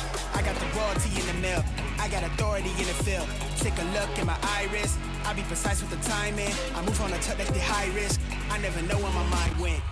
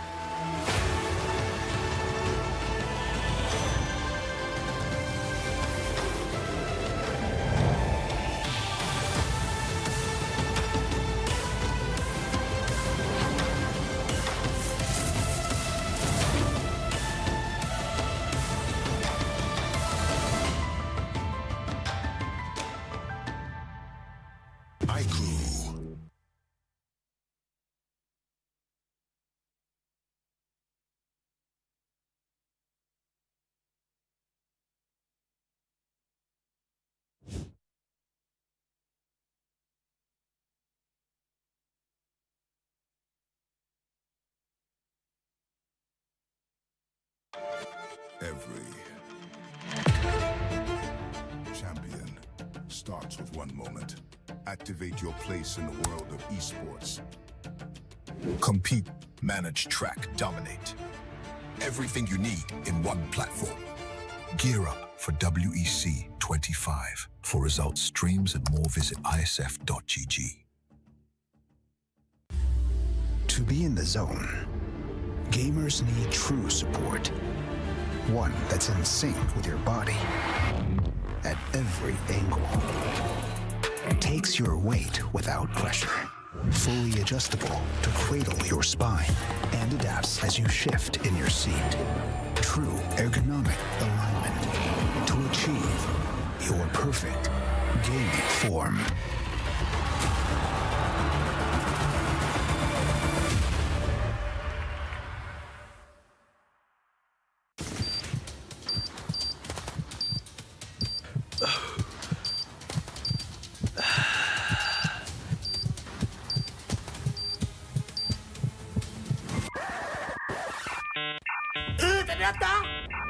Data habis?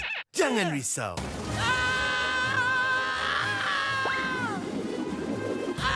Tukar ke Red One Mobile untuk data pantas 5G Extra. Nak peran data telefon, Red One Mobile kan ada.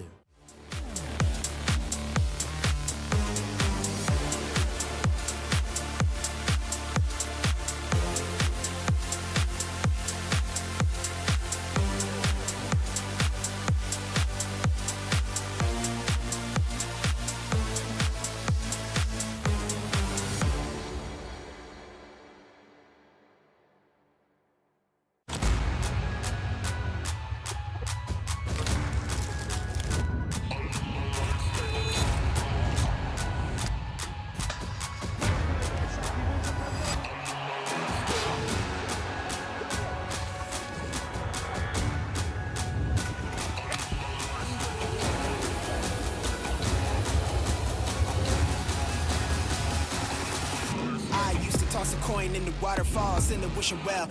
Now I get plenty coin, I'm self-made. You ain't gotta wish me well. You ain't like me then, but I guess it's past tense, cause you tapped in. You was never who you said. I see the facade when looking at really me. That you could tell my guard up. I ain't taking L's. If it's not in my favor, won't sign a deal. I got the royalty in the mail. I got authority in the field. Take a look in my iris. I be precise with the timing. I move on a touch like the high risk. I never know where my mind went.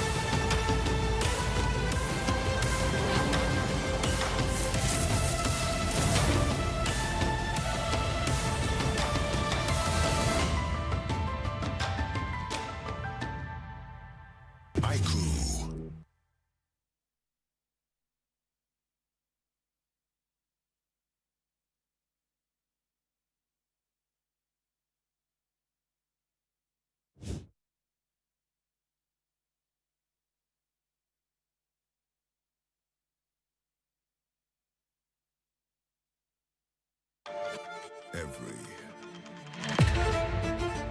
champion starts with one moment. Activate your place in the world of esports. Compete, manage, track, dominate. Everything you need in one platform.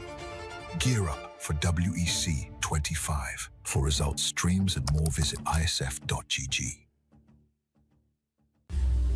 To be in the zone, gamers need true support. One that's in sync with your body at every angle. It takes your weight without pressure. Fully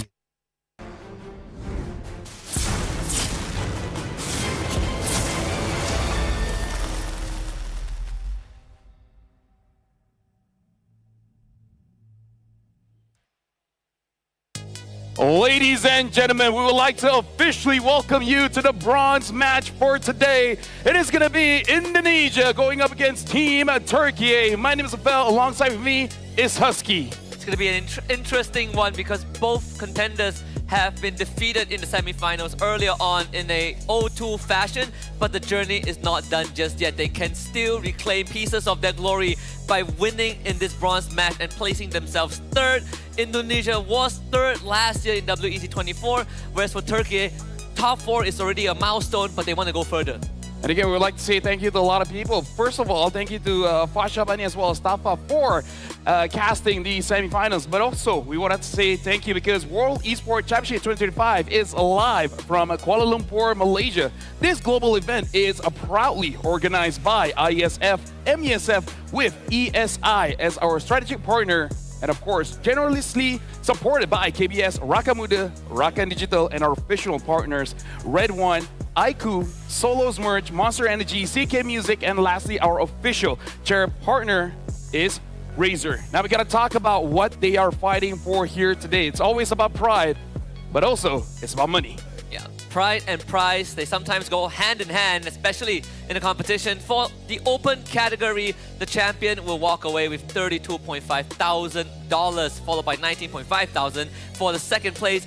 And for at least Turkey and Indonesia, they are trying to go for the $13.5 thousand for third place. Yep, you got to enter the podium to earn the money here in the World Esports Championship. And now we got to talk about the movements coming in. This is the open category bracket. And for Malaysia, they have not been defeated just yet, same as Cambodia as they march into the grand finals. But unfortunately, we got to look at the third place match here, Indonesia going up against Turkey. And we got to talk about the dynamics of them basically, like, yes, taking a loss, but Turkey, they just finished their match. They're coming into the next one. But personally for me, I think this is good for Turkey because they've already warmed up and everything is still fresh in their minds. Yeah, that's one way to look at it, but at the same time, it's also you don't really have as much time as Indonesia to prep for this third place match, right? We are currently in our third series, as you can see, Indonesia up against Turkey, and then afterwards we will have a best of 5 grand finals between Malaysia and Cambodia. Do note that the bronze match is a best of 3, so even lesser room for error. I think out of all our top 4 teams, Turkey definitely had the most bumpy ride here. Yes. Even from the group stage, they did take some devastating defeats, whereas for Indonesia, they only truly tasted defeat early on against Team Malaysia. So that's something to be considered when we head into the drafting phase. Something that we do have to look out for is definitely the draft, because I kind of feel like for both teams, they have tried something new here, but it hasn't been working out just yet. And I guess that's where you can say Indonesia does have the advantage. They have more time to really start discussing what are they going to do, what is the change. But for Team Turkey, they have time, but it was very limited. Yeah, we did see early on where Kabuki got the Obsidia 2 times in a row against Team Malaysia. Still pretty iffy about, in my opinion, still pretty, on the fence about how Obsidia works, but we also had some discussion about Kagura even from the group stage onwards and how that hero functions in a team environment. So both squads, I feel like, have some ideas that still needs fleshing out, and if they do want to bring it to the table, perhaps do it in game 1 since they don't really have much chances in a bronze match best of 3. We got to talk about what is going to be the target here, because we saw how Team Malaysia went up against Team Indonesia. They shut down the jungle, and in a way they shut down the gold as well. So most of the damage will not be present in those neutral objectives, and that's how they take down Indonesia. Will Team Turkey attempt to do something the same? Make sure that the jungle is not free for Joe to just roam around and get all the farm. Yeah, I think it's very possible, right? Like, certain picks have to be able to get the job done. Hilda was a key factor that enabled Malaysia to do that, but also it comes down to something quite advanced, and that is conditioning, right? I think a lot of people were talking about how Sakai was able to get a buff steal at level 1 and converted into a beetle camp without being detected. That's because they were contesting Little Wonder on the other side of the map, and Team Malaysia basically set up the situation to make Indonesia felt like things are going as normal. But now that they've fallen for that trick once, fool me once, shame on you. Fool me twice, then that's on me. And I don't think Indonesia is about to be fooled twice. Yeah, honestly, having the first game with the sleight of hand, that was amazing coming in from Malaysia. Now, we got to see if Team Turkey will be able to replicate. Now, Team Turkey just now, I would say, the mid duo does have a pretty tough time. Ezekiel as well as Weedy have been on the stage for quite a while, you know, but not as long as Rosa as well as Apex 47. So I'm really looking forward for Team Turkey to bounce back, because going up against Ezekiel, especially if he has long-range heroes like the Eve, is going to be very difficult. Considering that Rosa has not had the best time here in WEC, I just want to see that bounce back from this player. Yeah. And there's one constant, I think, across all of the contenders we have seen is that the junglers have been spectacular in this tournament. Even TNZ, even Joe, in losing situations, were able to create space, go deathless, find, pick up kills whenever possible. But there's only so much a jungler can do. We even saw it in the women category, like players like Rina, like Tagami, they also have moments of brilliance, but you have to be supported by the rest of your team, and that's where it falls back to your point. Rosa, we're looking for a bit of a bounce back after a good start to the group stage, but playoffs is where we saw a bit of shakiness. Yeah, I feel like this is where you start to discuss what does your site leaders want, right? Do they want a 1v1? Or do they want to back up? Because we definitely see there's two different strats coming in WEC for like Team Malaysia. They basically want that 1v1, right? Yeah. So the mid trio ensures you guys don't get to rotate, and we're going to trust our laners.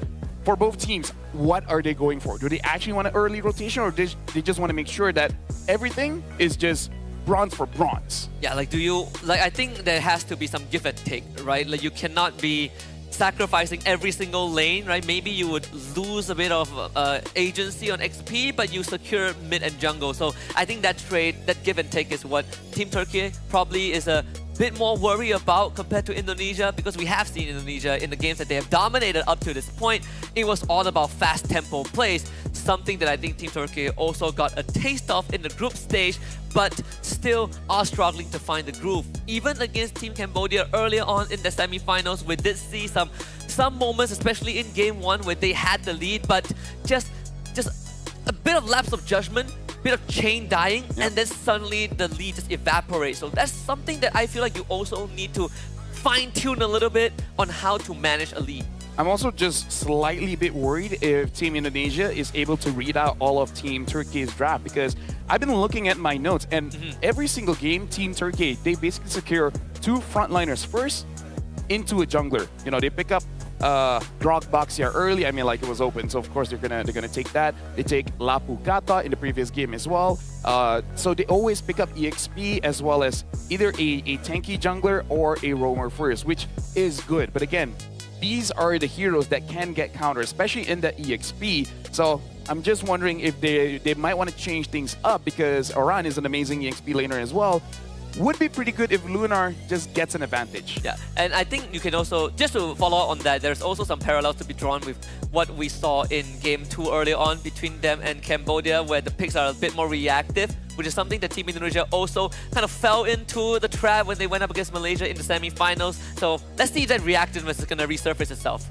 Well, now, ladies and gentlemen, you guys don't have to wait any longer, because now we will be introducing the bronze team onto the stage.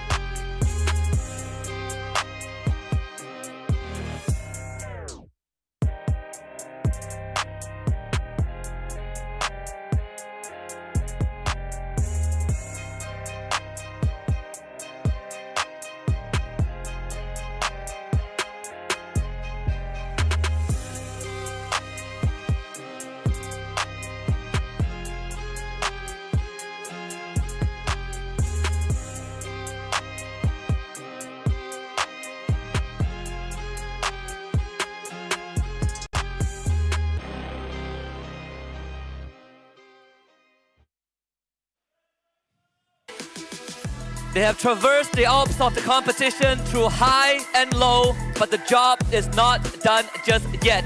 A milestone carved in bronze awaits their claim. So I say, march forward, Crescent Warriors of Team Turkey!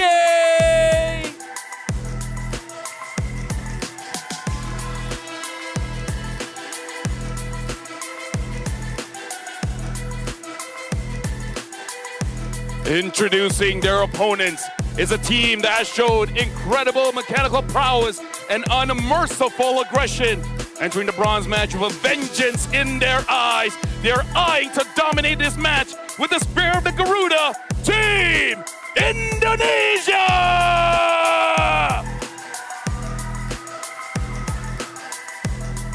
And now with both Team Indonesia and Turkey on stage, we would like to invite them for a fist bump for us to officially start the bronze match. A rivalry that spans time and continent here. A rare occasion on that grand stage. Indonesia and Turkey both are now eyeing for that bronze finish. Where Indonesia, they did finish in the same position last year in Riyadh for WEC24. But for Turkey, this is the furthest that they have gotten, at least in a long time, on an international stage.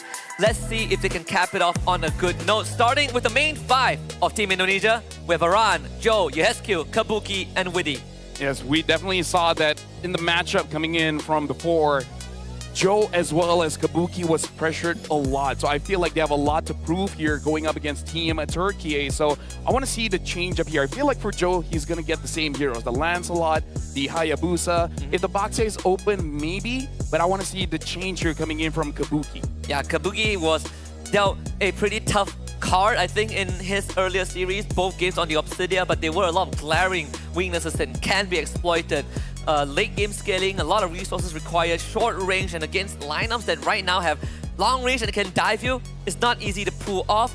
I personally am looking at the Roma matchup. For Indonesia, we have Widi, but for Turkey, we have Apex 47 alongside Luna, Tianzi, Rosa, Sigibu. Yes, definitely in terms of the lineup here, Tianzi has been very, very impressive here, but in the previous game, it does look like they were prevented from achieving the power spike that they want, especially for the second game. Sigibum on that X-Borg keeps on getting bursted down quite a lot. So I want to see if they're going to get the X-Borg again. Do not give the Ezekiel picks like the Farsa, like the Eve. And honestly, Kabuki has been using quite a lot of marksmen here, and I think you just got to be careful if he goes back to the Granger, the Harif, or even the Claude. Yeah, Claude, he did his very first game in the group stage, he did whip out the Claude as well. And that is one of his comfort picks.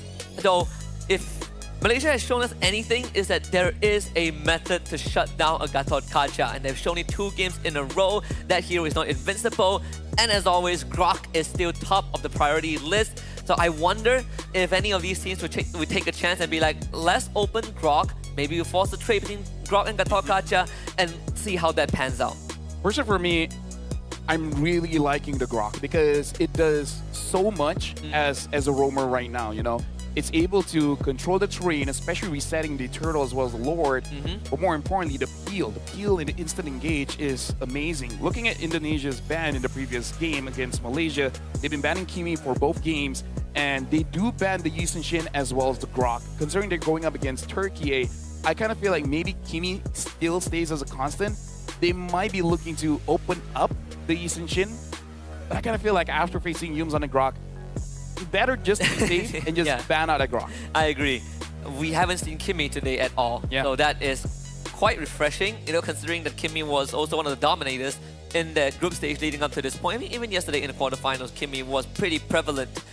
I will say that, to add on to your point on Grok, it's also the only hero in the game that can alter terrain. And it's such a powerful tool. Can you imagine being given a map editor in the game where you can just dictate where enemies go, which choke points you block off? He's good in close quarter combat, in tight areas, but he's also very good in open areas simply because of his ability to put up the Earthen Rampart and having those knockback with the Mighty Swing. He gets an innate shield from his passive, he's immune to crowd control. There's so many things that a Grok provides that you would want in a roamer because, and on top of that, they get extra gold and experience. And how cool is that? You now hit your item faster on top of the utilities that you have. Yep.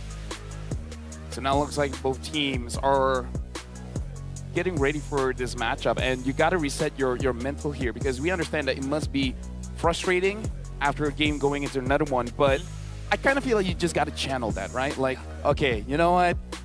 I'm a little bit upset, and I'm gonna give it to my opponents here. So I just want a series that is extended here, Husky, because our semifinals were 2-0 for both of them. I feel like for the third place match, I want a little bit extended. I want to go all 3 games, and I actually want it to be a bit bloody. You know, rotating around, having great macro is great. You know, I love those kind of games. But at the same time, considering Indonesia is playing, I do want to see a bit more brawly. Yeah. Here's a fun fact regarding WEC. All the games that we have had the pleasure to cast, all of them have been clean sweeps. We haven't gotten a 3-game series yet. So still waiting for that opportunity. We have a best of 3 here and then a best of 5 afterwards in the grand final. Perhaps one of these would give us anything but a 0 on the other side. I think that the onus is definitely on Turkey to make that adjustment. I feel like Indonesia are still one of the more favored teams coming into this matchup. I was discussing the power rankings, I think, behind the scenes with everyone else, and I personally also put Indonesia in 3rd compared to Turkey. But I always am open to be proven wrong. Yeah, for sure. Yeah, I agree. This is an uphill battle for Turkey. What is the power picks? Because now that I'm thinking about it, we can say what is for TNZ, right? His Hayabusa as well as Lancelot has been amazing, but to be fair, same as Joe. So it's definitely going to be something that they'll be contesting. But other than that, I don't know any really key heroes for the other members of Team Turkey. But speaking of which, Dangerous Grass will be the map that we'll be playing. So Hilda is going to be a big question mark. It has to be pick or ban. I'm glad you brought up the previous point too, because for a lot of the teams, we sort of know that they have signature heroes, but also those signature heroes, when picked, gives them a big edge in the match, in the game itself. But for Turkey, we see some, the assassins for TNZ, Hayabusa, the Lancelot, the YSS, but we also know that Rosa plays the Farsa, right? We know that Apex 47 has the Hilda in the pocket pick. They get those signature pick, but we don't see that signature style, and I think that's the slight flair that's lacking is heading to the draft for game 1. Fanny and Gatot Kaca banned out by Indonesia, Grog banned out by Turkey. Malaysia did have a very deep cut, a very hard read on the draft against Indonesia early on Dangerous Grass. They banned the Hellcat in first place, and it got me thinking, are we going to see the Hellcat? Because it was picked once on Dangerous Grass in the group stage, but is Indonesia willing to take that chance? Considering that they are first pick, the chances I feel like just slightly a bit lower. If it is going to be blue 4 or blue red. And Team Turkey, again, like I said, they like to open up the draft with a front line. It looks like they are banning out heavy front lines here, banning out the Grok, banning out the Baxia, but we got to look at Indonesia. They ban out the Gatot as well. So the S-tier roamers have been taken out. I'm worried here that Indonesia, they're going to first pick that Kalia and then just have a lot of burst there. And then Team Turkey, they will respond with, say, a Hylos as a Lapu. I want to see if Indonesia picks up a Kalia, I want Turkey to just pick up either Eve or a Farsa. Both teams have a lot of shared picks, shared hero pools. So Kalea, like you say, is one of them. The Cho as well. I think Cho is probably more of the X factor, right? Because we know Widdy plays a very mean Cho. He also has the Khalid roam in his pocket. But for Apex 47, feels a bit limited. Feels like you might pivot back to the Hylos, which also has been quite of a iffy pick in this tournament. Hylos hasn't really been finding the most success. But we do get Lancelot and Wuzhong ban. Tremendous first pick by Indonesia. Now that is very interesting because I would say that is for WEC Aran's signature. He does love that pick, but is it really first pickable though? Either ways, right now for Team Turkey, now that they see that CC is open, so I do want to see if they want to pick it up and then potentially flex it. Because I feel like pick up CC and then potential flex to see if it should go gold or EXP. The Yisun Shin is open as well. So if you pick up the Yisun Shin, there's options for double fighters. Or you could go Lapu Lapu Eve, right? If you don't care too much about the jungler, the Lapu Lapu Eve is one. The Hayabusa plus +1 is also good. So they do opt for the CC. So more of a one-on-one, right? You did pose the question of if the teams want to focus on getting one-on-one lanes or more team-oriented, the CC sort of enables you to stay in lane on your own. I feel like this should be a Yisun Shin. I feel like it's a pretty good opener to deal with the CC as well as the Hayabusa. But it looks like they're showing everything here. And the Angela as well, which has been banned out before. So this time we got to see in Indonesia special because so far only their region has made Angela work. And that's why earlier on Coach Arcade did ban out the Angela, right? There is something behind it that we haven't seen yet from Indonesia. And we know that they are one of the masters of picks that either kind of cheeses you out or picks that catches you off guard. The Angela has been in their back pocket. What We about also Esme here? The Esme is a good shout. I mean, we have seen Kabuki play the Uranus gold lane. The night sky tells all. So the Esmeralda is going to be picked up by Turkey. I like that response.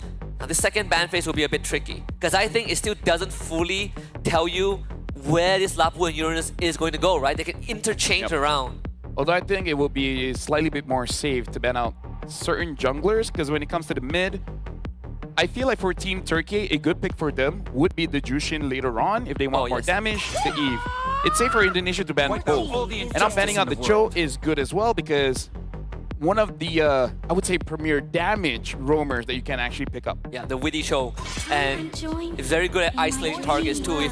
If Indonesia already has like a Angela +1, you sure as heck do not want a Cho to get those pickouts. But there is still Kalea, right? This Angela most likely is going to be in your HQ's hands, so the Kalea is another pick of choice for Indonesia to go for if Turkey lets it through.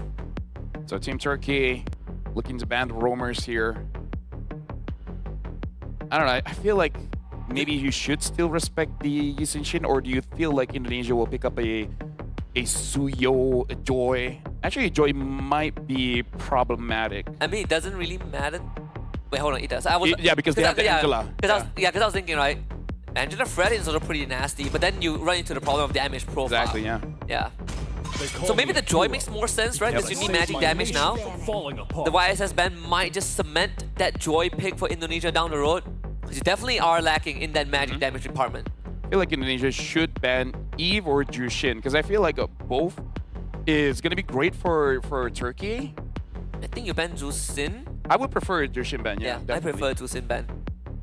And then eventually Team Turkey can just pick up Eve and then, or because since the Angela is there, pick up the roamer, which right now it's Hylos and what else? Hylos, Kalea as well, yeah.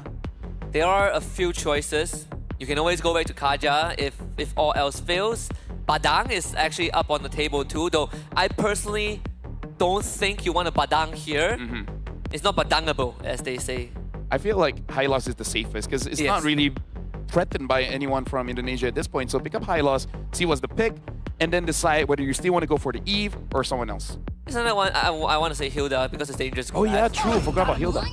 We'll take out the Kimmy first. So again, it's all about lane priority, right? We did pose the question whether you want to play the 1v1. It seems like they're really leaning into it. No, Esmeralda in the 1v1, CC 1v1, Kimmy 1v1. So there is. It actually gives you good wave clear too against a hero like Angela, who inherently doesn't really mind dealing with the wave on her own. So now Indonesia, they need a someone to really slow people down. Hylos, I think is iffy. It's okay with everyone else except CC. I think Kalea Joy sounds very nice. I think some sort of pick off, someone that can start a fight and follow up with this Lapu and go for a dive with the help of the Angela is going to be great. Because Angela has 2 targets, right? Well, has 1 target now. I think Lapu is the best. But if you have a Joy that's running in, I think the Angela can also jump onto her to get a Guinevere Obsidia. So they are still sticking with the Obsidia the 3rd time today, but the Guinevere jungle... Hold on a minute. Who's the roamer and who's the jungle? Uranus jungle? Uranus... Wait. It has to be. I mean, Indonesia did say they have a lot of strats that they want to show for today. We did say that Franco can be a choice. Franco or Kaja. Uranus jungle, right? It has to be Uranus jungle. Yeah, Uranus jungle, the Witty Guinevere, we've seen it once in the group stage too. The only time we have seen Uranus jungle, at least in our domestic league, was by CG. Yeah. The downside is that you're not really a Baxia, right? You don't do as much damage, slower to ramp up, and it's easier to kill. So honestly, the draft forces them to be themselves, which is be very brawly, fight all the time. You have the Angela, low cooldowns, a lot of CC-ish, you know, with the slows. And then you have the Guinevere that can initiate a fight and then stick onto you for quite a while. And then the Baxia. So I wonder if Team Turkey will be like, you know what, you want to fight, we'll fight. Or be more strategic about it and be like, we're just not going to fight. You know what? For the first 5 minutes, this will be the calmest MLBB you've ever seen. until we go past like the 10-minute mark, right? When your Angela starts falling off. But now, ladies and gentlemen, we are jumping straight into the match here. Indonesia going up against Turkey for the first game of this best of 3. Right off the bat, Indonesia is going to be on that blue side, Turkey on red. And as always, when there's a Kimmy on your team, the mid lane priority is almost guaranteed. We get a Franco into Guinevere roam matchup, so that's a rare side too. Clear speed should be in favor of TNZ a little bit. Yehescu taking some extra output. 2-man knockout, spatial migration. Joe is in, and Rosa ends up going down. TNZ looks for a trade, misses the timing, the damage not enough. They even lose Apex at 47. Indonesia gets a buy one, free one. I mean, again, this is what Team Indonesia wants to do, and it looks like Team Turkey, they're saying, you want to fight, we're going to fight. But look at this, Kabuki is already dealing quite a lot of damage onto Sigibum. Sigibum is trading a lot, Kabuki is still full HP. This lane is looking pretty tough for Sigibum for now. And all the while, Team Turkey, they got to figure out how to slow down the game because they can scale up. You just got to wait it out. You know, wait it out, don't lose by too much. Lose maybe, as long as it's not by 2,000, I think it's still comebackable, you know? Yeah, at least, you know, if if it makes you any better, if it makes Turkey any better, the 2 kills go over to Uranus and Angela. So it's like, killable. Not the worst, you know? Yeah, they're killable. Yeah, it's not like, oh, it went to like a Lancelot, Hayabusa. I would say Kabuki is having a fantastic time because Sigibum, another knockup. Oh, they catch Apex 47. This Franco is dead. But again, he doesn't care because it's 1 minute 50. He's responding right now. So, and considering he did buy the rapid boots, you can move to the lane, you know, towards the turtle fast enough. So I think that was definitely worth it. Slow them down just a little bit because that's what Team Turkey wants to do. Slow it down enough until Rosa has the items, and then we're in business. All right. Not only that, Franco is one of the few heroes that can turn the game around just with one good hook. So we won't be expecting that anytime soon as Indonesia gets a free turtle. Widdy finds Apex 47 again, this time with the Violet Requiem, and that's the 3rd death for Franco in 2.5 minutes. Meanwhile, the hard guard unlocked. We just also saw TNZ getting forced back. Our run had just found Lunar with the help of Joe. Lunar now needs to run away and should be safe. Still has the Purifier in hand too. Yep. And again, this is more on Indonesia. They just got to be proactive because having that Angela as well, very low cooldown, you kind of want to force fights any way that you can. Having this Obsidia, if you hit the Hunt of Bone, you can kind of force that out. Your opponent's kind of doesn't have any say in it. Lunar having to escape that, and Turkey just has to repeat this. Again, for the first, at this point, 7 minutes, calmest MLBB ever. Yeah, Apex really needs that bloody hunt because TNZ is taking the punishment for his teammates not able to hold back Indonesia. They get the hook into a retribution. So Apex delivers that to TNZ. Joe not able to get the invade. Meanwhile, Kabuki still having a good time, but Sigibun looking to turn it around. Yehescu has trick up his sleeve into the harpoon. Sigibun, even with the vengeance, is not going to do enough. Turkey again, just not paying attention to the details that there's at Angela. Yeah. Very interesting choice there, but perhaps a little bit of I would say frustration showing here. TNZ finds Kabuki. No way. Looks like flickers out, and looks like the Ogi Shadow Kill just hits onto the minions. This is not a good start for Team Turkey. Indonesia is taking everything away from them. Look at the jungler. Look at this Uranus. He's about to take that buff away, is he? Hard God at the ready. Oh, no, TNZ. Just a bit late to the party. Joe and Yehescu can do this for as long as they want. So 5-0 up for Indonesia right now. 4 minutes in. Second turtle spawning on the top side. And it's pretty fair to say that both mid and bottom have gone in favor of ID. But again, as long as they don't lose by 2,000, it's not that bad. Sooner or later, we need Turkey to build up the Chastised Pauldron. And Sigibum is forcing out trades. Now he does have the War Axe, so perhaps now we'll be looking a little bit better because he can actually sustain. Kabuki, though, having that Windtalker will be a bigger threat now in lane. But looks like Indonesia, they're going to be taking this turtle. TNZ is waiting. Lunar jumps in, and TNZ actually takes it. Widdy should go down. Apex 47 traces like this fight pretty much over. Now you gotta look to disengage. Luna, I'm gonna chase down, runs away in time. Sigibum also should be safe from here against Joe. All things considered, not too bad. They get the kill onto Widdy, albeit a roamer, but you need any resource that you can get, and Rosa is the one that cashes it in. Yeah, the fact that Team Turkey got the turtle as well, that's amazing. Rosa now having the glowing one. They basically got a 200, 300 goal conversion, so making it so that the goal lead is not that big. Sigibum is getting attacked here. It looks like Oran is going to take him down. Absolutely dunked on by the Raging Slash. Hesku even taking the aggro from the turret too. The CC has not been able to find much in this game, and Joe continues to do this. Hesku has a hard guard back up. Get the hook, the retribution in favor of Joe. Walks away with the stolen purple buff again. Yep.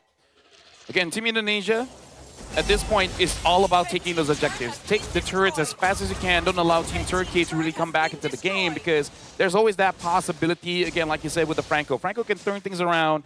The thing is, Turkey right now, they don't have enough damage. But when they do, then it starts to be a bit of a headache. But Joe, if he, at this point, even though he's the jungler, if he just body blocks and he himself takes the hook, more times than not, he's going to be perfectly fine. Yeah, one thing that Turkey doesn't have is burst damage, and Rosa will have to disengage instantly. Aran, fearless with that out. So they lose the side lane tier 1s, which is expected right now, and Sigibum can't really take this fight no matter what. Kabuki has the help of the hard guard when needed, and that will be a headache for Turkey. You always consider the possibility of the Angela joining the fight to get the hook on the Aran, but no bloody hunt against Apex 47. Feels like it just isn't worth it. Traction pulse goes wide. Sigibum cannot catch up to Kabuki, and Indonesia takes priority over Turtle. Yeah, Team Turkey so far has not been hitting those kill shots. Sigibum is diving quite forward. Really gets taken down by Sigibum, and now Sigibum's all alone against Joe. And behind, Aran tries to get a kill here. It looks like Apex 47 is able to escape that. Rosa is dealing free damage, but the damage is not enough. Kabuki free hitting. Whoa. And now Rosa gets chased by Joe. And Joe, at this point, can't be stopped. We see the effect. If the Angela isn't in vicinity of the target, Rosa can actually take him down bit by bit. But still, no way to deal with Joe. There's no solution that can address this Uranus at this point of time. And it's not going to get any easier as the game progresses. Joe walks away with another stolen purple buff. At this point, maybe Rosa has to consider quite an early Wishing Lantern, because he already has the glowing wand, but you can see that it's not enough. It's really not enough. Team Turkey, they're trying to force out a fight here around the turtle. I don't know if this is a good choice, though. Sigibum not looking healthy already. The fight splits up. Sigibum eats a Landshaker and instantly gets slashed to death. A quick disengage from Turkey. Indonesia gets the objective. They now continue to chase. Good Purify from Rosa as he gets harpooned by Kabuki. Map presence, 100% favoring Indonesia. Yeah. But again, we got to talk about the power spike coming in from the Angela. It will start to slowly go down bit by bit after the 10-minute mark, but having this kind of lead definitely feels good for Team Indonesia. Team Turkey, what are they waiting for? Like, what's the power spike? But hold on, Run jumps in. The Landshaker stun only onto Apex as he secured the top tier 2. Oracle now online for Orvan. Sigibum, what kind of damage is he taking? He's taking from the Love Waves? Down to 30%. Tianzi with the Sky Piercer purchase. So some key items out from both sides. Sky Piercer, a means to an end for Turkey if they get it stacked up. It's a good way to deal with the Uranus, right? Your sustain doesn't mean anything if your health falls below a certain threshold. I think the damage did actually come from Kabuki, because he has quite a lot of stacks, and hold on, TNZ is forced out. And this is very dangerous considering the purple buff is still there. Indonesia wants to take that away. They get the vacuum with the traction pulse. Joe doesn't really care about that. This turtle, I would say this turtling from Turkey, pretty much forced out. And Kabuki very close to max stacks on the bone shards too. 19 out of 25, I believe. Sieging the mid-tier 2, that's the last round out of defense. TNZ will attempt, but that's not going to get anything in return right now. Orion tries to predict where the shadow is, but he gets out. Meanwhile, Joe, hook underneath the turret, and that's the Sky Piercer attack for TNZ. And unfortunately for Luna, he'll have to take the brunt of the damage. Orion getting basically distracted. Yehescu ends up going down. Turkey turns and tries to chase down the targets of Indonesia. A double kill for Rosa, and Turkey defends the mid-tier 2. Right on the mark, as we say. This is where a composition with the Angela will start to slow down a little bit. It's about to hit the 10-minute mark. Hold on, Kabuki wants a 1v1 here. Kenzie gonna survive it? Nope, Kabuki kills him with the bone shard, but trades his life in return. Rosa and Sigibum want the chase, and Sigibum with the collection. I do not think that is worth it. No, it's a 4K goal lead in favor of Turkey. Yeah. Look at Indonesia. They're slowly losing their lead, and not only will the shield from Angela be minuscule, but the thing is, now you're lacking that long-range mage damage that you're used to with the E, with the Farsa, even with the Kagura. So Indonesia, like, those mistakes can legit cost them the game here when they're gonna have basically less damage compared to Turkey. Fleeting time for Apex 47. I gotta quickly take this moment to do a bit of correction. It's a best of 5 bronze match. More opportunities for these teams to showcase their prowess, and I prefer best of 5 over best of 3. We got a game on our hands, and the series ahead. They get a Violent Requiem combo onto Apex 47. He eventually goes down. Witty comes back to life with the early immortality. Joe tries to chase down Rosa with the help of Yeskio, but Rosa could purify. Joe, can he close the distance? Doesn't seem possible as the fight splits in two. A run on the TNZ. Quash Shadows to get out. Joe zones away the core. Witty goes down. As Sigmund hops onto him, a run on the run. TNZ helps out Lunar. The Angela hard guard comes back up. Lunar will now be stuck in 1v4, but doesn't matter. Yehesco doesn't commit it. They lose a run, and Lunar now can keep on going. Siggy Boom is about to hop in. Kabuki, you're in danger. Gets a current call on top of him. Lunar and Siggy Boom will continue to hold the front, but Lunar re-engages with the falling Star Moon. Turkey are slowly crawling back into this game. At this point, they're helping out Lunar, man. They're generating the shield so that Lunar can just absorb all of it. Look at this. Joe is taking a lot of damage. Lunar has been here since yesterday. Kabuki gets pulled back and gets taken down. Unstoppable for Rosa. They're gonna keep on jumping onto Indonesia. It's all gas, no brakes. Heskil wants to kill onto Rosa, but cannot tie him down. The only puppet that falls is the Heskil. And it's none the wiser. Turkey are back into this game, and for the first time, they are ahead. Yep, about 2,000 goal lead at 12 minutes here. Team Turkey secures the Lord. And now look at this. They're going to get a lot of free structures on the map, so the goal lead is just going to expand more and more and more. And compared to the draft that Team Indonesia has, the scale is going to up and up. This is like the deja vu of Turkey against Cambodia earlier on in game 1, where there is, you lose a fight, you start chain feeding, and then you lose all of the lead. And right now, Turkey are in the driver's seat. They are the ones that is reaping the rewards of Indonesia, being a bit overzealous and overestimating their abilities when the timing has passed. Let's see how much damage can be dealt with this Lord. They do take out the Holy Defense, while the Holy Defense expired already. If Turkey can get at least an inhibitor, that would be massive. You talk about Rosa getting the Wishing Lantern. Rosa just got it. The root onto Joe. Lord still healthy. Witty can't find anything. Oh, Tianzi chased out Kabuki. He wants to be the hero. And maybe this is it. The bloody hunt. Kabuki! Taken down as Apex saves Rosa. And Luna comes in. It's cleanup time for Turkey. Yehescu, you're going nowhere. 2 bodies down for Indonesia. Talk about ticking time bomb. They gave Turkey the opportunity, and they're going to take it. Because now the Shredders of Turkey are on a line. And look at this, Joe, the front line here, taking a lot of damage from Sigibum, Lunar, and Rosa as well. 6, 1, and 6. Indonesia, Kabuki tried to make a hero play, but here's the thing, man. Sooner or later, we'll see the chastised Pauldron. Yep. The attack speed is going to get lowered. It's going to be more difficult for him to make a play. Honestly, it would have been worth it if he actually took Rosa out. But sadly, Apex 47 with the clutch bloody hunt. Rosa escaping death again with a sliver of health. You could barely see the health bar. Wishing Lantern online, like we said. We did see Turkey now 4.6k goal advantage. And Indonesia, they're running out of time with this lineup. It has to all come down to Kabuki, but he cannot do it alone. And there's also a combo that's worth mentioning. Traction Pulse in the Bloody Hunt. We've seen it before. It's very easy to pull off once you get used to the timing. So right now we have about 4,500 gold here. Indonesia, in a way, they gotta wait for Team Turkey to make a mistake. And it's definitely possible if Lunar or Sigabum overextends. Because at that point, basically, as Team Indonesia, what you want to do is kind of like funnel Turkey and kill them one by one by one by one. Now the Heart Guard has been used, and nothing is gonna come out of it from Team Indonesia. This feels desperate. They are trying to fish for anything, any glimpse of an advantage, any glimpse of a pickoff. Rosa is the prime target. If you could get Rosa out of the way, That is tax number 1, but Luna is going to jump onto Kabuki. Oh, Kabuki, he needs help. He needs it right now. Yeheski will help him. He flickers to safety, and Iran will try to hold the front, but they've already lost Witty. There's nothing that Witty can do. And Luna just casually walks away after getting chased down by 4 members of Indonesia. Tell me that Turkey aren't in control right now.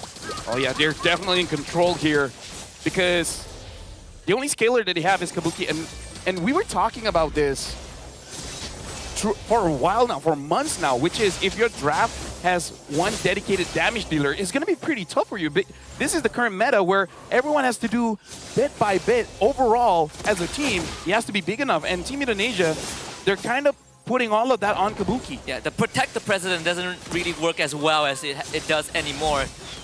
If your damage dealer dies or get taken out of the fight, you just can't do much. Run! That was a Labu Labu, by the way.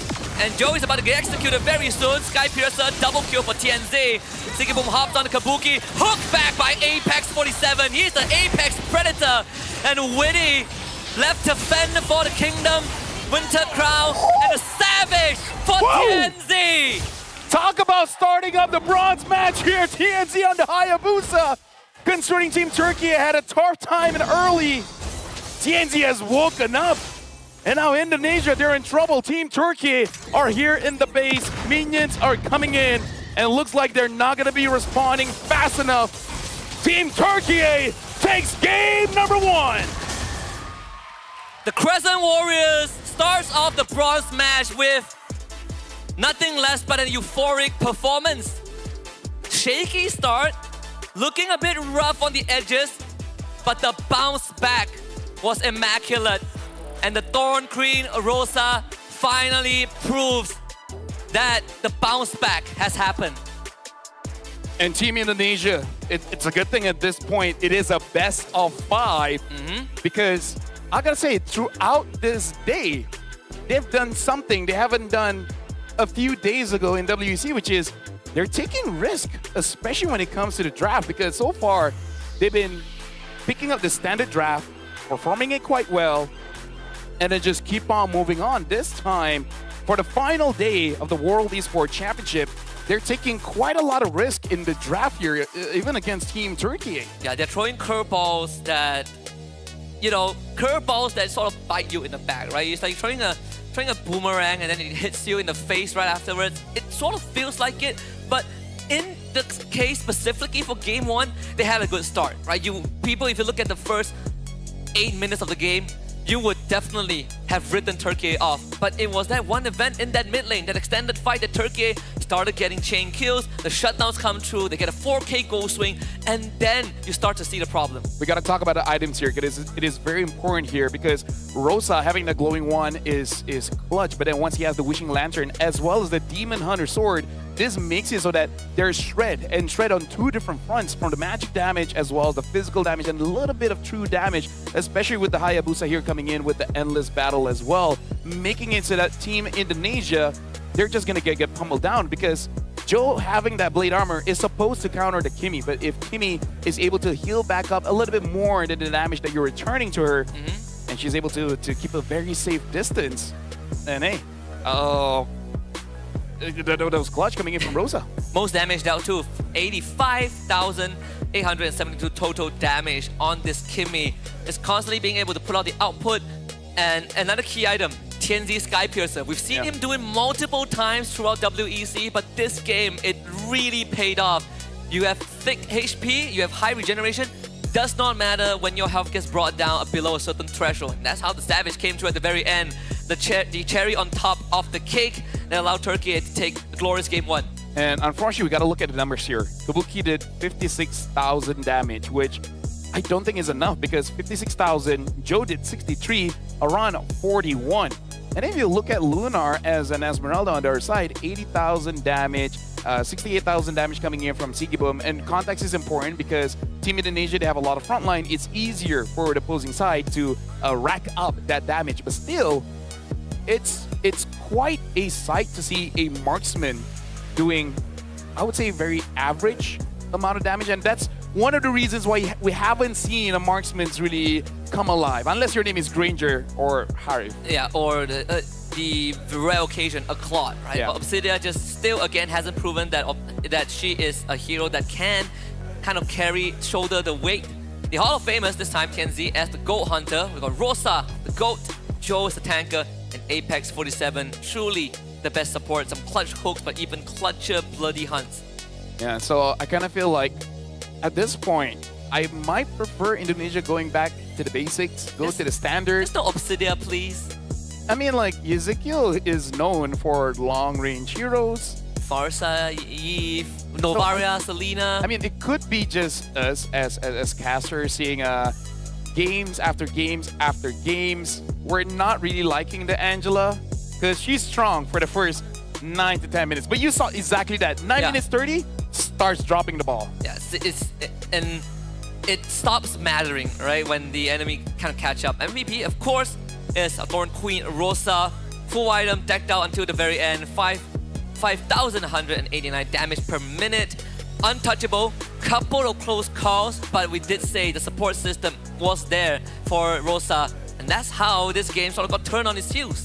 We gotta look at the highlights here, and we gotta note how Team Turkey, even though they made some few blunders for the first 3 minutes of the game, afterwards, they start to control their own lanes, try to minimize the losses. I feel like that's the most important thing, is like, yes, you're losing, but let's not lose a lot. Let's make sure that we still keep our structures, we farm up as safe as we can. Eventually, Indonesia, with the draft that they have, with this many front lines, they have to move forward, and as they're moving forward, someone is going to be out of line. Yeah. And I did say that when you are playing a hero like Franco, all it takes is one good hook to turn the game around. The sequence that ended up in the chain death of Indonesia started with a hook. On to Joe, into the base. Your head skill followed with the hard guard, and the rest was history, right? A 4K go swing, and then hero play start to come out from Indonesia. Kabuki, desperate attempt, takes out TNZ, but here it would be so great if Rosa went down, but look at the health bar. You could barely see it towards the very end, and that's how you know that the signal for Indonesia's end has begun. Yeah, and it's sad to see Uranus get chunked down that fast, especially considering that he has a Oracle, he has a, Ezekiel in his back with the hard guard, and the very first Savage, at least one that we're seeing online here, coming in from a TNZ, which also shows how much Rosa was contributing in the game that TNZ got a Savage and he wasn't the MVP. Yeah, you're right. That's how much Rosa did in that game. I mean, what a great game one, right? Again, just to remind everyone, early on we have mentioned that it is a BO3, but we gotta correct. BO5 means more MLBB games, more chances for adaptation, which is honestly what I like. Yeah. I mean, wouldn't be a bronze match without 5 games. Yep. This is where we can definitely see for the teams a chance for the series to get prolonged. Because again, it has been sweeps, but Indonesia, they got this fire in them. I'm pretty sure they want to bounce back, and I have the same sentiment for a lot of amazing mid laners. When they can carry, let them carry. Yeah. Right? I mean, like, I'm not alone on this one. No, right? no, we agree on the same thing, right? They are damage dealers. You've seen their record, their portfolio on artillery mages, carry mages, Selena. Yeah. So Selena, let them do their job. Even the Novaria, at that point, I'll be okay with that, because at least that's something. Yeah, you can't let you can't assign a Michelin star chef to wash dishes. That's not what he's good at. Let him cook. Let him cook. Let him cook. So moving forward, I feel like at least for Team Turkey, this is a good boost, right? Because considering the game that they had, and then after an early game that was botched, wait their time, get that comeback. They must be feeling good. The confidence as well as the momentum is on their side. Yeah, nothing beats a comeback and a Savage in the end. Oh yeah. To top it off. We did discuss this, I think 2 days ago. Would you rather play a game where you knew the game was over in 5 minutes in, or a game where you get comeback, right? Which one is harder to recover from? And you say you rather get stomped. Yeah, I'd rather get stomped. If I lose after, say, controlling the game for 30 minutes, and then just one fight that went bad, and then you lose, they just all mid, and then they recall in your base, and then they emote, and then they all chat you. GG easy. Yeah. After dominating for 30 minutes. That's the SEA way. The one with the worst KD will be the one saying easy game. Like I would go 0-12 and I would go, hey, that was easy. That's very interesting because here in WC, someone did go 112. Someone did go 112. Someone did go 112, but it was one of the most best games that we have ever seen. Yeah, shout out to Mongolia. Shout out to Mongolia. But coming into this match, we already said what Team Indonesia has to adjust. So what does Team Turkey got to stick by? Because personally for me, I'm liking Rosa on this Kimi, considering Indonesia has been banning out the Kimi for quite a while, even on the first day of WEC. Will they ban it out, or they're like, he wasn't the problem, we can let it go again? I personally think Kimi wasn't the crux of the problem, right? The problem is more on, like, it's more on Indonesia being on a timer thanks to the Angela. If they have an assassin, like, Hayabusa, Lancelot, YSS, the big three, Kimi is a lot more manageable. So, should they let Kimi through? Worth considering. Yeah. But Angela, I feel like I think you take that out. I feel like if you're willing to let go of the Kimi, take an Eve. Right? Take an Eve. Eve, first or anything, right? Even the, what do you call it? You has played this before. The Selena is not that bad. Yeah. Selena is great. And maybe give Joe the assassins again. Like, has he even used a box? Yeah, I don't think so, right? You ask a freestyler to dance contemporary. I'm pretty sure it's a very different adjustment, for Joe. So, I mean, it's okay. They have time. They have maximum 4 more games. If things really goes up in flames, then it would be the last 2. But I wouldn't put it past them. I think, if anything, we would at least get 4 games in this best of 5. Well, the draft here is going to be important. And as we're looking at the Turkey players, they're definitely in higher spirits now. I'm pretty sure they're still locked in, focusing on the game, but at least we're seeing more smiles. Yeah. Now I want to look at Team Indonesia. I want to see like how what the vibe is there. Like, are they feeling good or feeling confident, or they're just in the zone at this point? From what we've seen, at least in the semifinals, they are in the zone, or have been in the zone. Though again, like you say, it's good to see the smiles on the Turkish, because I think after the earlier loss against Cambodia, there definitely were some discussions that had to be made, right? We have lesser time to prep for this series, and it's a best of 5 of all things. And remember, if you fall short of the podium, there's no prize pool for you. We experienced that pain yesterday, at least for Malaysia. But yeah, there are some adjustments that need to make for Indonesia, but nothing major. I think that's the good thing, right? Just a bit of tweaks here and there, need to move the cogs a little bit, and they should be back in their winning way. Something that they're more comfortable with playing. Yeah, it looks like Indonesia is locked in, and it's gonna be dangerous grass again. And Husky, let me just show you. The camera can't see, but you know what Indonesia's shift is? They went from this to this. You know that the players are locked in when they sit upright. Exactly. No, that's why I'm trying to look at the players. Turkey, they're sitting like this. Yeah. But look at Indonesia, they're serious players, right? I think, okay, the crowd can confirm this for us. Yeah. When you are locked in, you move forward. When you play serious, bila korang main serious, you will lean forward. Yeah. Duduk tegak, right? Or when you start the game lying down, and then you start sitting down. It's like, oh, okay, this game is pretty tough. Let me just adjust my sitting posture. Yeah. Or like, you were dominating, and then you get shut down, right? Your godlike streak gets shut down, and you're like, okay, it's time to take off the gloves. Well, right now we are going to jump into the draft here for game number 2 in this best of 5. Turkey is up by 1 point. They will be the first pick. They're banning out the CC as well as the Harif. Indonesia banning out both the Fanny as well as the Grok. And again, kind of predictive for this one. The Grok has been quite a menace here in WEC25. Yep. We might not see him, at least for the next 2 to 3 games. Yeah, I think there's a huge chance. They are very... I think if you let the Grok to a true, you're also backing, you are basically telling the opponents that, hey, you let Gatot true, let's make a trade, right? We did see that earlier on between Malaysia and Indonesia. The Harif first phase ban from Turkey, it's something that we haven't seen in quite a while, at least not in the first phase. I wonder if they want to get an early Granger, right? It could be, yeah. Right? Yeah, it could be. Although, then it has to be second, third, right? Yeah, exactly. Yeah. So pick up the... So they ban out a Gatot here. Wow, okay. So if you want to pick up a Granger, usually you pick up a solid jungler or tank, whatever is open. But since the Grok and Gatot is banned, probably not that. And then you pick up Eve Granger, Farsa Granger, but I think the best one is definitely Eve Granger. Even a solid, what do you call it, a solid mid laner is good. Someone that can supplement damage, right? Supplement damage for the Granger to start getting the Sky Piercer stacks. We've seen some pretty greedy approaches, you know, like 4.5 minute Sky Piercer with the Fury Hammer. Scar top and what? I personally would feel like you want to leave Gato open as an option, but then again, YSS Lancelot, they're still up on the table. We've seen the Hilda as an answer to the Gatot, the Kimmy banned out, so there's respect from Indonesia. So it comes to what is going to be the first pick here, because when it comes to the junglers, I kind of feel like for both, they're pretty flexible considering all three is still open, the Lancelot, the Haya, as well as the Yushin. So they go for the Yu Zong, and considering that they themselves has banned out quite a lot, I think this is more of a deny here. I mean, like, I know Lunar can play, but I feel like it really is to deny Oran from picking that up.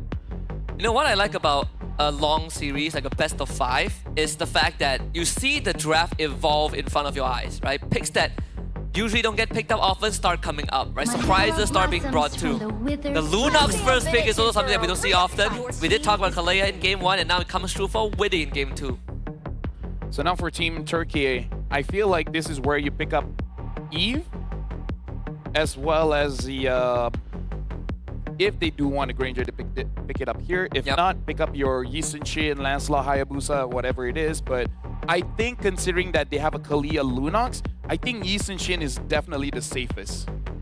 I agree.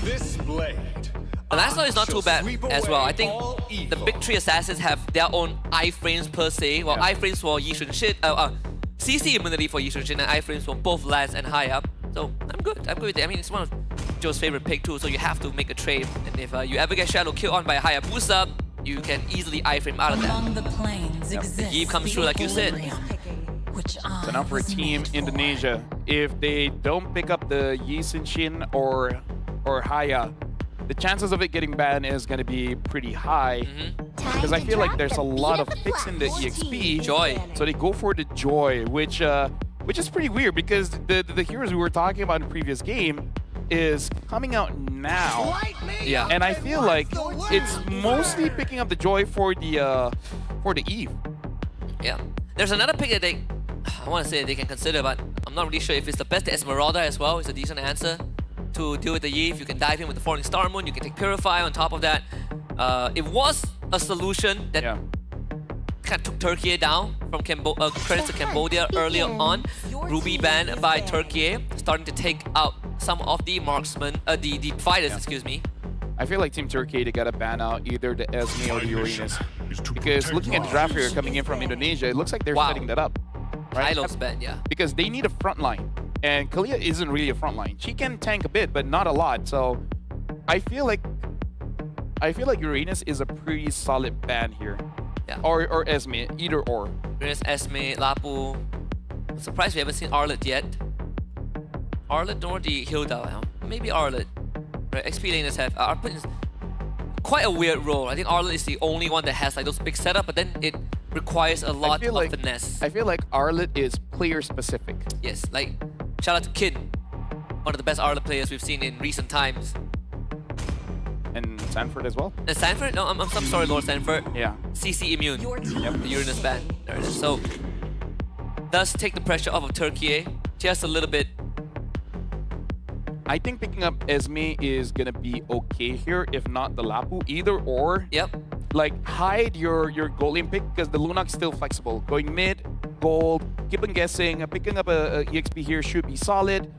I don't know. I think those two are okay. Alice is on the table, but I feel like it doesn't suit their draft quite well. I just want to say my bar is Terizla. The bar is pretty low right now. Just don't pick Obsidia. You failed 3 times with Obsidia. I don't think it's a good choice. More so against what Turkey has. Yeah, we did talk about the Hilda. I'm happy to see that it's going to be Hilda for Iran. So now Turkey, what do they want to pick up for the gold lane here? They could take something that could... something that wants to win lane. I still think Ranger is not bad. But this could set up for Claude for Kabuki. Yes, remember, yes. I mean, there's a Eve. Yuzong Lancelot line, Claude's not too bad against it. And you get to see what Turkey rounds up their draft with too. same with the roamer. Do they want to go for the Franco again? I mean, they're going up against a Joy. Might not be the worst of ideas. You can. It's harder, but you can. Whoa, Moscow for Sigiboom. Okay. Even for Indonesia, I don't mind if they go for a Granger. Right, like Granger, Claude. The Akai comes out. That's the Akai roam for Apex 47. Some good displacement. Not the best hero to grab with the Tsunami Slam. You can just heavy spin out of that. Yep. And makes the life of Joy very tough. Yeah, I feel like this is just the anti-engage tool because anti-synergistic a bit in case you push people away from the Eve ult. But looks like Indonesia, they're closing things out with the Granger. So I would say this is one of the more standard drafts that Indonesia has shown for us for today. And Team Turkey just showing up a little bit here with the Moskov as well as the Akai.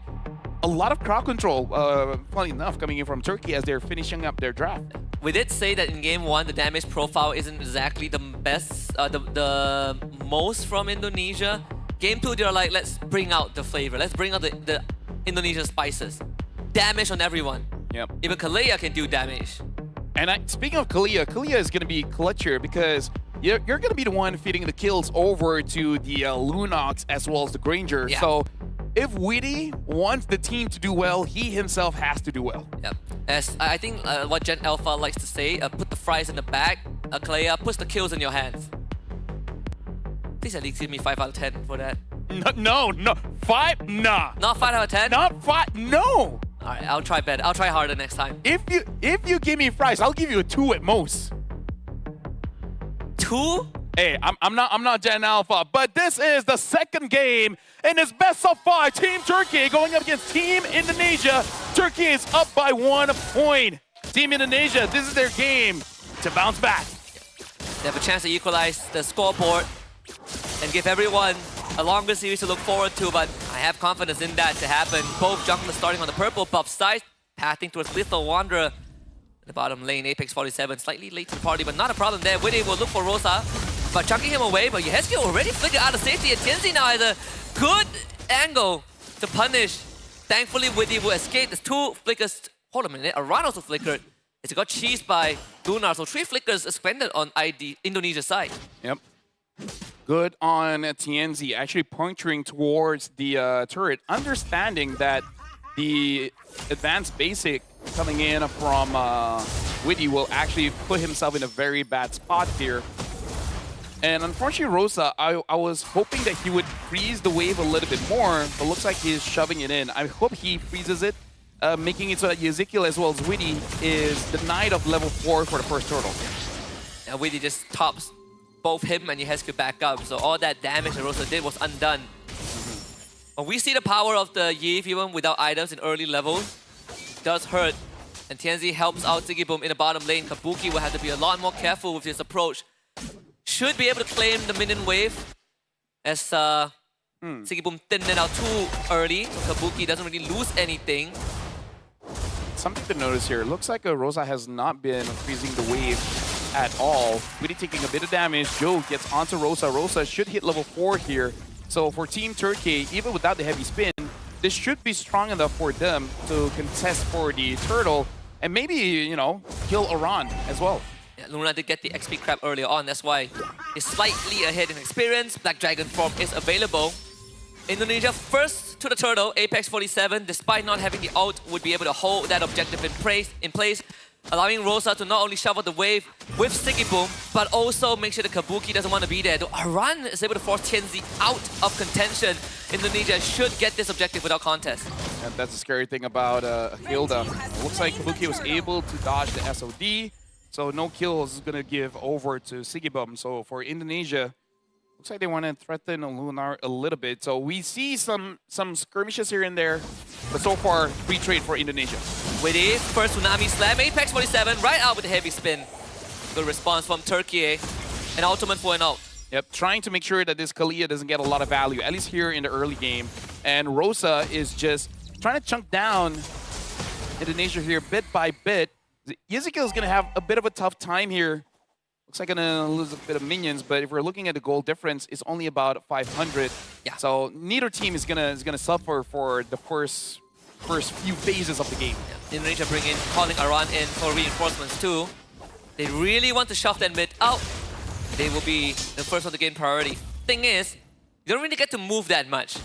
Even by clearing out the mid first, when they find Rosa, an instant flicker out, Rosa has to be a lot more careful in face checking these bushes with a Kalea sitting in it. Right now, neither gangs coming in from both teams, really trying to make it so a 1v1 everywhere, and then we figure out how we're going to contest for the objectives later on. Trying to see here, I feel like it's on Indonesia, honestly, to start off the fight quite early because,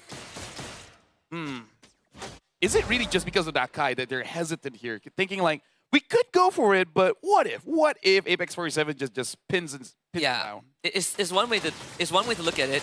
They've attempted it once, right? But Apex 47 just presses heavy spin, not only escapes but also knocks everyone else away. So, not the target that you want to go for. Sigiboom is hard because he has Purify, and it's a Moskov. Tianzi is also hard to catch. If Luna is in the Black Dragon form, there's no way you can grab him out of the air. A lot of things that Indonesia needs to consider. So we get a slow look, and Lunar though, healed up by the Star Residue, but Joe petrified Lunar! What an outplay underneath the tier 1! He wants to go for it. This is really a good choice. He gives over the first blood to Joe. Just caught an outplay, and he outplayed himself. Unfortunate for Lunar. And that will allow Indonesia to claim this turtle. Yeah, should have just taken the way out. Yeah, I wouldn't even call that a caster curse because he should have survived. 100% should have survived. That was a clear human error. Yep. Joe finds the second turtle for his team. Speaking of which, I think Team Turkey, they're not that worried. Conceal being used by Apex 47, being revealed by Ezekiel. Looks like he was trying to make a play, but denied. Team Turkey might be okay here because going in the previous game, as long as they wait long enough, Rosa gets maybe 2 or 3 items, they can start to make work. And we've seen here in WEC, Eve is honestly the true carry, right? It's not the marksman anymore. Give Eve 3 items, and then all of a sudden, it feels like she's just conquering the world. Yeah, she long range, crowd control, good peel, has shield. You don't see the damage, you just feel it. Eventually, when you start feeling it, it's too late. Yeah. The purple buff was secured by Joe, right? I don't think Tien got it. Yeah, so Joe was able to get his purple buff. They got Tsunami Slam, a heavy spin now again. Another 2 ultimates traded, 1 from each side of the Roman row. Yeah, this is a genius pick coming in from Coach Bagosav. Apex 47 using this Akai does make it very awkward for Team Indonesia to be like, we want to fight, but how? Like, how, bro? This Panda is quite a problem. Can someone else push out the heavy spin so that Winnie can get a catch here? Speaking of which, Apex 47 taking quite a bit of damage, and Rosa is trying to push around away. Looking at the items here, the glowing one is there. Indonesia should feel comfortable until the Wishing Lantern is built. Look at this, Team Indonesia gets the mid turret purely off of macro. I can't believe I'm watching an Indonesian game almost 7 minutes in, and there's only 1 kill and not a lot of attempts from both sides. Why is there a Hunter Strike on Lunar? Why isn't it a War Axe? And also, that Black Dragon form is the second Black Dragon form wasted. There was no signs of connection from the rest of Turkey, and the turtle is coming up. This should be a no contest unless Apex 47 can somehow pull off a great heavy spin. Yeah, I feel like Team Turkey should try to win out something here. He's not even thinking about the War Axe. This is... I mean, like, this is a build of Yuzong from a while back. They have enough spell vamp coming in from the Fighter Emblem, but it has been changed a little bit. Less percentage, but hold on, we got to look at the fight here. Apex 47, good heavy spin, allowing them to get the turtle, but Lunar sacrificed this time. And the second kill for Indonesia. Both devs have been on the Yuzong, but it does give Sigiboom space to secure this bottom tier 1. Kabuki with the Malefic Roar now done. Yeah. Honestly, for Team Indonesia, they have the lead here, but I don't know. I feel like they should not feel comfortable on this one. And TNZ able to escape no problem. We got to see how Lunar will be piloting this Yuzong, because again, this Hunter Strike build is quite old. And I don't know if it's relevant after the changes in the Fighter Emblem. Looking at the damage here as well, 6.7 for Lunar. Looks like he hasn't been participating a lot in the game. Yikes. I think TNZ got it. I think so. I'm colorblind. But even more, all the more reason to go for War X, no? Better honestly, like survivability. Considering the draft that they have, I wouldn't even mind if he just goes full tank, right? Because the Akai is tanky, but he's not a frontline, right? He wants to wait for things to happen, and then goes in and saves someone. Yeah. I do feel like full tank might be a bit too much because then you can't really threaten the backline. Apex on the run. They're going on the hunt for the Panda. Apex is out. Yeah, this is the most macro-centric game we've seen in a while. Indonesia really doesn't want to make a mistake. With Indonesia in the lobby, that's the amusing like part. context is important. Right? Yes. You got to consider the environment that both teams have been brought up by. I don't know how to finish that sentence. Domestically, I got environment in my head, and then that's it. Domestically, Indonesia brawls a lot, right? So to see the control and composure is good. Another heavy spin disengage. All right. So another few seconds of nothing happening. Joe getting that Holy Crystal. Wow, this is a pretty quiet game. I'll be honest. Yeah. Makes it even more tense. Tianzi now is going to try and see if he can get the purple buff elsewhere. And he can. This is a very awkward position. Very awkward. I mean... Ooh, Joe is going to see him. Joe sees him. Not sure what Tianzi's going to do. The Petrify is here though. They get Kabuki. Witty doesn't have the grab. Couldn't find Tianzi, and Joe will now have to get it. The Thorn Rose, not enough. So the goal lane for the jungler. And all the while, Sikibum is just like, hey, don't mind me. I'm getting the turrets. I'm getting some farm. So you guys have fun, you know? Yep. Have some tea. Have some chocolate. That tower looks pretty nice. Yeah. I mean, like, yes, it's not great that your jungler died, but I think that's an amazing trade coming in from Team Turkey, getting a kill and getting a turret. Because again, this is more macro Husky. Like, this is where you get to appreciate the sound effects of MLBB. Oh yes. I hear the void blast. My favorite sound effect right now. Dun, dun, dun. Feels you know, this is a game where you can highlight the music. I'm just sad that we get to see basic skins of structures on the map and not the Naruto collab. Apex 27. Valiant effort, but without the jungler there, there really wasn't much that he could do. So Kabuki picks up that kill, and the Lord for Indonesia. Radiant Armor now on for a run. 10 minutes in, and that's his first Sky Piercer stack. That's how the game really has been progressing so far. Turkiyye is just waiting for Sigibum to get his items, which I feel like should be 4 items with the Malefic Gun as well. After the Malefic Gun, I think that's where they will really start to go, ham. Courage and Scythe, Golden Staff, as well as the Demon and the Sword. So just waiting for that Malefic Gun, and then you try to go for a fight while avoiding Joe, because Joe now has quite a lot of damage. Genius 1, Holy Crystal into a Divine Glaive. Really doesn't matter who he finds. Lunar, Apex 47, even if he pushes Joe away, small immune to CC, Joe will be able to kill Akai as well. Yeah, and eventually he will transition into a Winter Crown. So something to take note of. Lunar has had some impacts, some whoopsies, but good impact too on the jump on the Kabuki with Tianzi earlier on. So looking forward to more of that. Because he's going to be an integral piece to Turkey winning the later team fights. Kabuki is going to be OD too, or get taken care of. So, I mean, on hindsight, it looked good, but in the overall grand scheme of things, Turkey really didn't lose much. Yeah, RWM already used Weedy. Catches Apex 47, but everything is, honestly, AOC. Lunar, he's here with the Black Dragon. Weedy is out, got to escort Kabuki to safety, and Aran also runs away, so Turkey not looking to commit. There's still the Petrify. Joe needs to be careful. He's getting knocked out. Joe full commit to that. What? Able to get out in time. Rosa not even get the Void Blast damage off Joe. Barely escapes Dev. SOD goes wide right in between them. You can hear the crowd gasp that one. It's like, oh my god, Joe. No, honestly, because if that looks pretty dangerous. If the SOD hits, then we can finally have a fight. Honestly, if Lunar hits a Petrify after that, yeah, Joe would have 100% went down. Hey, it's okay. There's more games of MLBB here. Indonesia hasn't extended their lead yet. Only about 3,000. TNZ now having the brute force as well. So whatever he does go in for a fight, a little bit more forgiving, able to get out of there. That was a net neutral Lord take at most. They still end up losing the bottom tier 2. They both gained something out of it. I'd say Turkey actually got more because they got the bot tier 2. Despite Indonesia trying to rotate there, but they couldn't stop the catapult in time.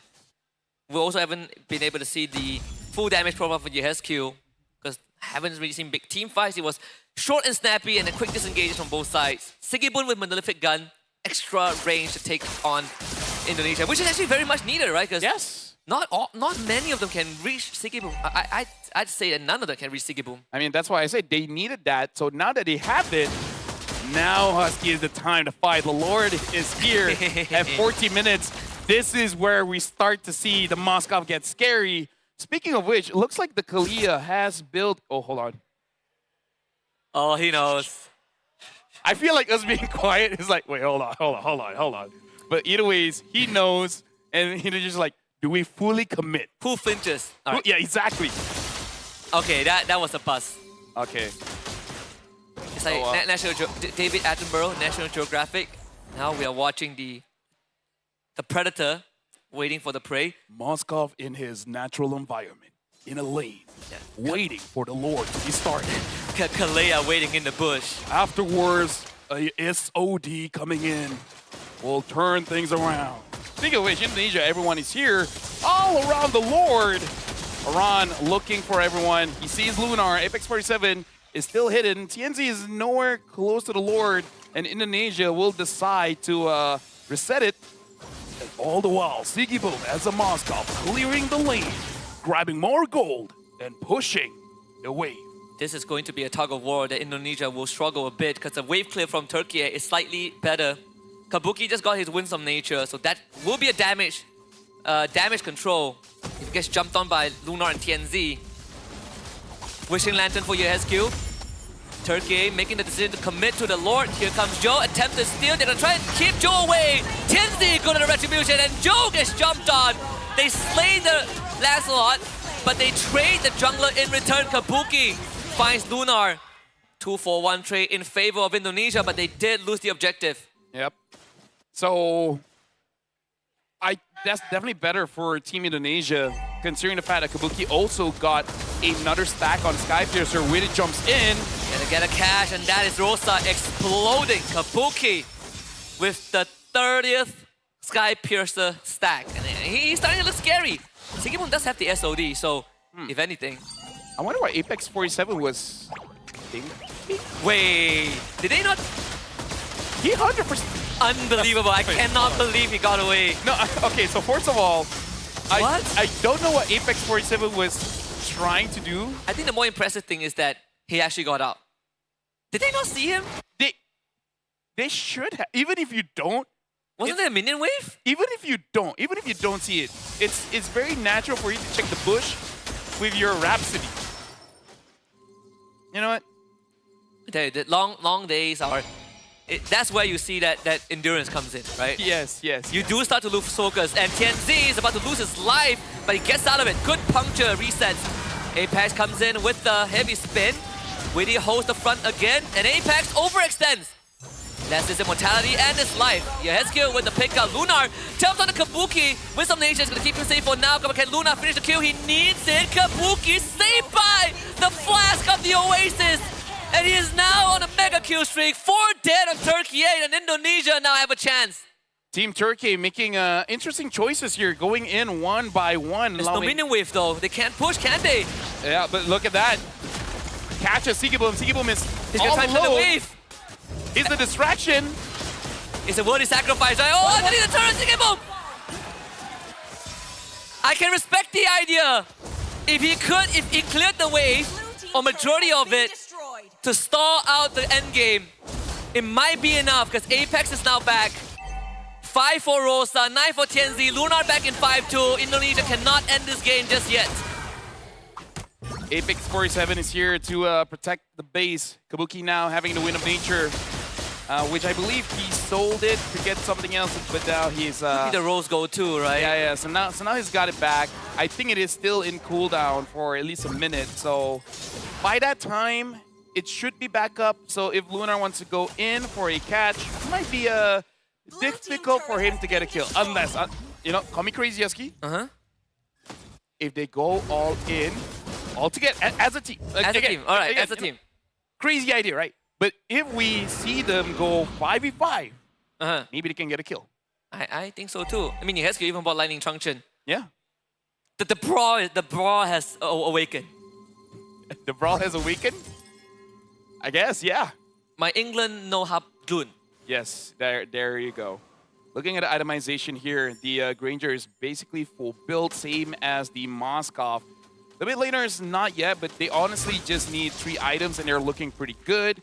The Lunar, yeah, at this point, I feel like I can respect first item, 100 strike, and then, you know, go for Oracle. I get it. Yeah. But maybe by this point, you know, I mean, maybe a War Axe could really help you out. I mean, Queen's Wings for both Lunar and TNZ.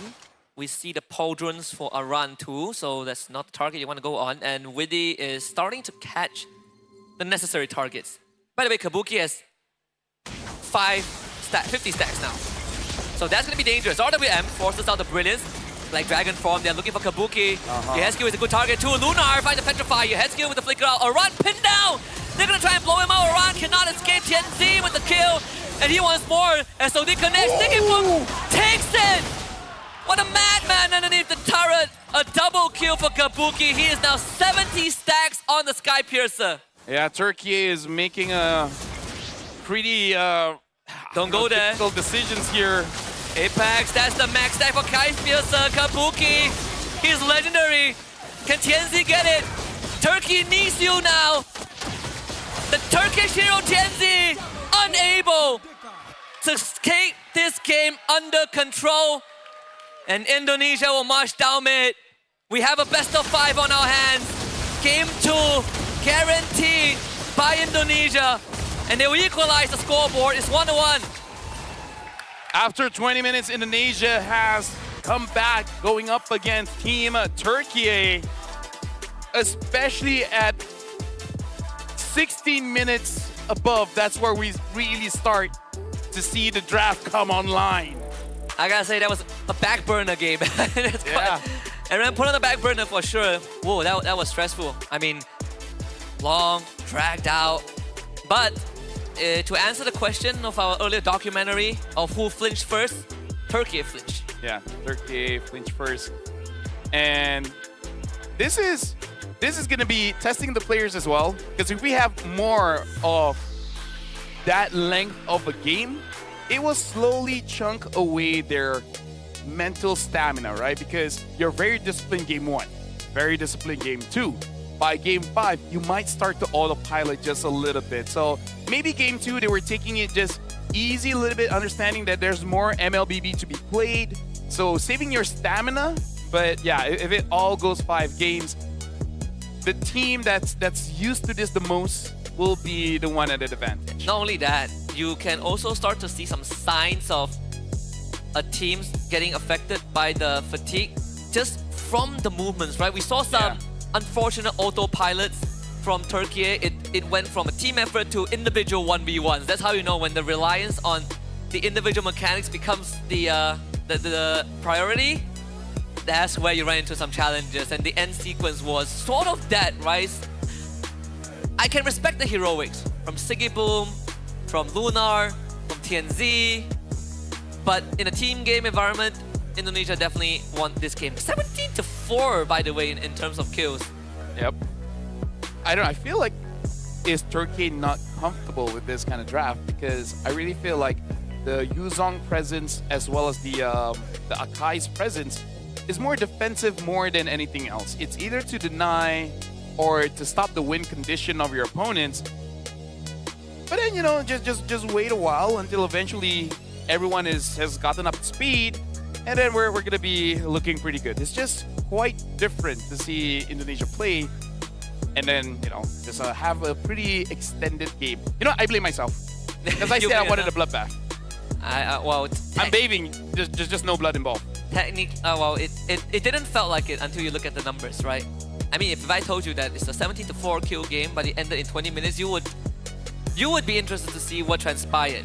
Because the goal lead doesn't really matter anymore. It really came down to item swaps and just better macro decisions.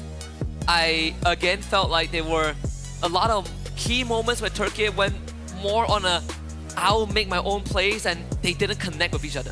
Sigibum did less damage than Witty. You know, just to put into perspective, a full item Moskov dealing less damage than a roamer, support fighter.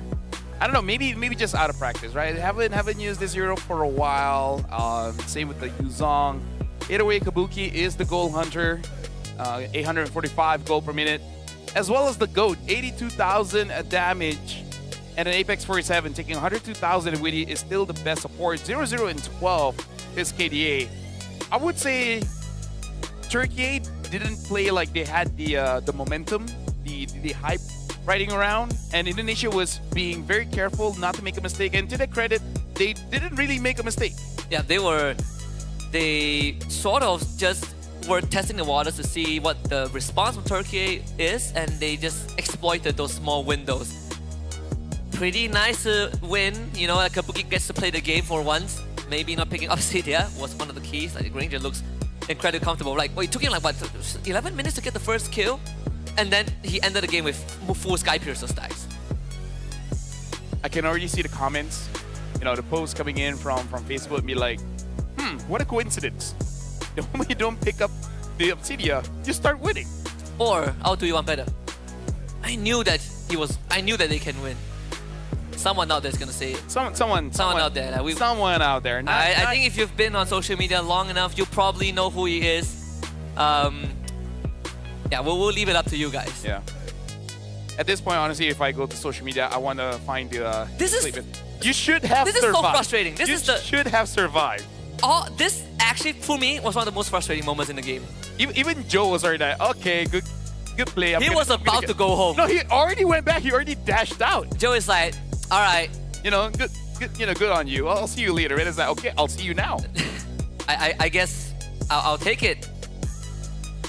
Again, a lot of questions that I feel like the coaches need to ask to the players, and then just get their head back in the zone, because a lot of questions for this one for both teams, in my personal opinion. Yeah, majority of moments in these games were just overextensions, right? Like this, I can respect Lunar going for the play. I think the Flash of the Oasis from Witty helped the Kabuki. He did 2 item swaps, right? Winston of Asia into Rose Gold, into Immortality, and a Tianzi tried to make a hero play, Sigibon trying to make the hero play. There's so many moments in the end game sequence that really felt like if it was just done a bit better. This was good. Lunar gives his life out. They find Aran. Joe can't really do too much, but was this necessary? I personally feel like they shouldn't have done it. Yeah. But 808 good on Team Indonesia, able to get the second game. So now both are tied up with 1 point each, still chasing for 2 more points of basically making this into a best of 3.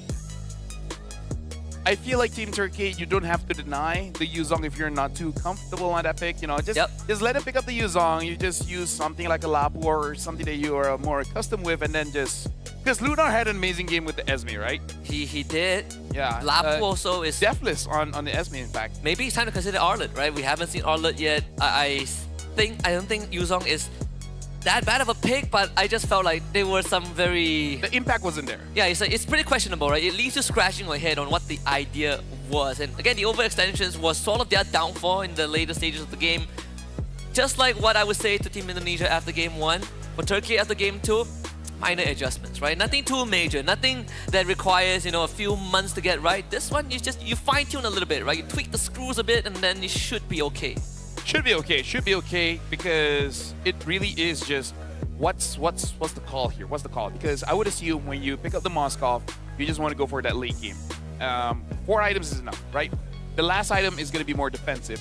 Wind of Nature, Rose Gold, or Immortality, depending on the situation. It's just that they didn't start anything, and I feel like it's more on the team asking, okay, is it going to be Akai starting the fight? Is it going to be the Yuzong starting the fight? Are you guys waiting for Rosa to open the real world manipulation to box them in, and then you guys go in?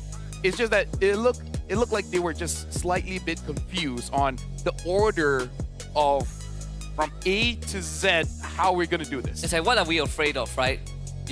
Maybe they're afraid of the Kalea. I can understand, but I think I'll be nitpicking if I say that there's a few things that they could have done better. In the grand scheme of things, still the main point is the overextension. I think that's the best way to really highlight the main struggles of Turkey in that game too. Everything else, you can sort of like glance over it and be like, yeah, not. Well, let's be like the players and have just move on. Right now we got to reset. Now we got to go on to game number 3, and in terms of the game, I'm guessing Rock is not going to be there. Kimi is going to get banned again by Team Indonesia. So maybe for Team Indonesia, the win condition is very easy. Don't pick Obsidian and then you're good. I agree. Just keep drafting like this. Just play like how you played the whole tournament, except for game 1. Yeah. That was more of a draft thing. I also, one thing that did, got me curious was the fact that Turkey were on blue side. They had first pick. Grog was banned by Indonesia, but they banned Gatot. Yeah, they banned Gatot. So that was also... And Apex has used the Gatot, so... Question marks. I mean, Gatot hasn't won games today, but still, I think it's a very positive win rate overall. I mean, in WEC. Team Turkey, they opened up yesterday Lapu, Gatot, Haya, and they won the game against Myanmar, so they definitely know how to use the Gatot. So, yeah, question mark, because the reason why they banned the Gatot because they don't want to first pick it, and their first pick is that Yuzong. Maybe they should have switched it up, ban the Yuzong, and then grab the Gatot. Or just open the Yuzong, right? Yuzong isn't too big, like, it isn't like the endgame thing. They have been banning Yuzong basically almost all tournament, which is also something a bit weird here. Maybe in like higher stake situations, the teams start to overthink a little bit, right? You start to overthink, overanalyze the draft, and... Or just like us, we always have that one bad juju hero where like, doesn't matter if that hero has a good or bad game, we will lose for some reason. Oh, for me, it's very simple. Amon. Amon? Actually, no. I have a few. My Amon. Florin is one. Like for me, is more on what Milo sucks on that day. Because when we rank him, there's a day, okay, you know what? Never use Hayabusa again. Even when he was using like a Belmont jungle, we win. But when he gets on the Hayabusa and he gets a Savage, we still lose. Oh. I don't know why. It's bad juju. I have one. Shout out to our friend Realize, if you're watching from Indonesia. Please don't ever pay Moskov. Oh, yeah. Your Moskov needs improvement. What is my hero? I'm pretty okay with everything. Really, no hero that you feel like if you... Give me a... Oh, I have one. I have a hero that I feel like is your bad juju hero. Okay. Kalea. I have an amazing game. No, you grab Tigreal into your teammate. You grab El Wombo combo into us. No, that's the reverse juju. I make bad plays and we still win. Because we were 10k go ahead. I mean, yeah, but still, you know? Like, that's the reverse. That's the good juju. No matter how bad you are on the hero, you still win. I just want to say, ladies and gentlemen, Stafel can be a bad influence. So do not use Kalea and grab Tigreal into your team. Hey, we won. I'm just saying. I'm sorry. The results matter. You're right. Right? Yes. Because let me tell you a strategy that my great grandma told me. Great grandma. Okay. We had a good conversation when I was young. In what language? English, of course. Don't let your opponents know what you're doing. I believe. Always do the unexpected. The Tigreal never expects me to grab him. That is correct. So he ults into no one. No, I died because of that. It's just you. Everyone else is fine. This is why I move on from that. It is a. What was I? It was a mood shift, right? You know, at least for Indonesia after that game 2 win. Now I'm worried because now they're moving. Now they're leaning back. The team that is like leaning back is the one that's losing the game. Is that what we're going with now? Dangerous Grass again. So we're gonna have Dangerous Grass 3 games in a row here, where I feel like the draft is gonna change almost every single game because we're not seeing much constants here, which is also pretty weird because I kind of feel like once you have the strategy that works, maybe just keep on going on. In fact, they were first pick. They could have picked up the CC if they wanted. I agree. Right? They banned out the CC, Harif, and Gatot, which I feel like both CC and Gatot is definitely first pickable. Honestly, the Harif to me was also a weird one, also right? weird, yeah. You don't see that often too. And you don't see it in the first 3 picks. It's usually red 4. No, not at all, yeah. Times have changed because back then Harif was first pick. Yeah. Always. Yeah, times have changed. It was 4:30, now it's 5:30. Yeah, like it almost changes every minute. Like a wise man once said, every 60 seconds, a minute passes in Peninsular Malaysia. Time moves differently in Kuala Lumpur than Indonesia. Speaking of which, Indonesia will be first pick. Team Turkey will be the second one, and Team Turkey going for the same ban in game number 1, betting out the Grok as well as the Box. Yeah, Indonesia still sticking to that Kimi ban, which I feel like that's their bad juju. If they fight against the opponents, no matter how good of a game you have it, somehow they lose. Yeah, Kimi is the problem. So they ban out the Fanny Gatot as well as Kimi. So the first pick here is going to be pretty interesting because the big 3 assassins are open again. Well, now that Joy has been picked up by Joe, that makes it 4. Yishun Shin, Lancelot, Joy, Haya, what else? CC, Angela, Bad. Okay. Interesting. Doesn't 100% feel necessary, but okay. And then the Kalia first pick. This I understand, because they banned the Katot out. Though, it's not really a direct answer. It's more like it's a viable solution.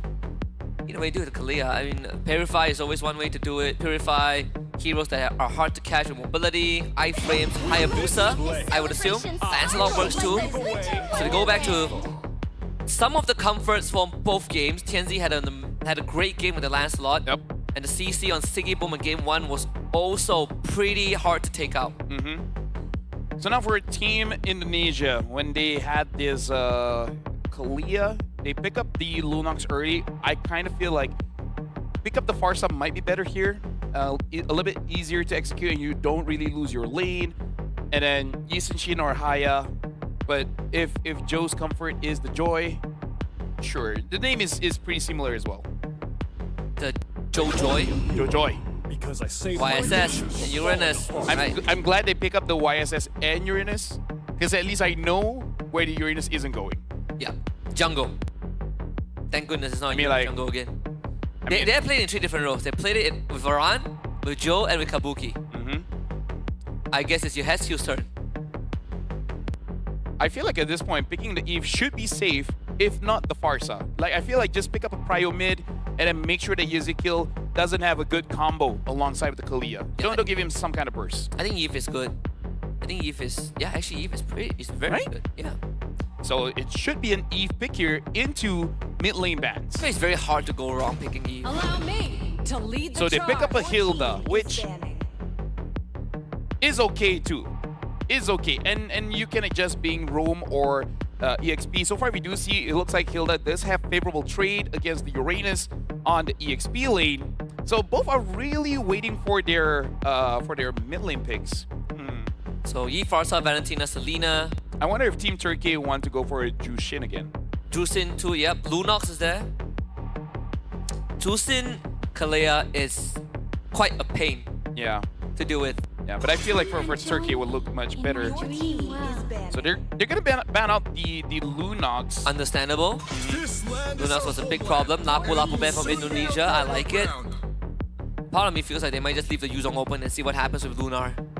Though if they pick the Yuzong, that means they're running double fighters. But with no Kimi mid, it's very ill-advised. Yeah, Team Turkey basically have to pick up a mid after this, hiding where CC as well as Hilda is going.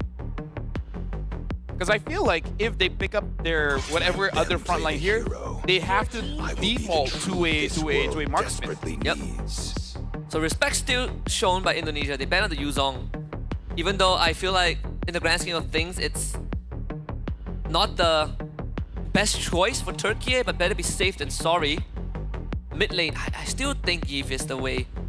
Now that Yuzong is banned, you are worried about an Esmeralda for Indonesia, from Indonesia's side. But that's pretty much it. I think if you take like the Granger for yourself, you work the Tusin for them. It gives you strong presence in skirmishes, but you do lack crowd control. Because here's the thing, I noticed as well, the reason why I did call out the Jushin is they really like to pair it with picks like Hilda as well as CC, because basically making it so that they have free damage. And I feel like this is just the composition they like to run. the Jushin is more about setting it up for your fighters to really shine. But for Team Indonesia, Eve is an amazing pick. Combo it with the Kalia. If they want to take a Farsa, it works as well. And then Esmeralda, I think, is pretty solid. Ooh, Eve export. Oh, that's... Now this is a problem. Turkey needs to pick up the Granger because you need someone to at least take down the Braga armor. I agree. I think Granger is if not ever more important. What other hero can burst it down? Harif is the only second one, but definitely harder to play than the Granger. Play out than the Granger here. Claude is like your safest option. Like people always fall back to that. Definitely not Obsidian. Moskov, carry, Bruno. I think Granger. I think you keep it simple, right? Play Granger. You get the range. You are not gonna be pushed away by Export. We've seen a couple of matchups. Export into Claude, no go. Export into Obsidian, no go. In a Harif, manageable. Granger is the best, and they go for it. Yep. So right now, in terms of the draft here, for Team Indonesia, they have multiple layers of damage here, but most of it is kind of like a DPSE, dot damage for Team Turkey. Also in the mix, but it's mostly on a lot of physical bursts. A lot of physical bursts here. In terms of magical damage, honestly, not a lot. So maybe in the early game, they won't have that much damage. I really feel like once the Granger has the Hunter Strike as well as the Sky Piercer, then we start to see a little bit of development when it comes to Turkey's movements. Yeah, I agree. I think for the Granger, it's all about once you get the Sky Piercer, how is the team going to help you navigate these fights, right? And I mean, for Indonesia's draft, they don't really have... They have some pretty nasty dives, and that's sort of a dilemma that Sigibum needs to deal with, because when you have a Chill or Kalea on one side, you're always thinking whether you want to take a Purify or the Flicker. In this case, it's Purify for both Sigibum and Rosa to deal with the Kalea, but you do open up yourselves for the RWM and the Last Sanity from the side of Indonesia. I feel like at this point, Turkey cannot play the 1v1s. They gotta rotate faster. The question is, where do you want to rotate to, right? Do you want to take down the Uranus or do you want to take down the X-Borg? And honestly, both are relatively good options, because if the X-Borg is free, he's going to be quite annoying, especially for the Hilda. If you take down the Uranus, I think it's going to be good for TNZ. No one is really going to disrupt him that much. From what we've learned in one of the semis is that you can actually target the Uranus, right? With the right picks. And Turkey have 3 of them to deal with the Uranus. Yep. That was what we saw from Team Malaysia too. Lancelot, Zusin, Hilda is doable. Yeah.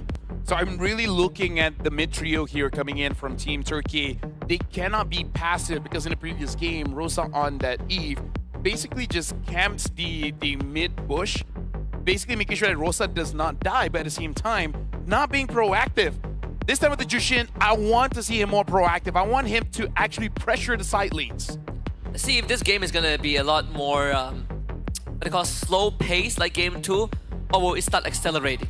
That is the important thing. Because in the grand scheme of things, I feel like we've seen both sides of the aisle. Shout out to Turkey and the supporters still here, still going strong. Again, bronze match. You need to get to the podium to have a shot at the prize pool. And for Turkey, this is already a milestone. I remember in 24, I think they finished in top 10. So not even close to the podium. And this is a roster that has been well respected across the globe too. They had their fair shares of struggles, but I think that comeback from game 1 was one of the biggest confidence boosts any Turkish fans could have gotten. We can say the same for the Indonesians as well. With such a drawn-out game 2 slugfest, coaching staff is still in high spirits. Shout out to Coach St. DeLucas. I'm a big fan. Can I have your autograph, please? I'm pretty sure if you ask Nicey, he'll give it.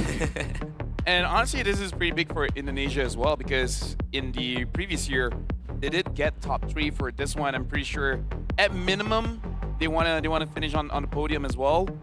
And at this point, I want more and more proactivity. That's all I'm asking for coming in from Indonesia as well as Turkey, because the draft is definitely usable for both teams.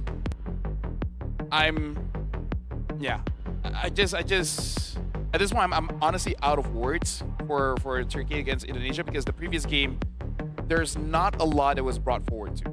No. Brought forward to us for us to really commentate on. No, it's Honestly, you say it's a battle of attrition for the team, so I'd honestly... It's a battle of attrition for us as well. We are also put to the test too. Yeah. Oh boy. So right now... When was the last time? What was the longest streak of games you have gone in a single sitting? Mine was 12, I think. 12 with a 9-game lose streak in a single sitting. Well, the most you've played. So just game after game after game after game after game. I think the longest... I honestly don't know the longest lose streak, but I've definitely had the history being full of losses. Not a single win. So I don't know how long that is, but at least that long. Is it long enough that you have to scroll to see the rest of it?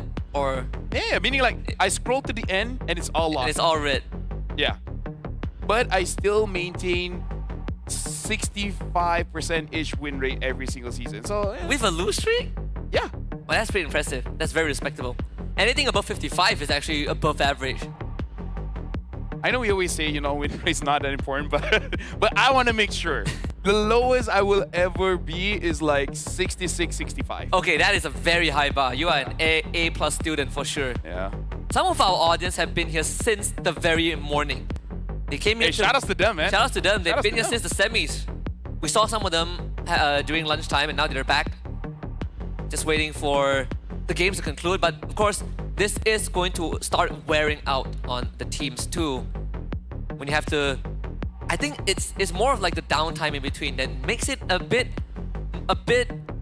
what do we call it?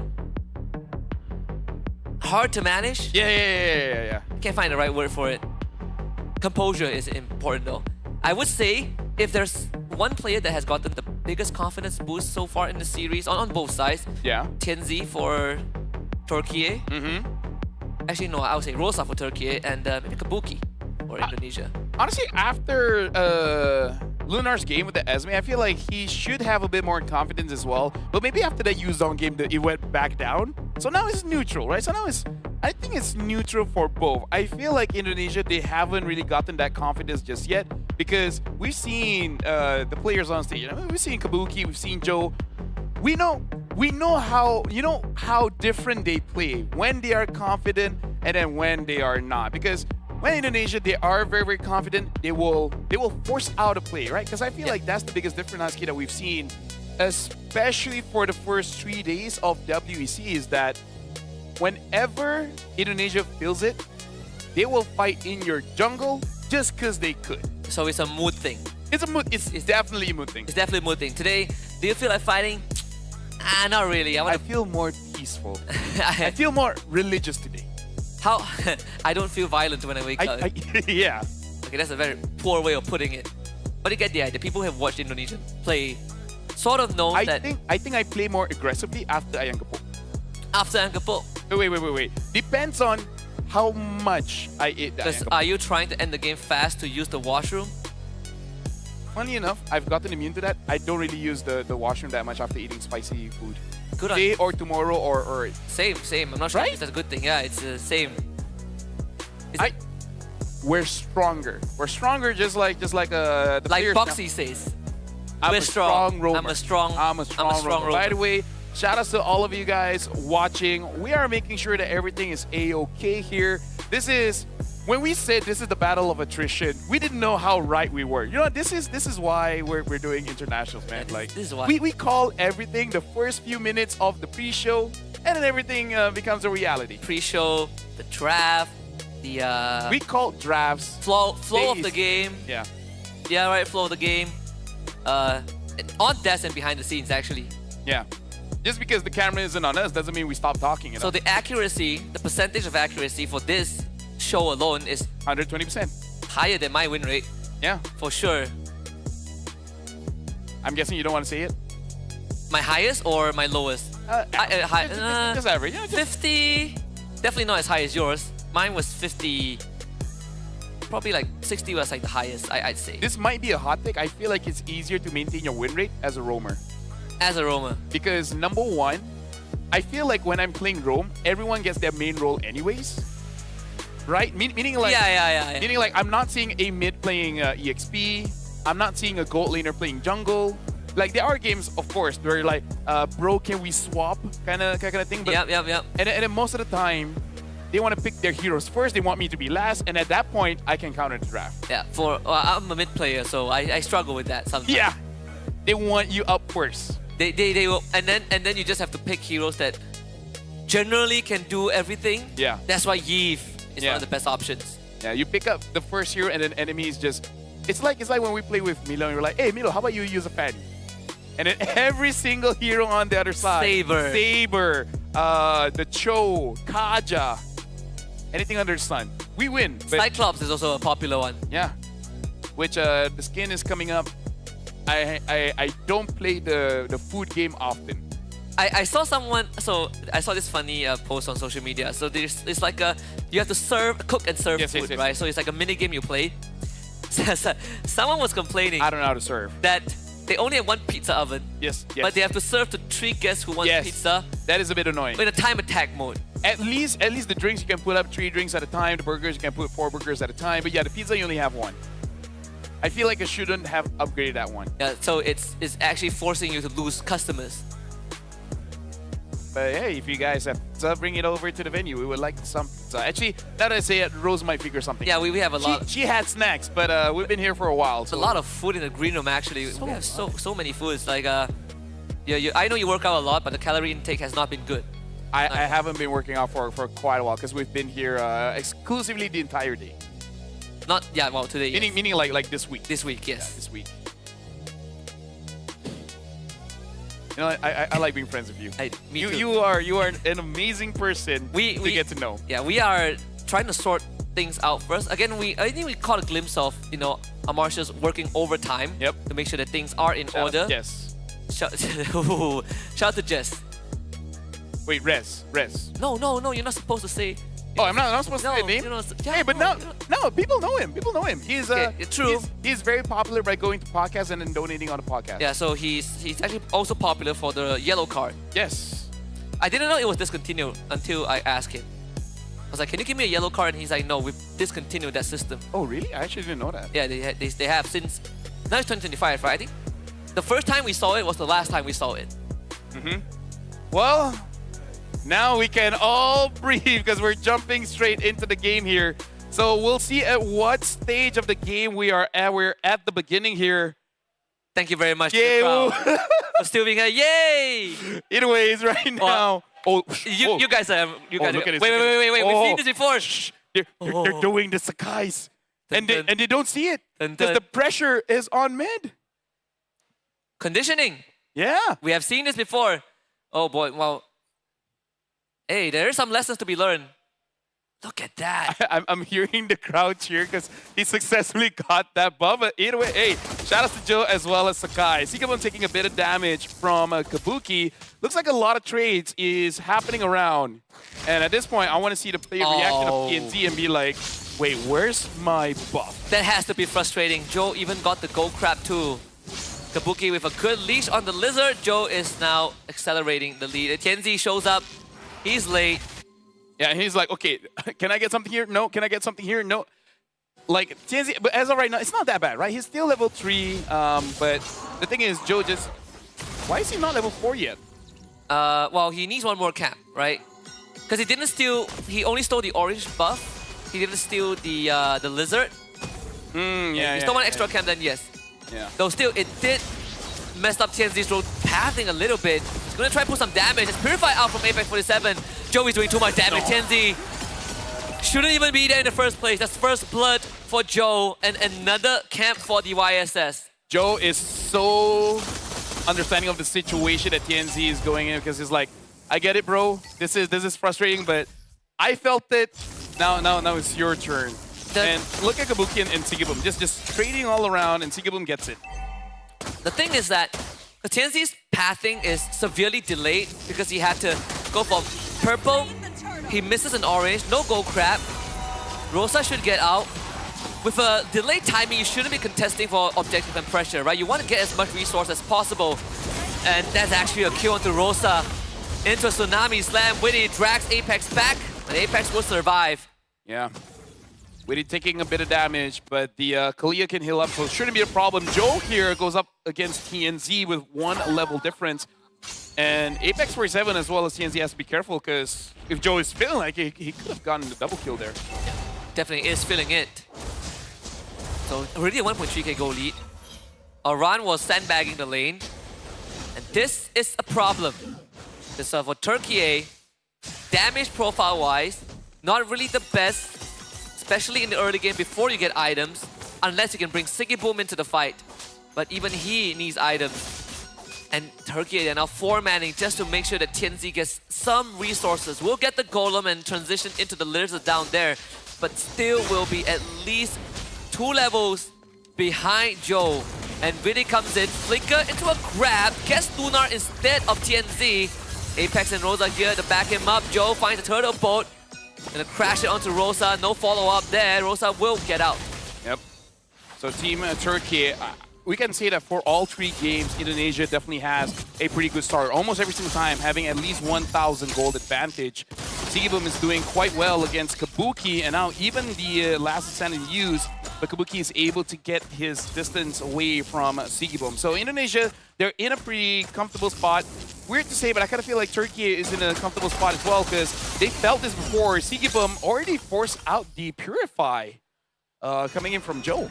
It's not like Joe attacking him and then he's forced to use the Purify, even though he really didn't have to. Yeah. I want to take this opportunity to answer a very pressing question from a good friend of ours. Okay. Shout out to Mirko. He was asking why aren't the Philippines here?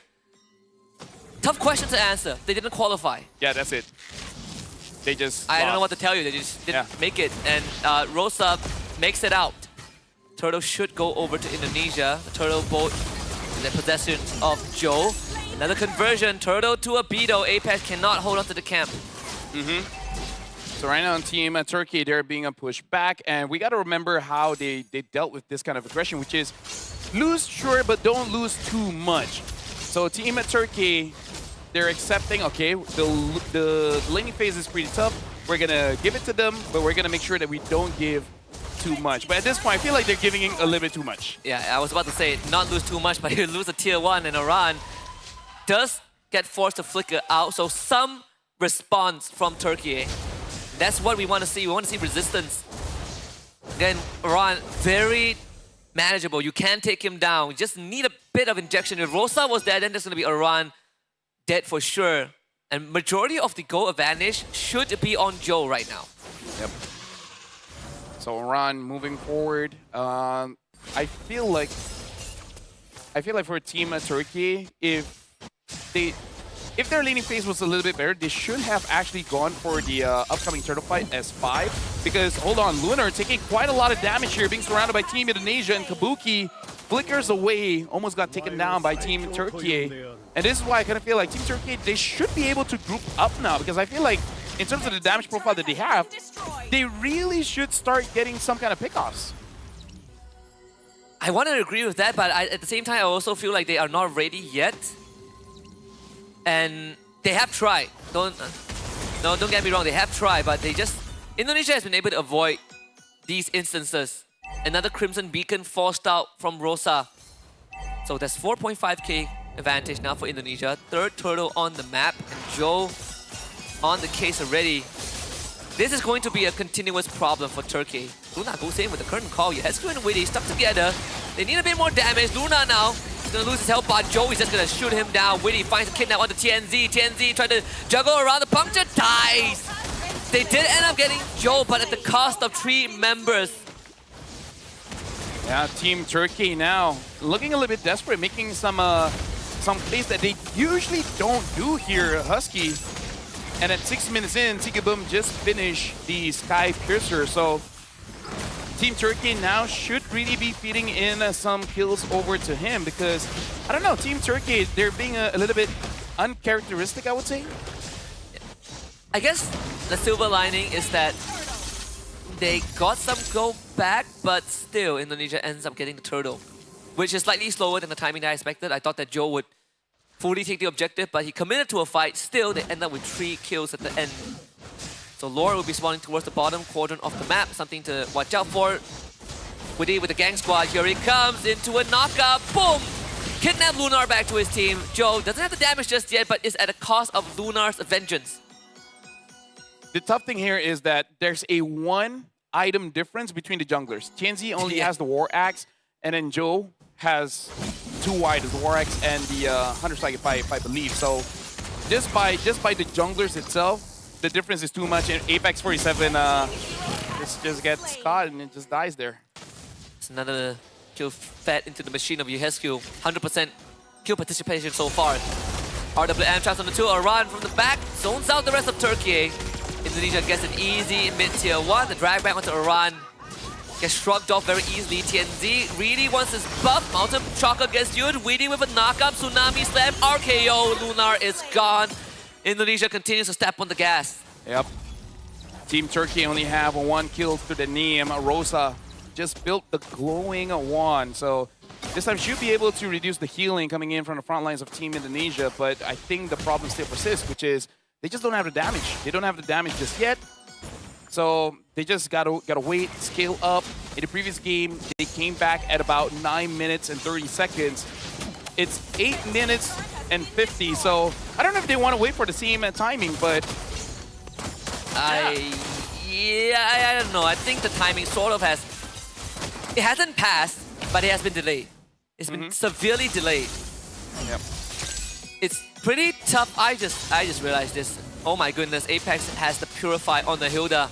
Oh, that is a problem for Turkey. Why? Is it really just because he doesn't want to get picked off by the Kalia? Because I feel like it's not really all that necessary. But either ways, the turtle has been started up by Team Indonesia, and they're getting the lore for free. In fact, they're basically getting everything on the map for free. Yeah, I'm not really sure about this. I mean, you don't get picked up. I can understand. But it doesn't make any difference, to be honest. Not with this goal advantage that Indonesia has. 7.2k. And they pop the holy defense in the bottom lane, and Kabuki just stands in front of the base menacingly. Tianzi gets nothing. Joe 2 levels up. Yep. Indonesia with 6,700. They are, personally for me, I feel like they can actually go inside the turret here, at least take the holy defense away. Team Turkey is trying to pull the minions to the side, but unfortunately in the mid, it has been triggered, same as the bottom here. So Team Turkey, they have a lot of ways to siege as well as catch. They should be able to get this inhibitor for free. Team Turkey unable to defend that one. And the good RWM from UHSQ finds the setup. Winnie with the grab back. Lunar is going to explode as Kabuki takes him out, and a barbecue delivered. Double kill for Kabuki. Lore being worked on. Joe gets 10Z. Joe almost takes him out. But the run will flicker right on top into a planetary punch. And that's a knockout blow. 10.4k goalie for Indonesia. And a Crystal inside Sigibum does his best. But Indonesia will take the lead in its best of 5. It's 2-1 for them. With 10,000 goal lead and Team Turkey only able to get 1 kill. Team Indonesia, with the cheeky early steal in the buff, started controlling the game from minute 1. This game was quite a tricky one to navigate. Oh yeah, I gotta be honest. Not just from the cheeky start from Indonesia, but the more you looked at how Turkey approached that game, the more you realize that this game is going out of control faster than expected. I don't know how they're going to reset for this one, because it's just all 10 players on the stage. It feels like different players. And it reminds me of the feeling of yesterday, where it felt like you're watching something in slow-mo. I wonder if they have one more game. I'm pretty sure they do. Pretty sure they should, yeah. Here in this best of 5, looks like Team Indonesia got match point. They need 1 more win to secure the 3rd place. Now, I'm here to address some of your concerns and some of the concerns that the Turkish fans might have, because this is going to be a tough one to navigate, right? You're now backs against the wall. Your opponent's on match point. 1 more loss and you miss the podium and the prize pool. Not sure if you can see it behind us. So actually, you can, not the camera angle, but the Turkey players are actually all still seated, and it has to be a very quick solution, right? They have to come up with a way, going to game 4, how are they going to navigate the draft? Because I think, well, actually not the draft. I think the draft wasn't exactly... I feel it's the early game, because every single game, they lose by at least 1,500 by minute 2. Yeah. And if you lose 1,000 in the first 2 minutes 3 times in a row, something has to change. Yeah, I think... The question is what? And the answer is mid-duo. Mid-trio. Personally, do not like the Purify on the Hilda at all. Yeah. I understand the idea, but it's not going to make a difference. Let's be very honest. Whether you get grab back or whether you Purify out of it, your job is going to be throwing your body like moths to a flame. And it's a very tough game to navigate. When your jungler is behind, remember that in the mid-interaction, TNZ late with the jungle pathing because, you know, Joe decided to make life hard for him and they still tried to contest mid. TNZ ends up going down and then you see that snowball instantly gets created by Indonesia. Because I really feel like Team Turkey, they always make the mistake when they... It doesn't matter the draft, Husky, that's the important thing. It doesn't matter the draft, they force a fight mid. And all 3 members are there, you know, TNZ, Rosa, as well as Apex 47. And always, they die first. Either TNZ dies, or Rosa dies, or Apex 47 dies. I get the idea, but the execution really isn't there. And it does seem like Team Indonesia, they see this, they know this. It's like, okay, you're gonna get level 2, and then you're gonna gank me. I'm ready for it. Yeah, they are punishing the tendencies of Turkey, which is quite. I don't want to say refreshing, but there are some of our domestic league flavors in there. You know, what we like to say: fight hard when winning, fight harder when you're losing. Yeah, doesn't work every time. I want to look at the numbers though. Like this number, let's see. Yeah. Around 9 to 10,000 gold difference, 11 kills to 1. And in terms of damage being dealt, honestly, not a lot all across the board. The highest damage that we have is around 39, almost 40,000. Yeah, which is considered quite a lot when your targets pop like balloons. Yeah. Hall of Famous on your screen. We've got Joe as the Gold Hunter, USQ, the GOAT and the best support, Aran as the tanker on this Uranus. It's basically all Team Indonesia here, and because they've been doing their job here, Husky, right? It's like, hey, you know what, Ezekiel? Do damage, catch them anytime that you can, Aran, open up the map, and then Joe, farm up. If we need you, please come visit, deal damage, and then look good while doing it. Everyone has their jobs and they just do it. And that's something that, you know, I want to give them credit for. They definitely took a page out of how Malaysia approached the game, right? It's almost sort of the same trick. They learn and they adapt fast. I love it. And of course, Joe was the one that really spearheaded the snowball of this game on the 317 YSS. Really nothing much to say about it. You know, he got too far ahead, too fast, and he was just too strong, I guess. Yeah. And TNZ couldn't figure out, like, basically how to farm back up, right? Because we see being a little bit, because he was level 3, trying to fight level 4. He loses the orange buff and loses the gold crab. And then he dies in mid. He dies mid, and he loses purple. So it was just, you know, snowballing out of control. Maybe that's how you wanna, I guess, like, you wanna tilt the jungler. Yeah. Take one of their buffs early. And then after that, it all goes spiraling down because they're like, okay, I don't know how to play the game anymore. And not just that, like, jungler is such a integral role to this current meta in ML right now, is that when the jungler dies, you not only tilt the jungler, you tilt the rest of his team. Because they rely on him, right? Yeah, which sort of brings us back to like that chat we had with the South African players, that they were getting caught off guard with how fast the meta is right now. You get snowball in the first 2 minutes and it feels like the world ends. Yeah. Yeah, in this meta, it is very punishing if you make early mistakes. That's why the first 2 turtles are so important. And that's why the laning phase is very, very important. So Team Turkey, they need to re-establish themselves. Understanding that Indonesia, they're a team with very high mechanics. You gotta get some kind of advantage in the draft, and then understand. You gotta win or not lose that much, because it's not a coincidence. All 3 games, 1,500 gold difference in the first 2 minutes. You know what you're doing is not working. You gotta switch it up. Here's where I want to get your input on this. I know you've also had experience leading a team before.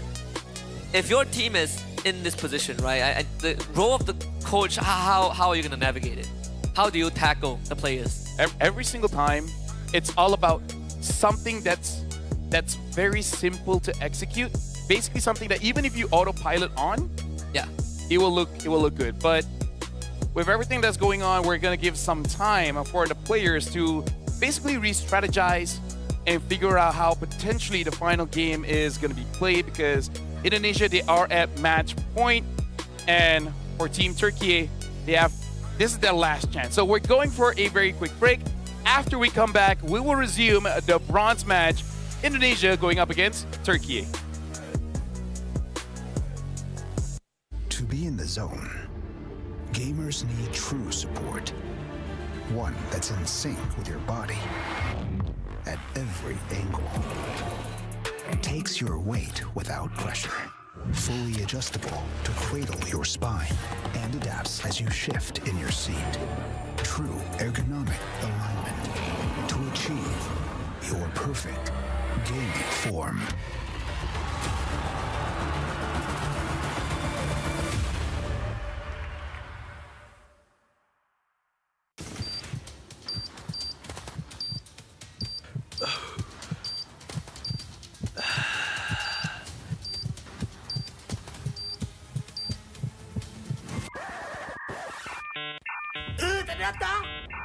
Data habis? Jangan risau.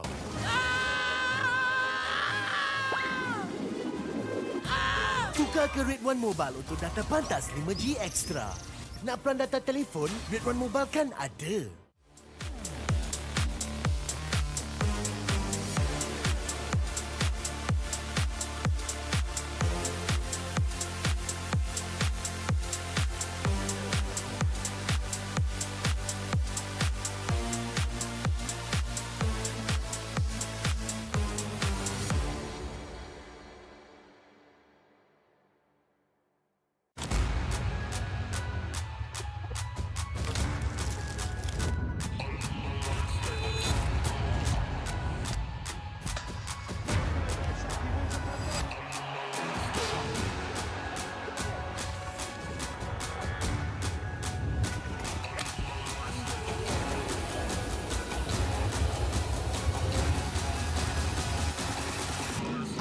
Toss a coin in the waterfalls in the wishing well. Now I get plenty coin, some self-made. You ain't gotta wish me well. You ain't like me then, but I guess it's past tense, cause you tapped in. You was never who you said. I see the facade when looking, it really be like you could tell. My guard up, I ain't taking nails. If it's not in my favor, won't sign a deal. I got the royalty in the mill. I got authority in the field. Take a look in my iris. I be precise with the timing. I move on a tuck like the high risk. I never know where my mind went.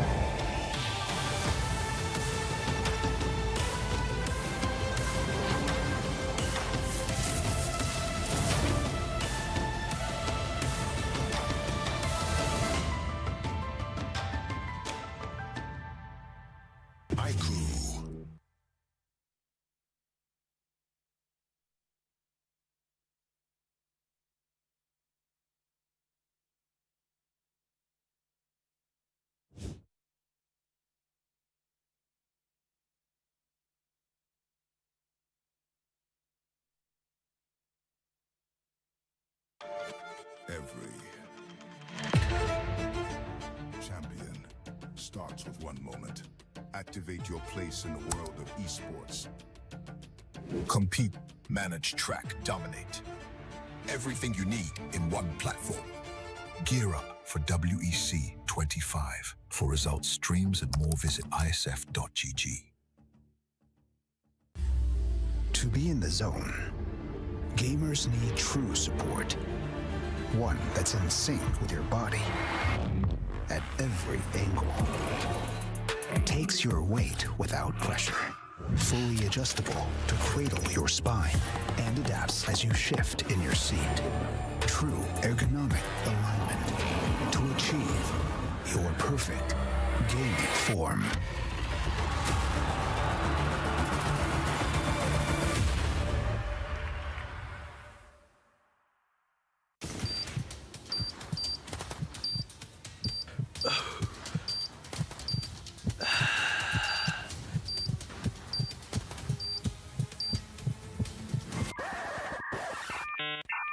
Tak ada data? Data habis? Jangan risau.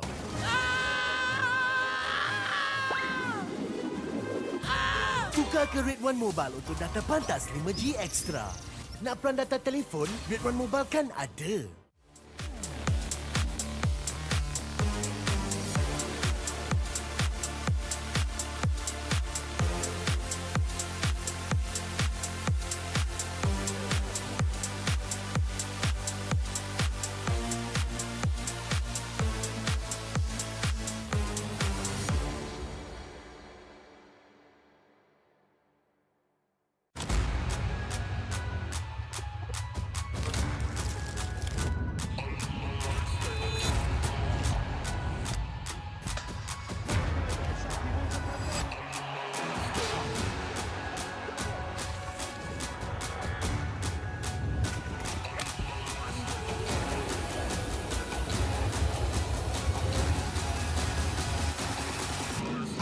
Toss a coin in the waterfalls in the wishing well. Now I get plenty coin, but I'm self-made. You ain't gotta wish me well. You ain't like me then, but I guess it's past tense, cause you tapped in. You was never who you said. I see the facade when looking, it really be like you could tell. My guard up, I ain't taking L's. If it's not in my favor, won't sign a deal. I got the royalty in the mail.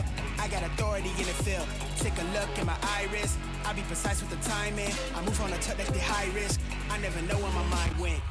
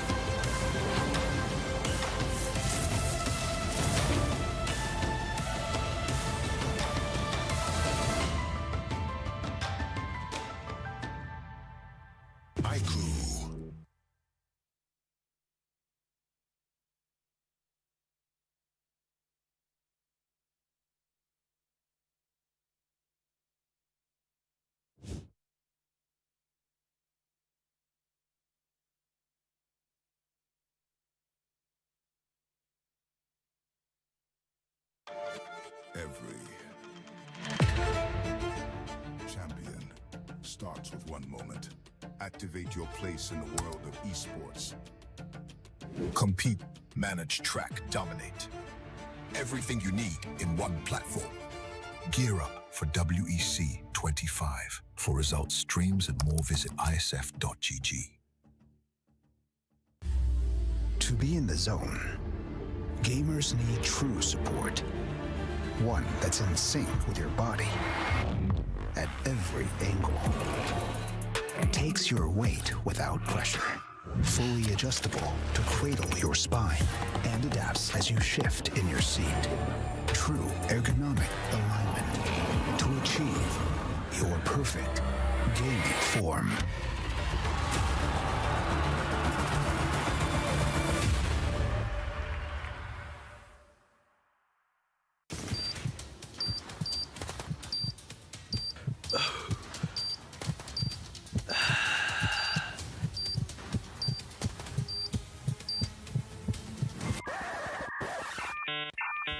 Data habis?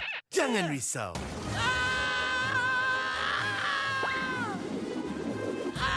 Tukar ke Red One Mobile untuk data pantas 5G Extra. Nak peran data telefon, Red One Mobile kan ada.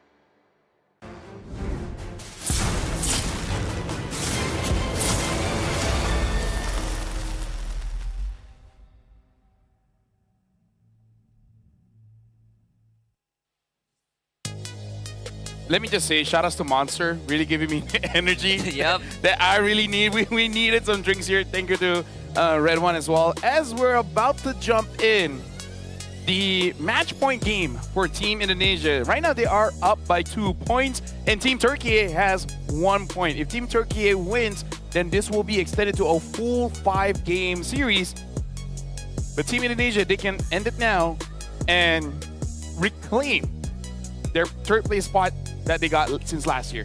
I can hear you flinch. I can see you flinch. Because I'm at like, the end of how that. do I They- word this in the proper way? They did finish third last year, and you know the best, unfortunately for this year, is also finishing third. Well, that's at least the highest placement that they could get because of the format itself. But it does put them on the podium to get the third place prize pool. So I gotta say, better than nothing, of course. Would have wished to see more of them, but I personally, I want 5 games. I part of me feels like there's a lot more. You know that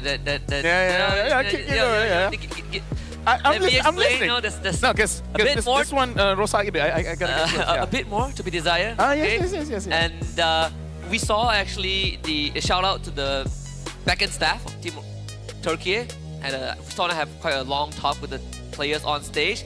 Let's see if that's enough to kind of bring their spirits back up, right? Bring them back into the series. Yeah. For sure. Shout out to our friends watching as well. The other casters are definitely watching, and hopefully they had their fill of fun, because I heard during the time they learned a lot. Yeah, shout out to Merkel, only 2 hours of sleep I hear. Shout out to Wolf, best coach ever that I've known, with the greatest record in a single season. Hey, that unbeatable. Unbeatable. Literally unbeatable.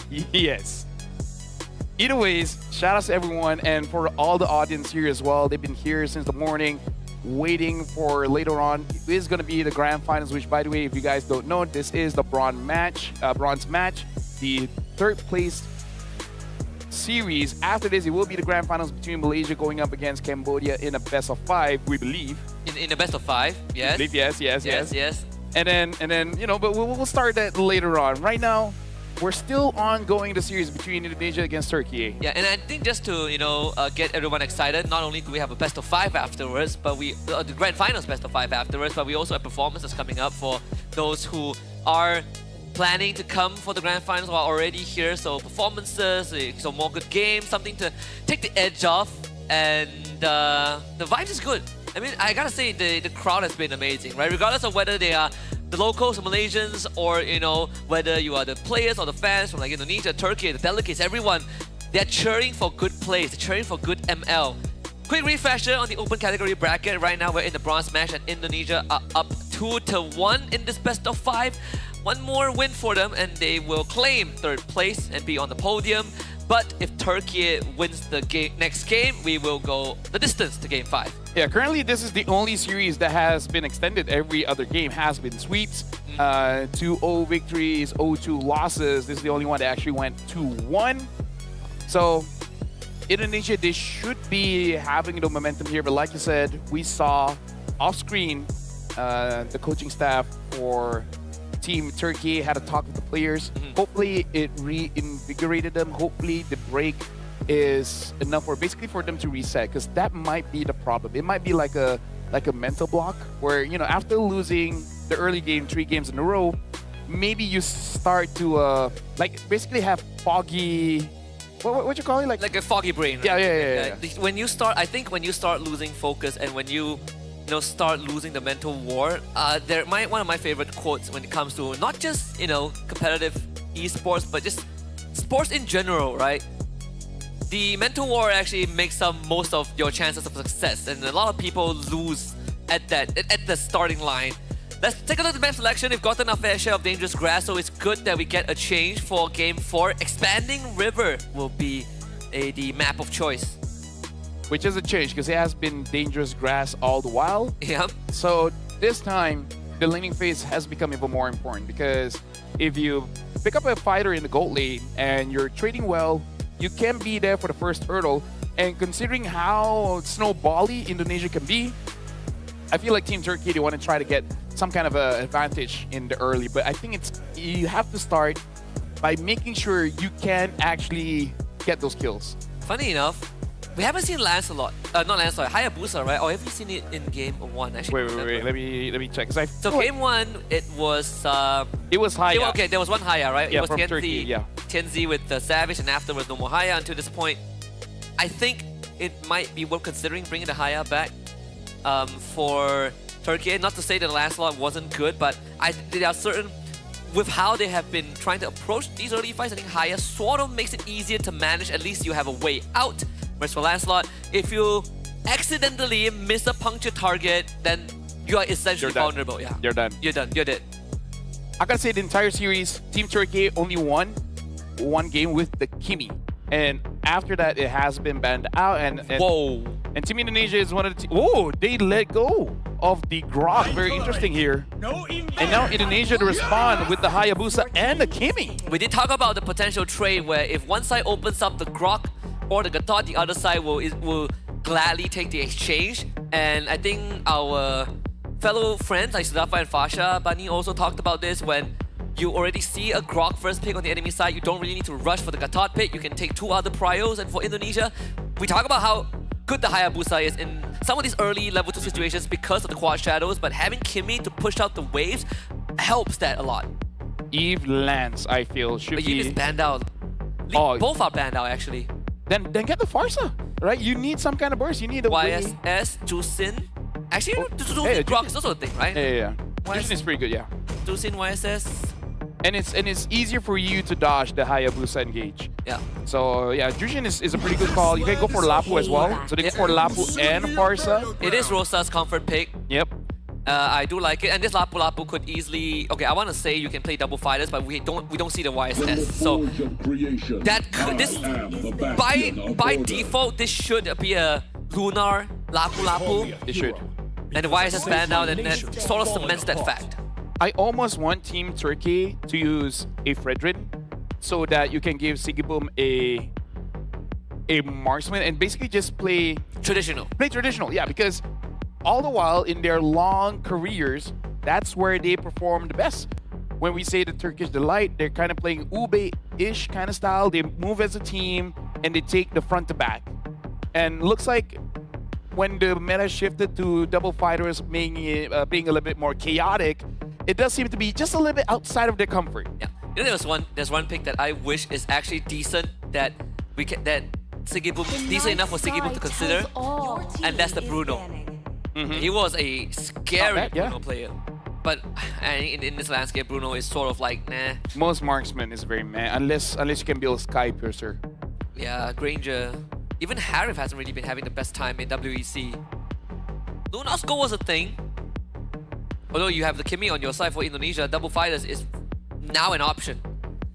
Esmer banned, Ruby might be worth considering too. The Guinevere banned out by Indonesia. That is a very deep cut because I think the one time we saw the Guinevere for Turkey, it was Sigiboom. And that was sort of like, never do that again. Yeah. But I mean, you can put it in the jungle. So I can understand the ban.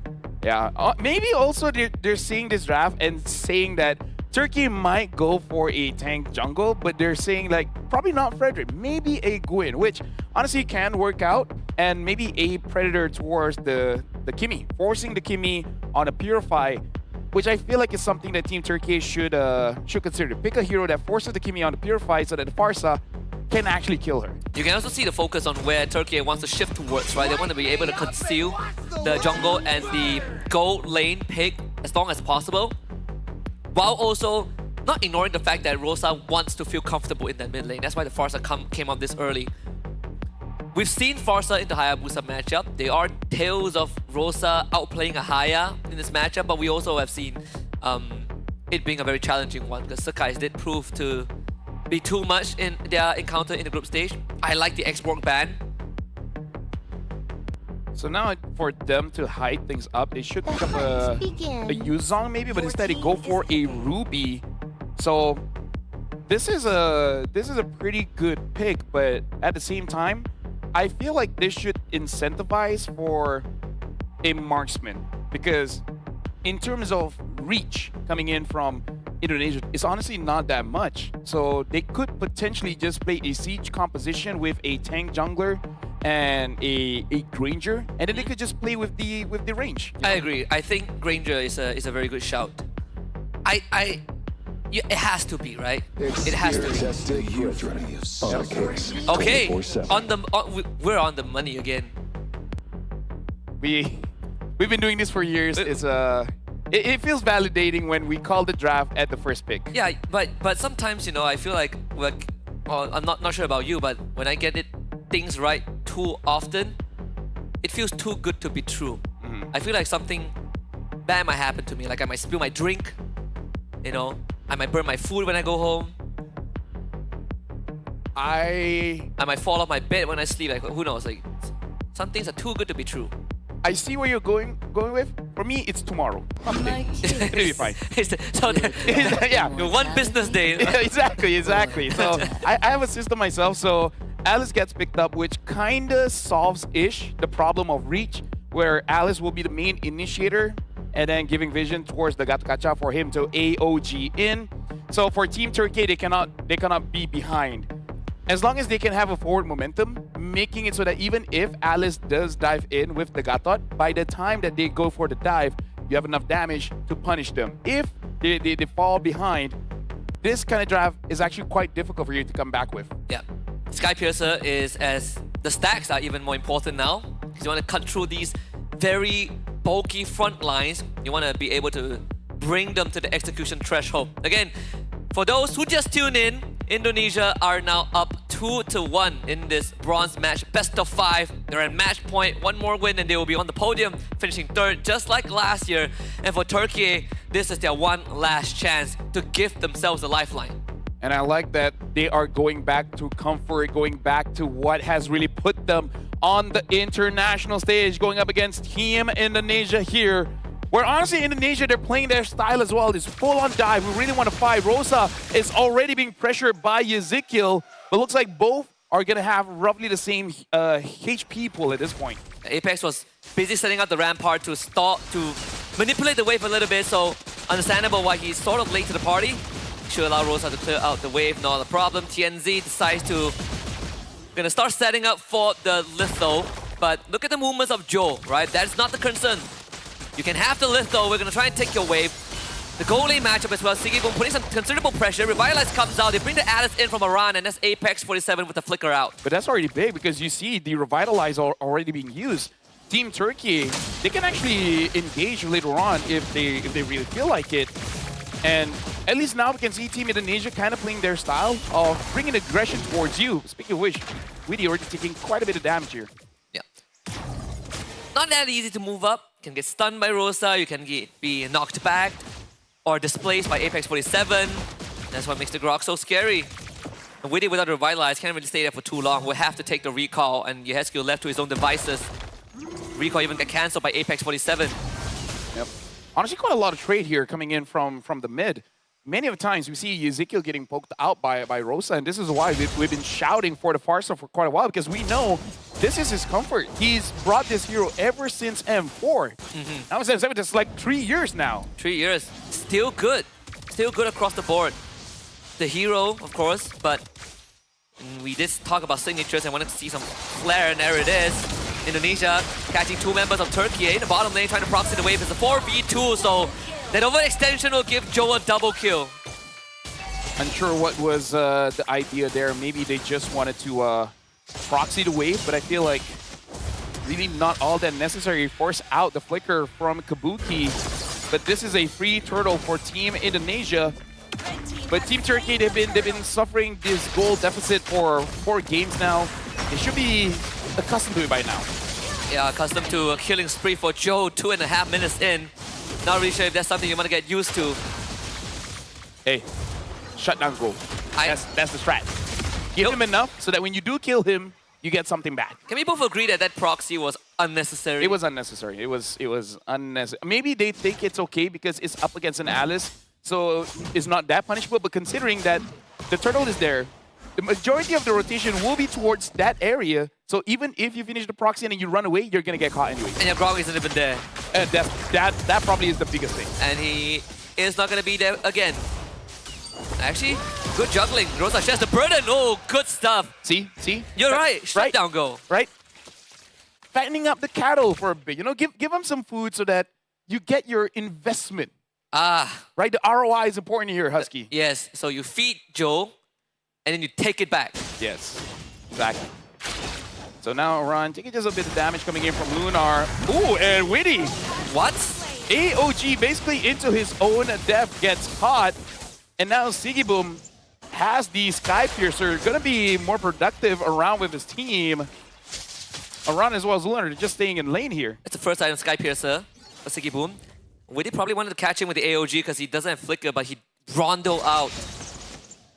Again, I say good attempt, but I guess it's a breath of fresh air, right? Turkey playing their style, but they're also willing to get scrappy. And how crazy it is that having a Grok enables you to do these kind of things. Dude, I love the Grok, man. And even if you're a mid laner, I know you love using the Grok too. Yeah, I'm a mid laner, but when I get roam, Grok all the way. It's such a fun hero. Really love the revamp. Shout out to whoever came up with this idea. Lunar now having the War Axe should enable the entire team of Turkey to fight around the turtle. They should. Because if they're able to feed more stacks into Sigiboom with that Sky Piercer, then Turkey can really control the map. Speaking about control, Lunar takes the purple buff away with the double sword, and now commits the bravest fighter. Raging slash onto Aran. Joe doesn't see an angle to get a kill onto Lunar. They come in with a traction pulse. Better airstrike as a response from Rosa. Good secure from TNZ on the turtle, but they do take the AOG. Tectonic stuff from Apex 47 as TNZ takes out Aran. Finds the taunt that he has killed. Joe, can he get an angle back in? TNZ down low. No collection for Indonesia, and Turkey are fighting back. Look at how comfortable they are playing this tanky jungler. They stay in the fight for a while. They didn't get taken down, you know, except for Lunar. But Lunar already did his job. He got the buff. He created a distraction for them to get onto the turtle. Actually dealt quite a lot of damage. Now Rosa as well as Apex 47 might be overextended here, considering Apex 47 does not have the tectonic charge. If it did, hey, maybe they could have gotten killed there. But it should be fine, right? They can't really threaten him, and they're also pathing to a Sigiboom. Rosa doing a fantastic job and just making sure that Sigiboom stays safe. Glowing wand in hand, Apex 47 basically cutting off the important, path for transit, and actually deals with the traction pulse very well with the immunity too. Yep. Even though Apex 47 takes a bit of damage, but it really isn't that big of a deal just yet. Team Turkey, Lunar was able to get the turret down bot. So now the goal is starting to swing towards Turkey here. And look at that, Witty. He should be able to escape though. Yeah, should be fine. But they are pretty sticky on the side of Turkey. Gonna try and save that AOG. Witty knocked up again. This time Ether Appraisal's Wrap. He is gone. Lunar now joins the fight, forcing SQ to reposition.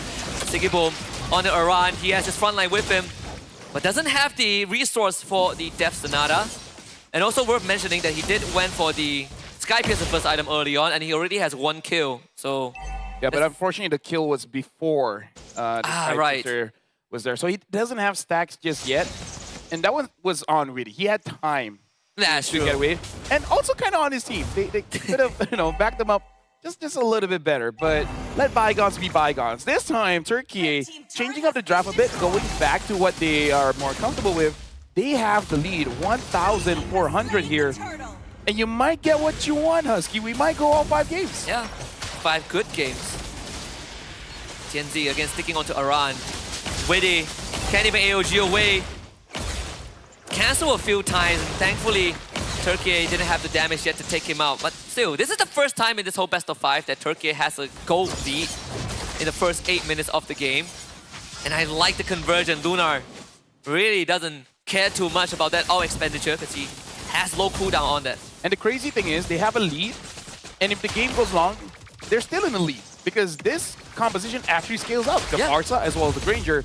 When you have enough burst damage, it doesn't matter how much damage Ezekiel can do on the Kimi. If he dies first, no damage. Yeah, and it's very hard to chew through TNZ's health bar if your Hesku isn't in the fight. Your Hesku is the main damage dealer. They really need to stay alive. Joe, can he navigate this? Rosa! What was that? He has the eye of Saurus to be able to see that prediction. And now Tianzi gets to do what he wants, takes the purple buff away. Turkey, they're in the middle. Kabuki makes a hero play with Oran. They get the immobilization on the Sigiboom. Sigiboom, can he navigate this? He needs to get out. Oran with the flicker. They chase him down. Skill with the collection. Winnie follows up with a good AOG. Needs to get out, gets blocked by the Rampart. Sigiboom and with the trade lives, your Hesku goes down as well to Luna. Aran is going to get chased down, but Rosa doesn't have enough resource for now unless Apex can block Aran. Oh, iconic charge! And Rosa is a mega kill. Turkey are on the board. We had to wait for a while, but this is how Team Turkey plays. And honestly, watching the previous play coming in from Rosa, this is why we were so upset. He does not get the Farsa. Right? It makes no sense when he's this good. Yeah. He does not use it. We even brought up that we have seen and heard tales of Rosa getting a 1v1 against a Hayabusa, and look at how that was executed. 4-0-3 on the Farsa. Total control over the game. Luna can do whatever he wants. Kabuki gets jumped on, eats everything under the sun. And he is gone. You can feel some vengeance there coming in from Team Turkey. They really don't like Kabuki there. TNZ even using the Praise's Wrath. You know deep inside he's like, I don't need to use it, but I don't have to save it. What is your team gonna do? Yeah. And this is the first Lord for Turkey in quite a long time. Look at TNZ. He doesn't know Aran was there, and now he does. And they cannot do anything against him. TNZ is taking 0 damage. Aran, not the same though. The Throne of Ruin was used. TNZ still keeps on going to the Praise's Wrath. Here it comes. They can cancel it the first time, but the second time it goes through. Sigiboom with the collection. And all the while, beautiful coming in from Rosa as well as Apex 47. Essentially seeing the rotation coming in from Joe. Joe tried to go in the flank.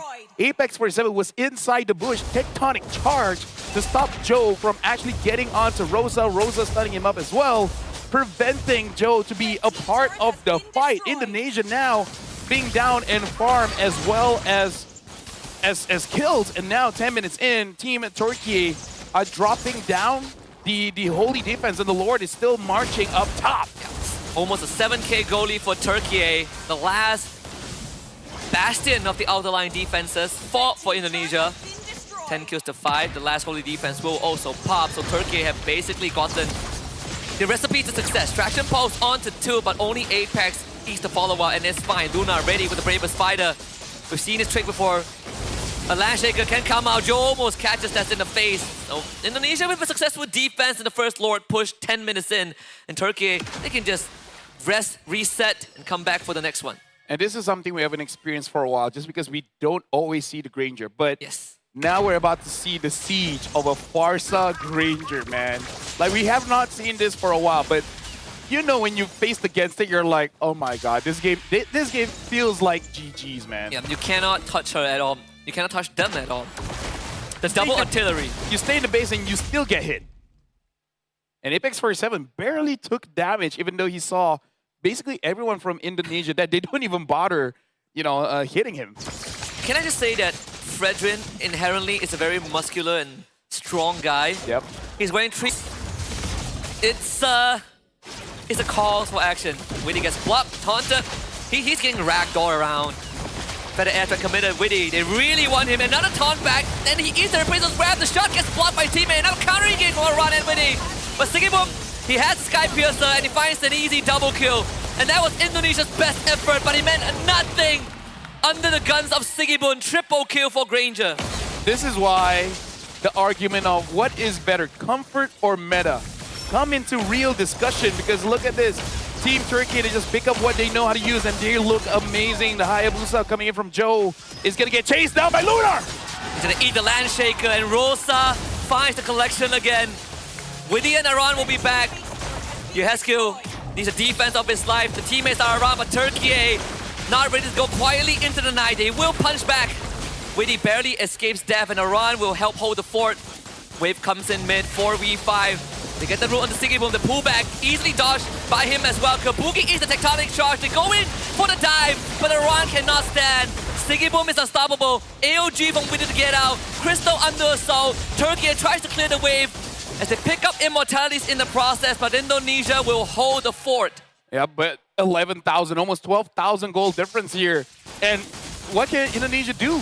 They just have to defend and then hope they have enough damage. But like you said, their comp doesn't really have that much damage compared to Team Turkey, where not only can they do damage, but at a very safe distance. Yeah, they got the best possible counter engage just now, and it still did not matter.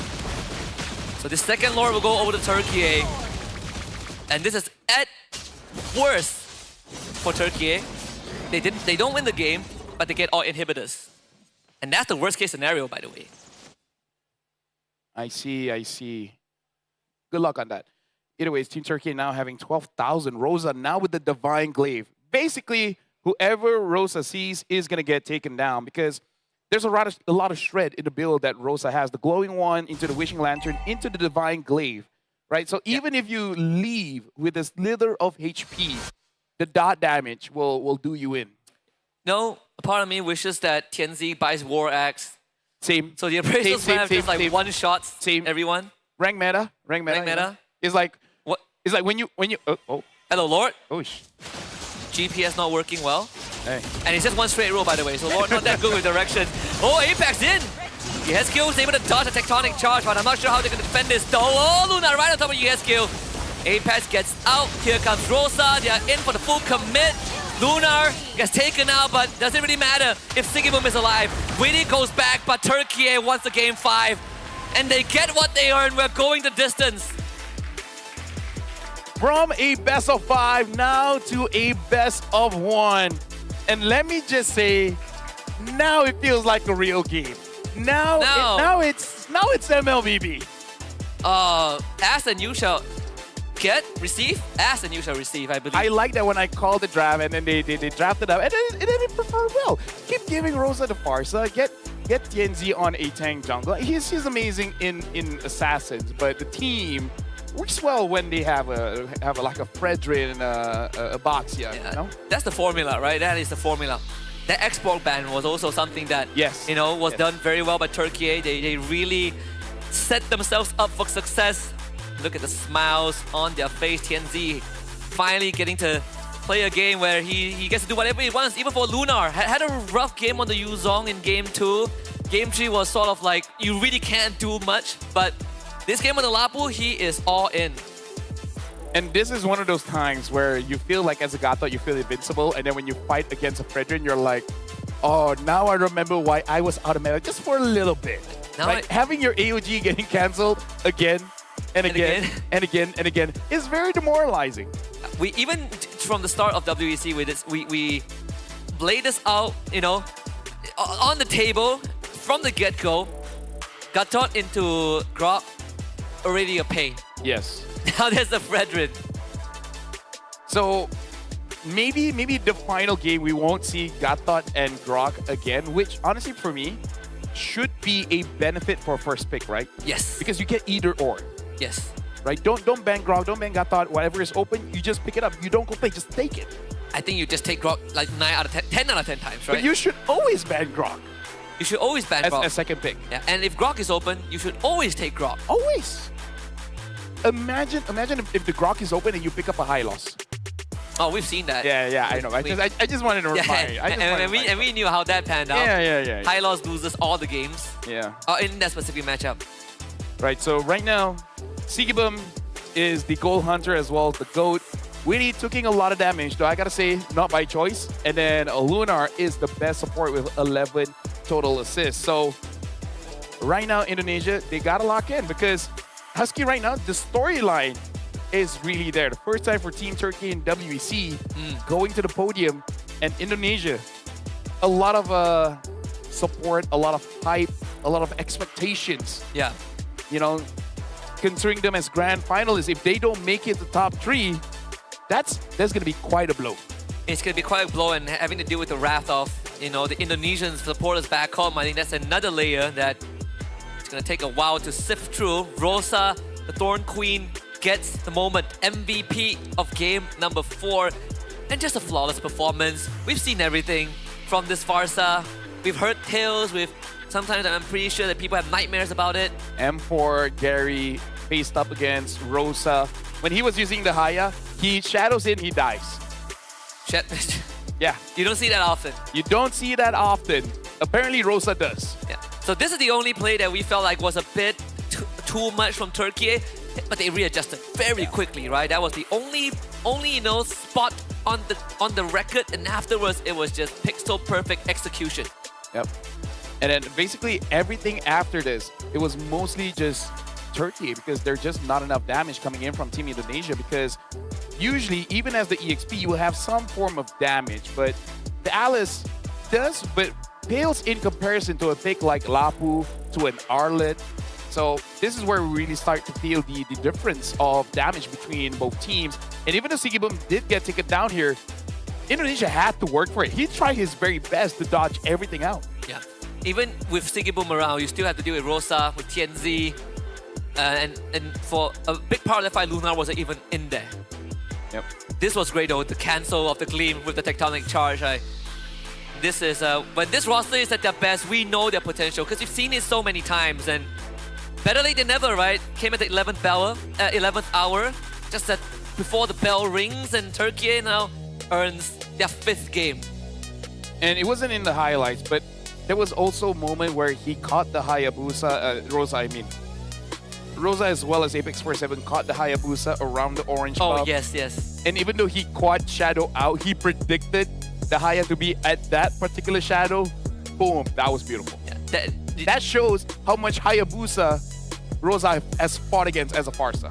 Yeah, I think Rosa is just, like, he has memorized, you know, all the patterns, all the tendencies of these assassin players. And I think that's a good quality for a mid laner. You are sort of forced to go up against these matchups, like you don't really have a choice. As a mid, you have 2 opponents. EXP or jungle? Actually, you have 3. You're Roma. Hey, I think of it. No, not you. When I'm using a Grot, we're fine. We're fine. I'm using a Hylos, we're fine. Look, we only had like if I have a Cho, you gotta be, I'm just saying. We only had like 1 bad start, and we got double killed by a Loi bot. Okay, that's the only like blemish on the record. And then we use Alice mid, and then it's all good. All right, here's a fun. I'm gonna let the cat out of the bag. You know, like right. I don't care if my rank games get ruined. If you guys haven't tried Alice mid, Angela roam, try it once. Yeah. 90%. Actually, if not the Angela, I kind of prefer Minotaur. Minotaur, yeah. Minotaur, Alice. 90% of people will underestimate the damage. And they just lose the lane. Please try it. If I see someone do that in game, I know that they're watching this. Yes. So now for the final game here, I kind of feel like Turkey, they found what is needed to win against Indonesia. Stick to that as much as you can. I'm pretty sure some of the heroes are going to get banned, but I feel like you can still replicate it. But for Indonesia, I think it's just more damage, right? Just more damage, because that's the only thing that they're really lacking. They're hoping on to Joe and Ezekiel. A bit too much for that game. Yeah, I think in this current meta, there has been some very solid patterns that cost a team a game. It could be too one-dimensional in terms of damage, only 1 damage dealer, not enough crowd control. I think it's just these 3, right? These are the 3 trifectas of what... As Malaysians, we say, tak cukup rasa. Yeah, not enough kick. Doesn't have that MSG. Yeah, doesn't have the yum, they call it. The yum, exactly. So I learned it from an Australian, so... there needs to be some balance, right? Make sure, because here's the thing that I learned from a coach as well. He said this current meta, everyone needs to do a little bit, right? Meaning to say, even the roamer has to do a little bit of damage. That's one of the things that Kilda, the Grok, and even the Gathar really sets them apart against other roamers, because now it's really not a hyper carry kind of meta. Not one person can dictate the game. The jungler has to at least a little bit. The man has to do a little bit. Goal, EXP, roam, everyone has to do chip in a little bit. Yeah, everyone has to. I think to a certain degree, it goes back to a very traditional way of approaching the 5v5s, right?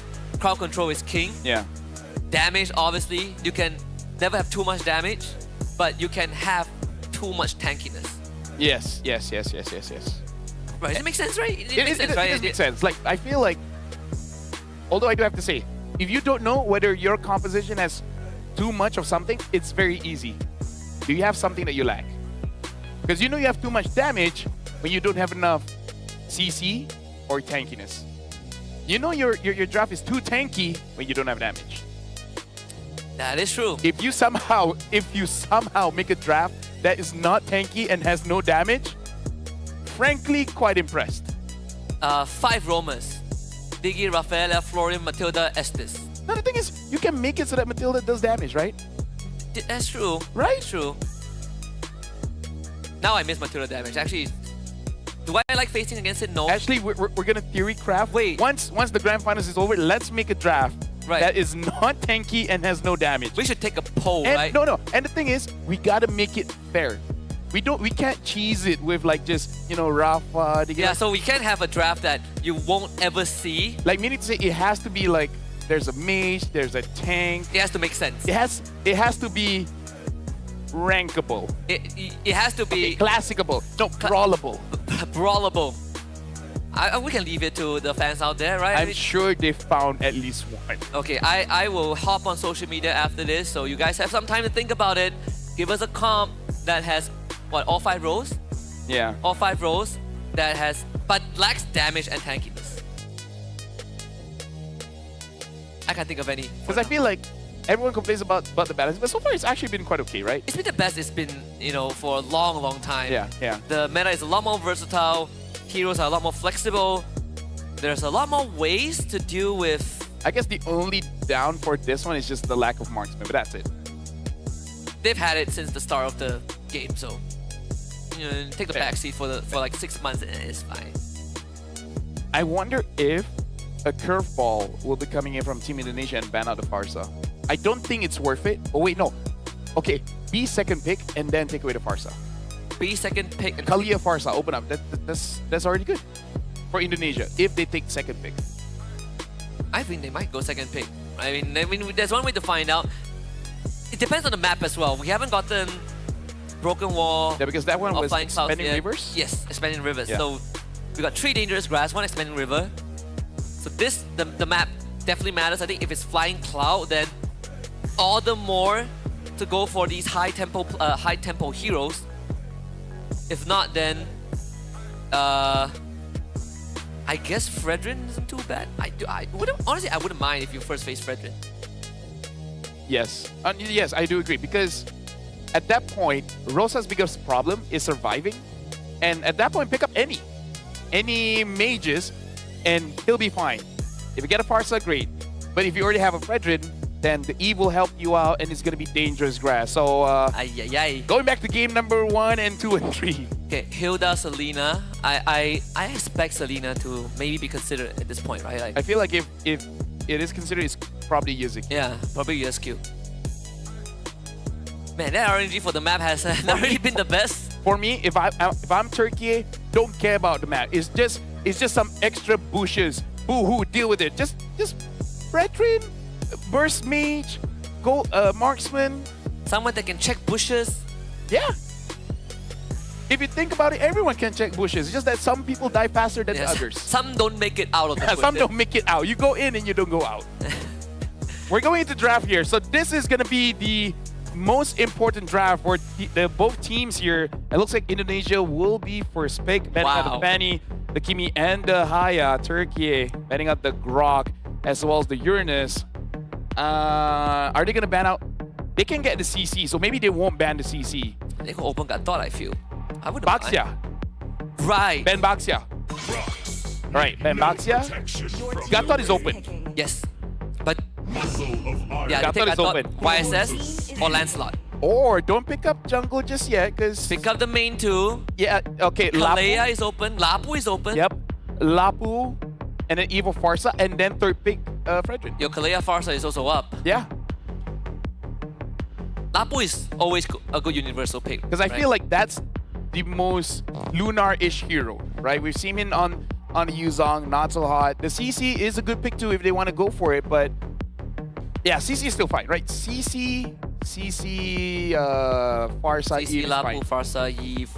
If you want to show your Fredrin now, I wouldn't mind. Oh wait, no, you Okay, cannot. that you would cannot. be too dangerous. No, yeah, because they can pick up an export. Yes. I feel like it has to be a second phase pick. I want it to be a Farsa, because then even if they do pick up the export, they can do it. Yes. So they are gonna go for the Yuzong and the Lancelot. Okay, well. Some okay. semblance of that game one, and it will be the Joy Angela. All right. Okay, so we are reverting a bit to that game one. Yes. So this is Indonesia in their comfortablest pick. If only they didn't pick the Lancelot, I would call for a Fredrin pick and then you ban out Export. So okay, it's a tricky spot to be in. Yeah, that's why I did not want Team Turkey to pick up their jungler now. They can still go for the Esmeralda, and I think it's still serviceable. I agree, but then you lock yourself into double fighters. Yes. And you don't have a Kimmy. And you don't have YSS. Lunox, good solution, right? A decent solution to deal with it.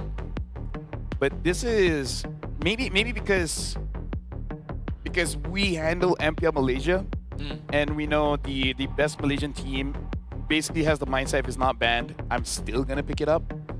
I'm not too sure I'm liking every single game they're changing the strategy when you clearly know what works. Right, it's like why change it when it works? Yeah. I mean, like, here's the thing. It makes sense. It definitely makes sense. But when the results keep changing, that's when questions start to pop up. At least for me. Yeah, when it's not broken, why fix it? Something along that line. Though you can still ban out like powerful picks like Hilda. I do like it. I think Xborg needs to be considered also. Actually, Turkey does not have a lot of tankiness. Wait, they can pick Xborg, right? They can. I mean, Turkey can consider. Though I think like the Roma is a lot more important right now.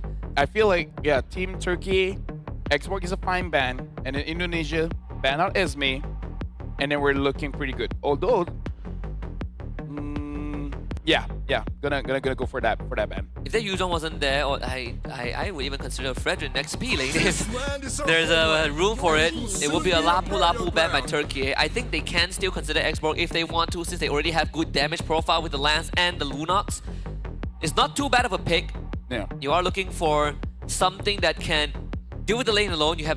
And then you need a very strong roamer to hold the front. And I think that's going to be the challenge for Apex. As of right now, I think the high loss is still fine-ish because there's not a lot of shred from Indonesia just yet. I think with Franco, again, if they really want to, you have an Angela +1. Yeah, but then you just pick 5. So you're basically showing whether this Lunox is going to go mid or gold. Yeah, I think you... Who do you want to hide? I think that's the question. A part of me feels like you want to get the best possible roamer choice. The Esmeralda is banned out. I would actually legit go for Xborg here. Yeah. Because it's Angela mid. There's no burst damage that will take out the Faraga armor. Yep. And that's why I think if you want that gotcha Franco, you can just run it back, right? You have some decent damage to take out whoever comes in with the Angela. You just need to be able to bob and weave around some of these conditions in the fight. Because for Team Indonesia now, they're showing the Angela, unless they're gonna do something crazy and put Angela Rome and Gata in EXP or something, they're not gonna be having range damage or like a safe range damage. Ruby is also not that bad into what Indonesia has. Yeah, into the Joy, into the Gatot. They take the export, right? That's what I'm worried about. That was what I was worried about for the side of Turkey. If that export goes to, they don't pick it, Indonesia has a good window to take it. And now they are in a bit of a pickle. And Xborg is, Hylos is a bad pick, so they basically do have to go for the Franco because CC can drop you down fast, Xborg can drop you down fast, so they have to go for Franco.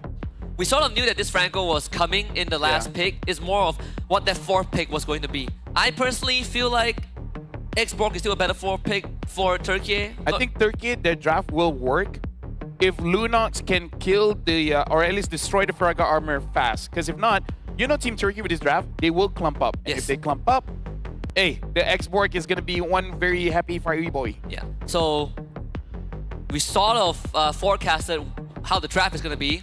I personally still feel like X-Borg was a better choice, but you know, potato.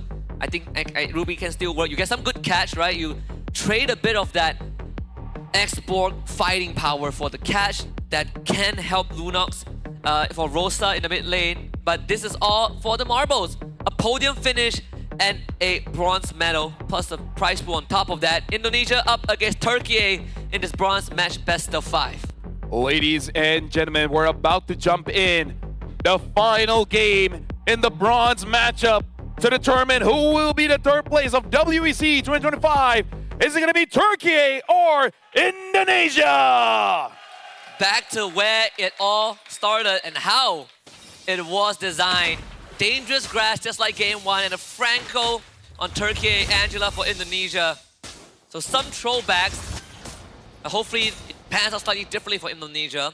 And 9, the 8.5 to 10-minute mark is where we're going to be looking at for Indonesia, because that snowball will wear off, forcing out a flicker from Apex 47, but Yehescu did trade his for that. Yep. Look at his team Indonesia. They're already scouting inside the jungle, trying to slow down TNZ just a little bit. But it looks like Team Turkey, they understand this kind of draft. They can't be super aggressive. They just gotta make sure that they trade safely. So TNZ is gonna be uninteractive for a while. Yeah. And mid priority should theoretically be given over to Indonesia, but they don't want to shove the wave. And I think that's a smart move. You want to force Turkey to feel slightly more uncomfortable, especially you dealing with a Joy. And as a Lunox, you are the most vulnerable pre-level 4 without the brilliance. And we can even see the positioning from Rosa. He understands that he is going to get ganked. And Joe is thinking about it because Rosa is not level 4 just yet. TNZ has to come up in mid to make sure that Rosa does not get denied of those minions. Yep, have to call in some help. Second time that Joe was thinking about launching himself in, but good housekeeping from Turkey to prevent that from happening. And now Joe spotted in the bottom lane, taking the XP crab. To a certain degree, Apex 47 is also doing a pretty good job. TNZ finds Witty, knows that there's no kill angle. Turtle spawns bot. Yeah, looking at the turtle right now. Looks like TNZ is out of the fight there. And Rosa gets kill onto Witty. Good stuff. And he takes the turtle away. Rosa takes everything into his own hands. It looks like Rosa really needed that 10-minute break. Because look at this, he's performing on the far side, now on the Lunox. And Team Turkey, they're not losing by 1,000 gold in the first 2 minutes of the game. Yeah, and they have completed the first step in dealing with this Angela draft, right? Deny turtle, deny kills. Aran needs the help of their hard guards, and TNZ a lot more comfortable in his own environment. And Joe again missing the timing. Will get the XP crab as a consolation prize, but Turkey is handling this very well. And right now, Witty uses an unbreakable onto Apex 47. Gotta be careful in case the Iron Hook comes in, hits onto Witty. And Rosa should have the damage with the Darkening, and he's just piercing through Witty. The hard guard even used, but it didn't matter.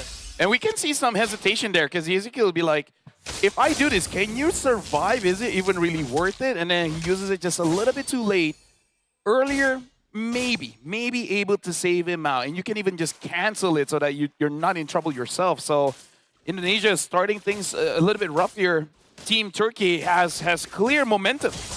I mean, Rosa has, you know, like 2 kills already.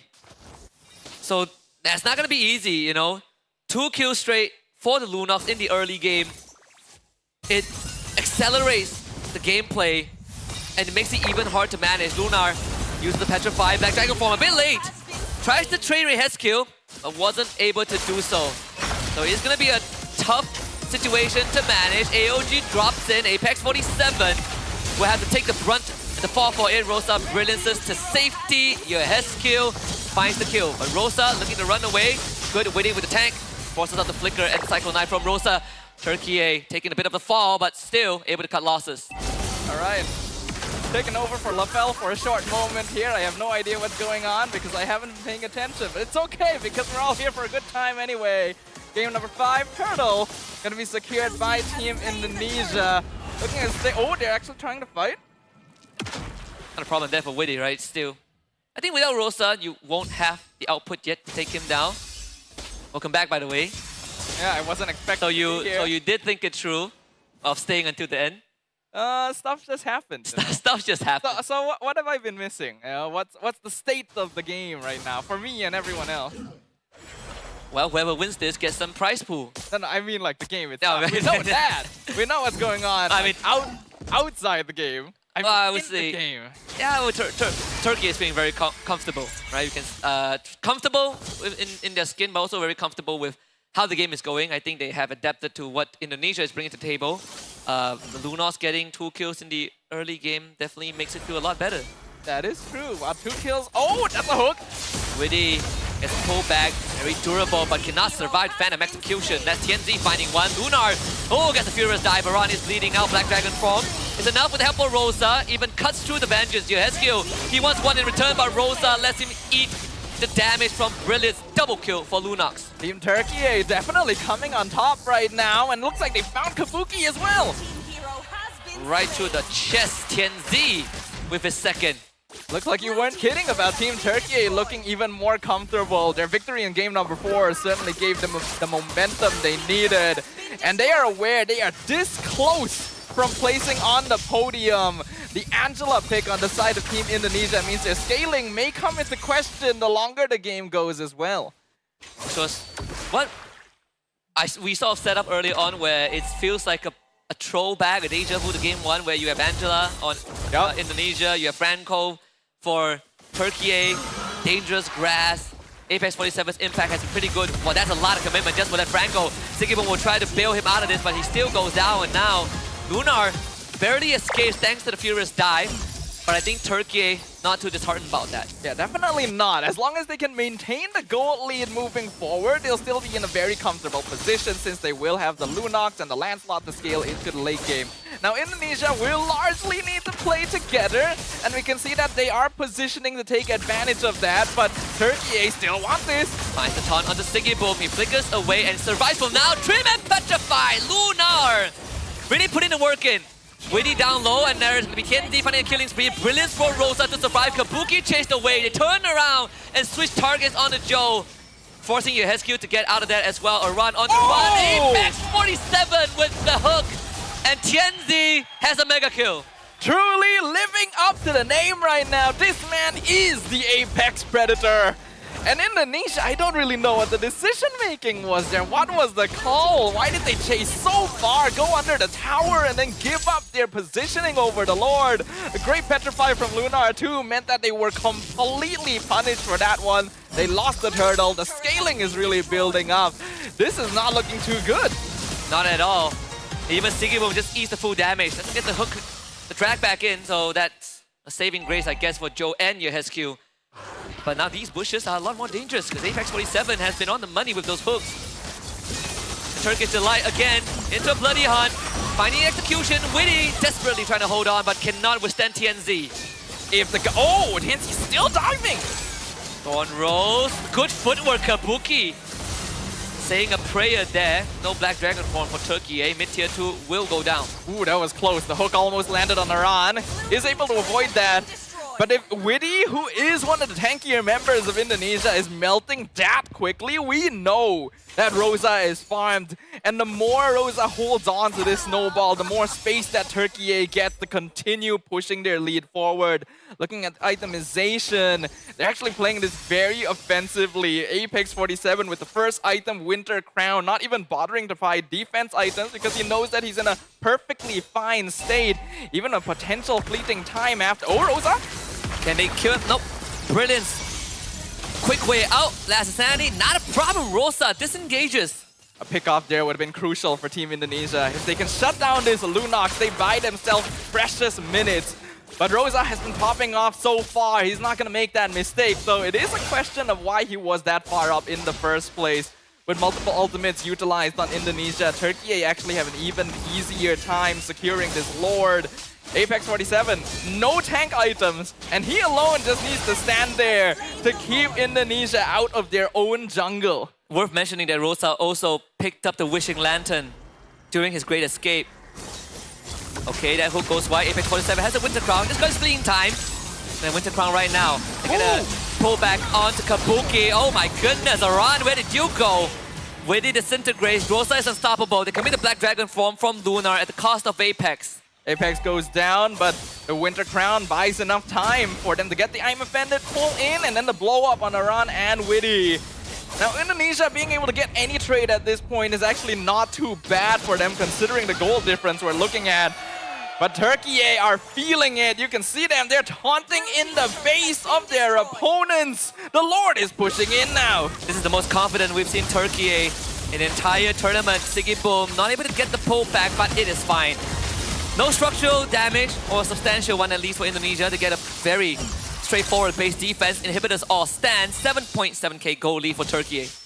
Something big needs to happen here, Team Indonesia. Remember the stakes. This is the last game of a best-of-5 series for that third placing.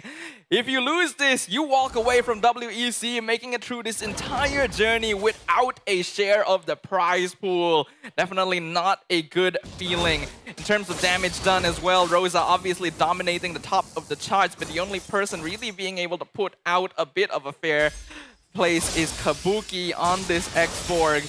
And he can no longer feel safe about standing in front too. The burst damage from Team Turkiyye is sufficient to actually blast that Viraga armor off straight away. They have to play together, but even when they are grouped up, it's not sufficient. This would normally be the counterplay to something like a Franco, but it isn't sufficient. Fleeting time, town completed, Apex can go for even more plays. Sigibun wanted more, but only found one. The Don't Run Wolf King actually controls 3 of them though. Another commitment from the side of Indonesia, but only ends in the death of Aran. The Black Dragon form is out as well. Lunar zoning the rest of Indonesia away. Witty goes down. And Turkiyye looking to continue that damage. Sigibun comes in with the pullback. Yehezkiel does survive that. Minion wave still a bit of a distance away, but Indonesia unable to show resistance at all. They have the hard guard on Kabuki. But the plan is going with the last insanity. They're all clumped up together, but Turkiyye could win the crown from Apex 47. Sigibun with a pullback. Joe is gone. TNZ goes to world right through Kabuki. Ladies and gentlemen, we're looking at what could be the greatest upset of the entire tournament right here. So many times Team Turkiyye could have been picked off right there. They were even baiting Indonesia into the fight. They know how much of a lead they have, and they were not punished for it at all. Apex was the only person to go down, but Franco isn't really worth all that much. 12 minutes in, 9k goal lead in favor of Team Turkiyye. Rosa still undefeated, 607 on the Lunox. This is Turkiyye's late game core, completely enabled off of early game snowballing. And TNZ's no slouch either. Team Indonesia hasn't been able to put farm in on Joe and their other heroes who are meant to be able to create the space necessary for them through the early to mid game are just not relevant at all. More than 10k goal lead and the second Lord about to march onto the map. Indonesia might be on their last legs, to be very honest, and I agree, this could be the biggest upset of this tournament. A podium finish from Turkiyye would be a glorious finisher to what has been one of the more rocky journeys in the entire tournament. They're the only one that came into the playoffs, or at least into the top 4, without a perfect record. They have dropped games in the group stage. Team Turkiyye has been quite the stalwart presence in the scene for a while. It's not too big of a surprise that they'd be able to get a podium finish at an international tourney eventually, but the biggest surprise is that it may come at the expense of Team Indonesia. Of all regions in the world, one of the most decorated, currently staring down the face of the barrel. Lord's pushing in. Let's see if Team Turkiyye can do it. They find a pullback on the Kabuki. Viraga armor actually stays. Rosa not able to blow it up, but TNZ looking for a freestyle moment. Yehezkiel force back. Good iframes with the Thorn roll. TNZ gets jumped on. Immortality is out. Pull back on the Witty. TNZ looks to get out and he escapes. Witty on the chase. Finds the taunt. Luna zones away the rest of Indonesia as TNZ is legendary. Aran now next on the list. And Apex will grab him back. Kabuki explodes. But Sigibun is in. Turkiyye looking to march it down. The Crescent Warriors, through doubts and trials, tribulations, have completed the conquest. A podium finish at the WEC25. Team Turkiyye are your bronze medalists. Team Turkiyye has made a statement. to the world of Mobile Legends. It does not matter your history, it does not matter your accolades. In this era, anything is possible. Team Indonesia concludes their WEC journey in 4th place. We have 2 new podium finishes guaranteed. Slightly short of last year's performance where they finished 3rd, but for Turkey, the Crescent Soldiers, they have definitely set a new milestone for themselves. The Turkish definitely delighted with this performance. They clip the wings of the Garuda and take over the skies themselves. To land or sky, Turkey is the one that you remember tonight. With that being said, congratulations to Team Turkey. Let's head over to the stage with Rose and Turkey. Starting off with a shaky performance, but that all led them to a podium finish. Ladies and gentlemen, presenting to you your bronze medalist this WEC 2025, Team Turkey! Guys, congratulations. I know that this is not the result that you guys expected, but nonetheless, you guys are still our bronze medalists. How did you guys boost back your morale after losing just the match before this?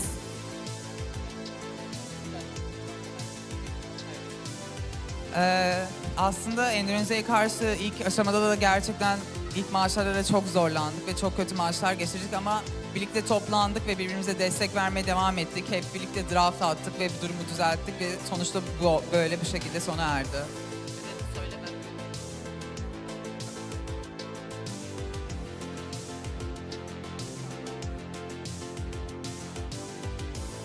At the first matches, we didn't play well. I mean, he said we did well, but after we lose 2 matches to Indonesia, we speak together, we draft together, and we win. Yeah, hard work definitely comes into play. Now, perhaps, what is the biggest lesson that you guys learned in this tournament that you guys could potentially apply in the upcoming tournaments that you guys have?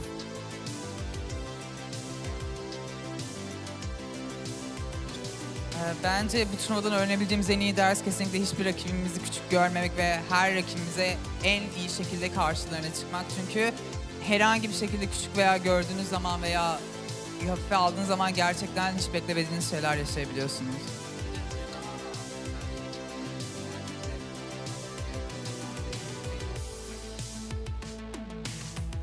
He said, do not underestimate anyone. I agree with that. Never ever underestimate your opponents because that could lead to overconfidence and such. As you end your journey here in the WEC as our bronze medalist, Sigiboom, is there anything you have to say to the fans and your fellow countrymen that have supported you guys in this journey?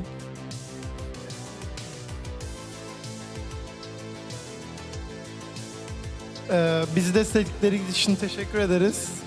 Çok iyi performans göstermemiş olabiliriz ama ileriki turnuvalarda size söz veriyoruz. He said, thank you for supporting us. We know we didn't perform well, but we will do better at other tournaments. Thank you very much, Team Turkey. Ladies and gentlemen, once again, this is your bronze medalist. Congratulations, boys, to everybody here and to everybody watching from all over the world. Don't go anywhere because in a few more moments, we will kickstart our grand finale. But before that, let us throw it back to the casters to momentarily give us a full rundown on this full crazy series.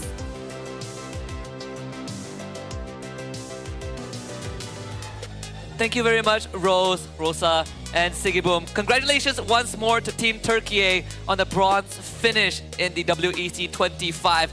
And there's one thing we can be sure, Sadafa, this is not going to be the last time we see them. Definitely not. I imagine the momentum and energy that an achievement like this has provided will fuel them for many tournaments to come. And I'm very eager to see what kind of growth we can expect from them after they have officially made it to the podium for the very first time. Team Indonesia, a very unexpected result to have their journey end here. But there have definitely been some questionable decisions made in terms of their drafting and their approach to the game. More so, I think, when given a draft that they definitely have practice with, is it fair to say it's tunnel visioning? There were definitely moments where you sort of like change feed into the machine. I can respect the attempt from Indonesia. They've gotten some wombo combos off, but giving Rosa a 2-kill lead in the beginning is definitely one of the factors that Turkey were able to kind of accelerate the game. Yeah, that is step one to disaster. Because when you are playing an Angela composition, you want to supercharge one of your players. Yeah. This is typically going to be CC, for example. So you want to focus hard guard onto Iran, make sure you win out that lane as much as possible, and then you use that snowball to carry you into the later stages.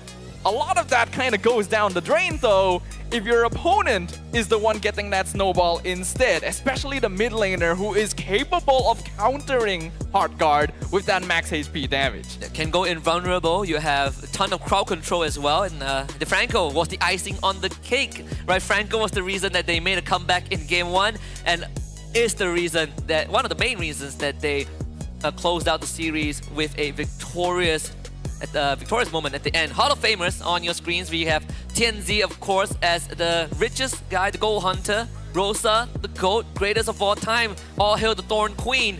Witty as the tanker, and Apex 47, of course, on the Franco, the best support. It's always such a pleasure to see a good Franco player on a stage as big as this. Landing those hooks is always such a cathartic feeling. And Team Turkey were able to take advantage of a very strong start to allow Apex 47 to buy very aggressive itemization. Didn't have to rely on grabbing an early dominance or just go for defensive. Immediately Winter Crown into fleeting time, and he can maximize it by playing super aggressive, using the Winter Crown to buy time, sacrificing himself and setting up for his squad. Yeah, the last time we sort of, saw the last break that they had, right, between game 3 and 4, there was definitely some serious talk amongst the players, and it really woke them up, right? Like even Rosa said that they started drafting and talking together like a team. They reset the mental, didn't let the losses hit them hard, and they came back swinging with the comfort Ube strat, the Ube-ish strat in game 4, and then Rosa closes out as an MVP in both game 4 and 5. 4 as the Farsa, 5 as the Lunox. I kind of wish we got to see a little bit more of this mode of Team Turkey. It feels like they were experimenting with different strategies throughout WEC,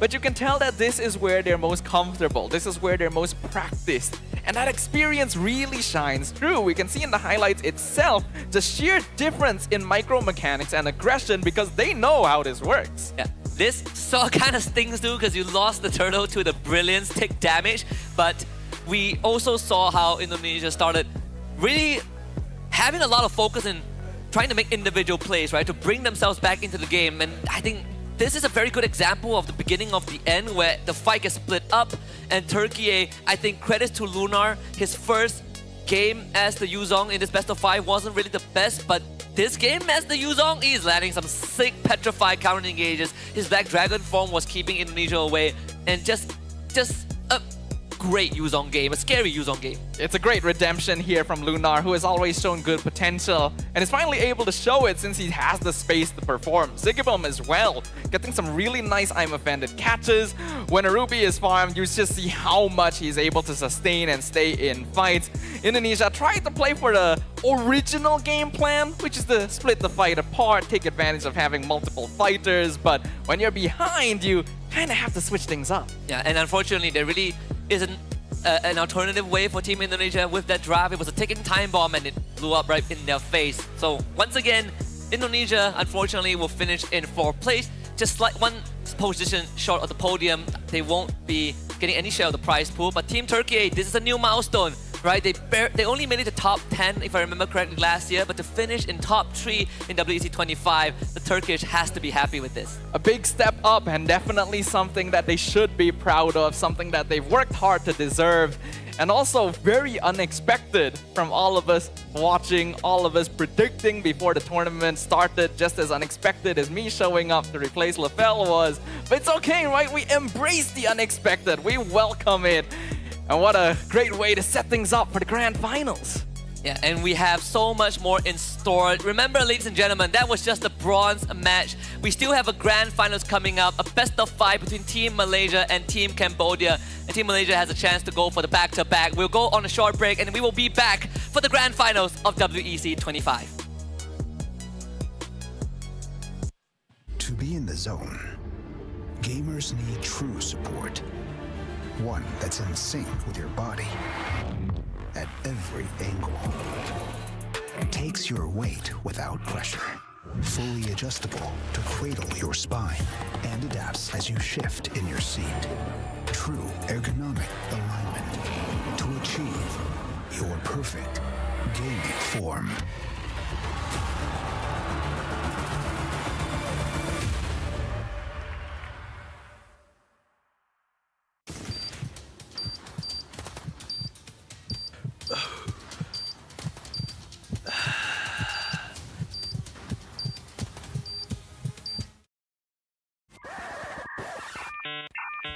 Ternyata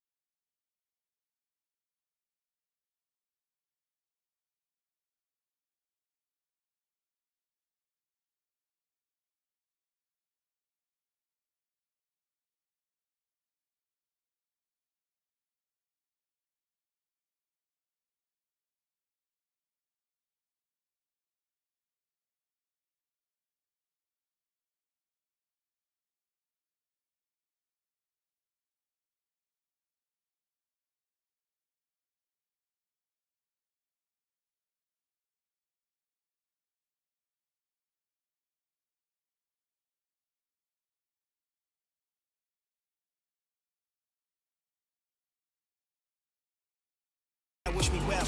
You ain't like me then, but I guess it's past tense, cause you tapped in. You was never who you said. I see the facade when looking, it really be like you could tell. My guard up, I ain't taking nails. If it's not in my favor, won't sign a deal. I got the royalty in the mail, I got authority in the field. Take a look in my iris, I be precise with the timing. I move on a tuck that's the high risk. I never know where my mind went.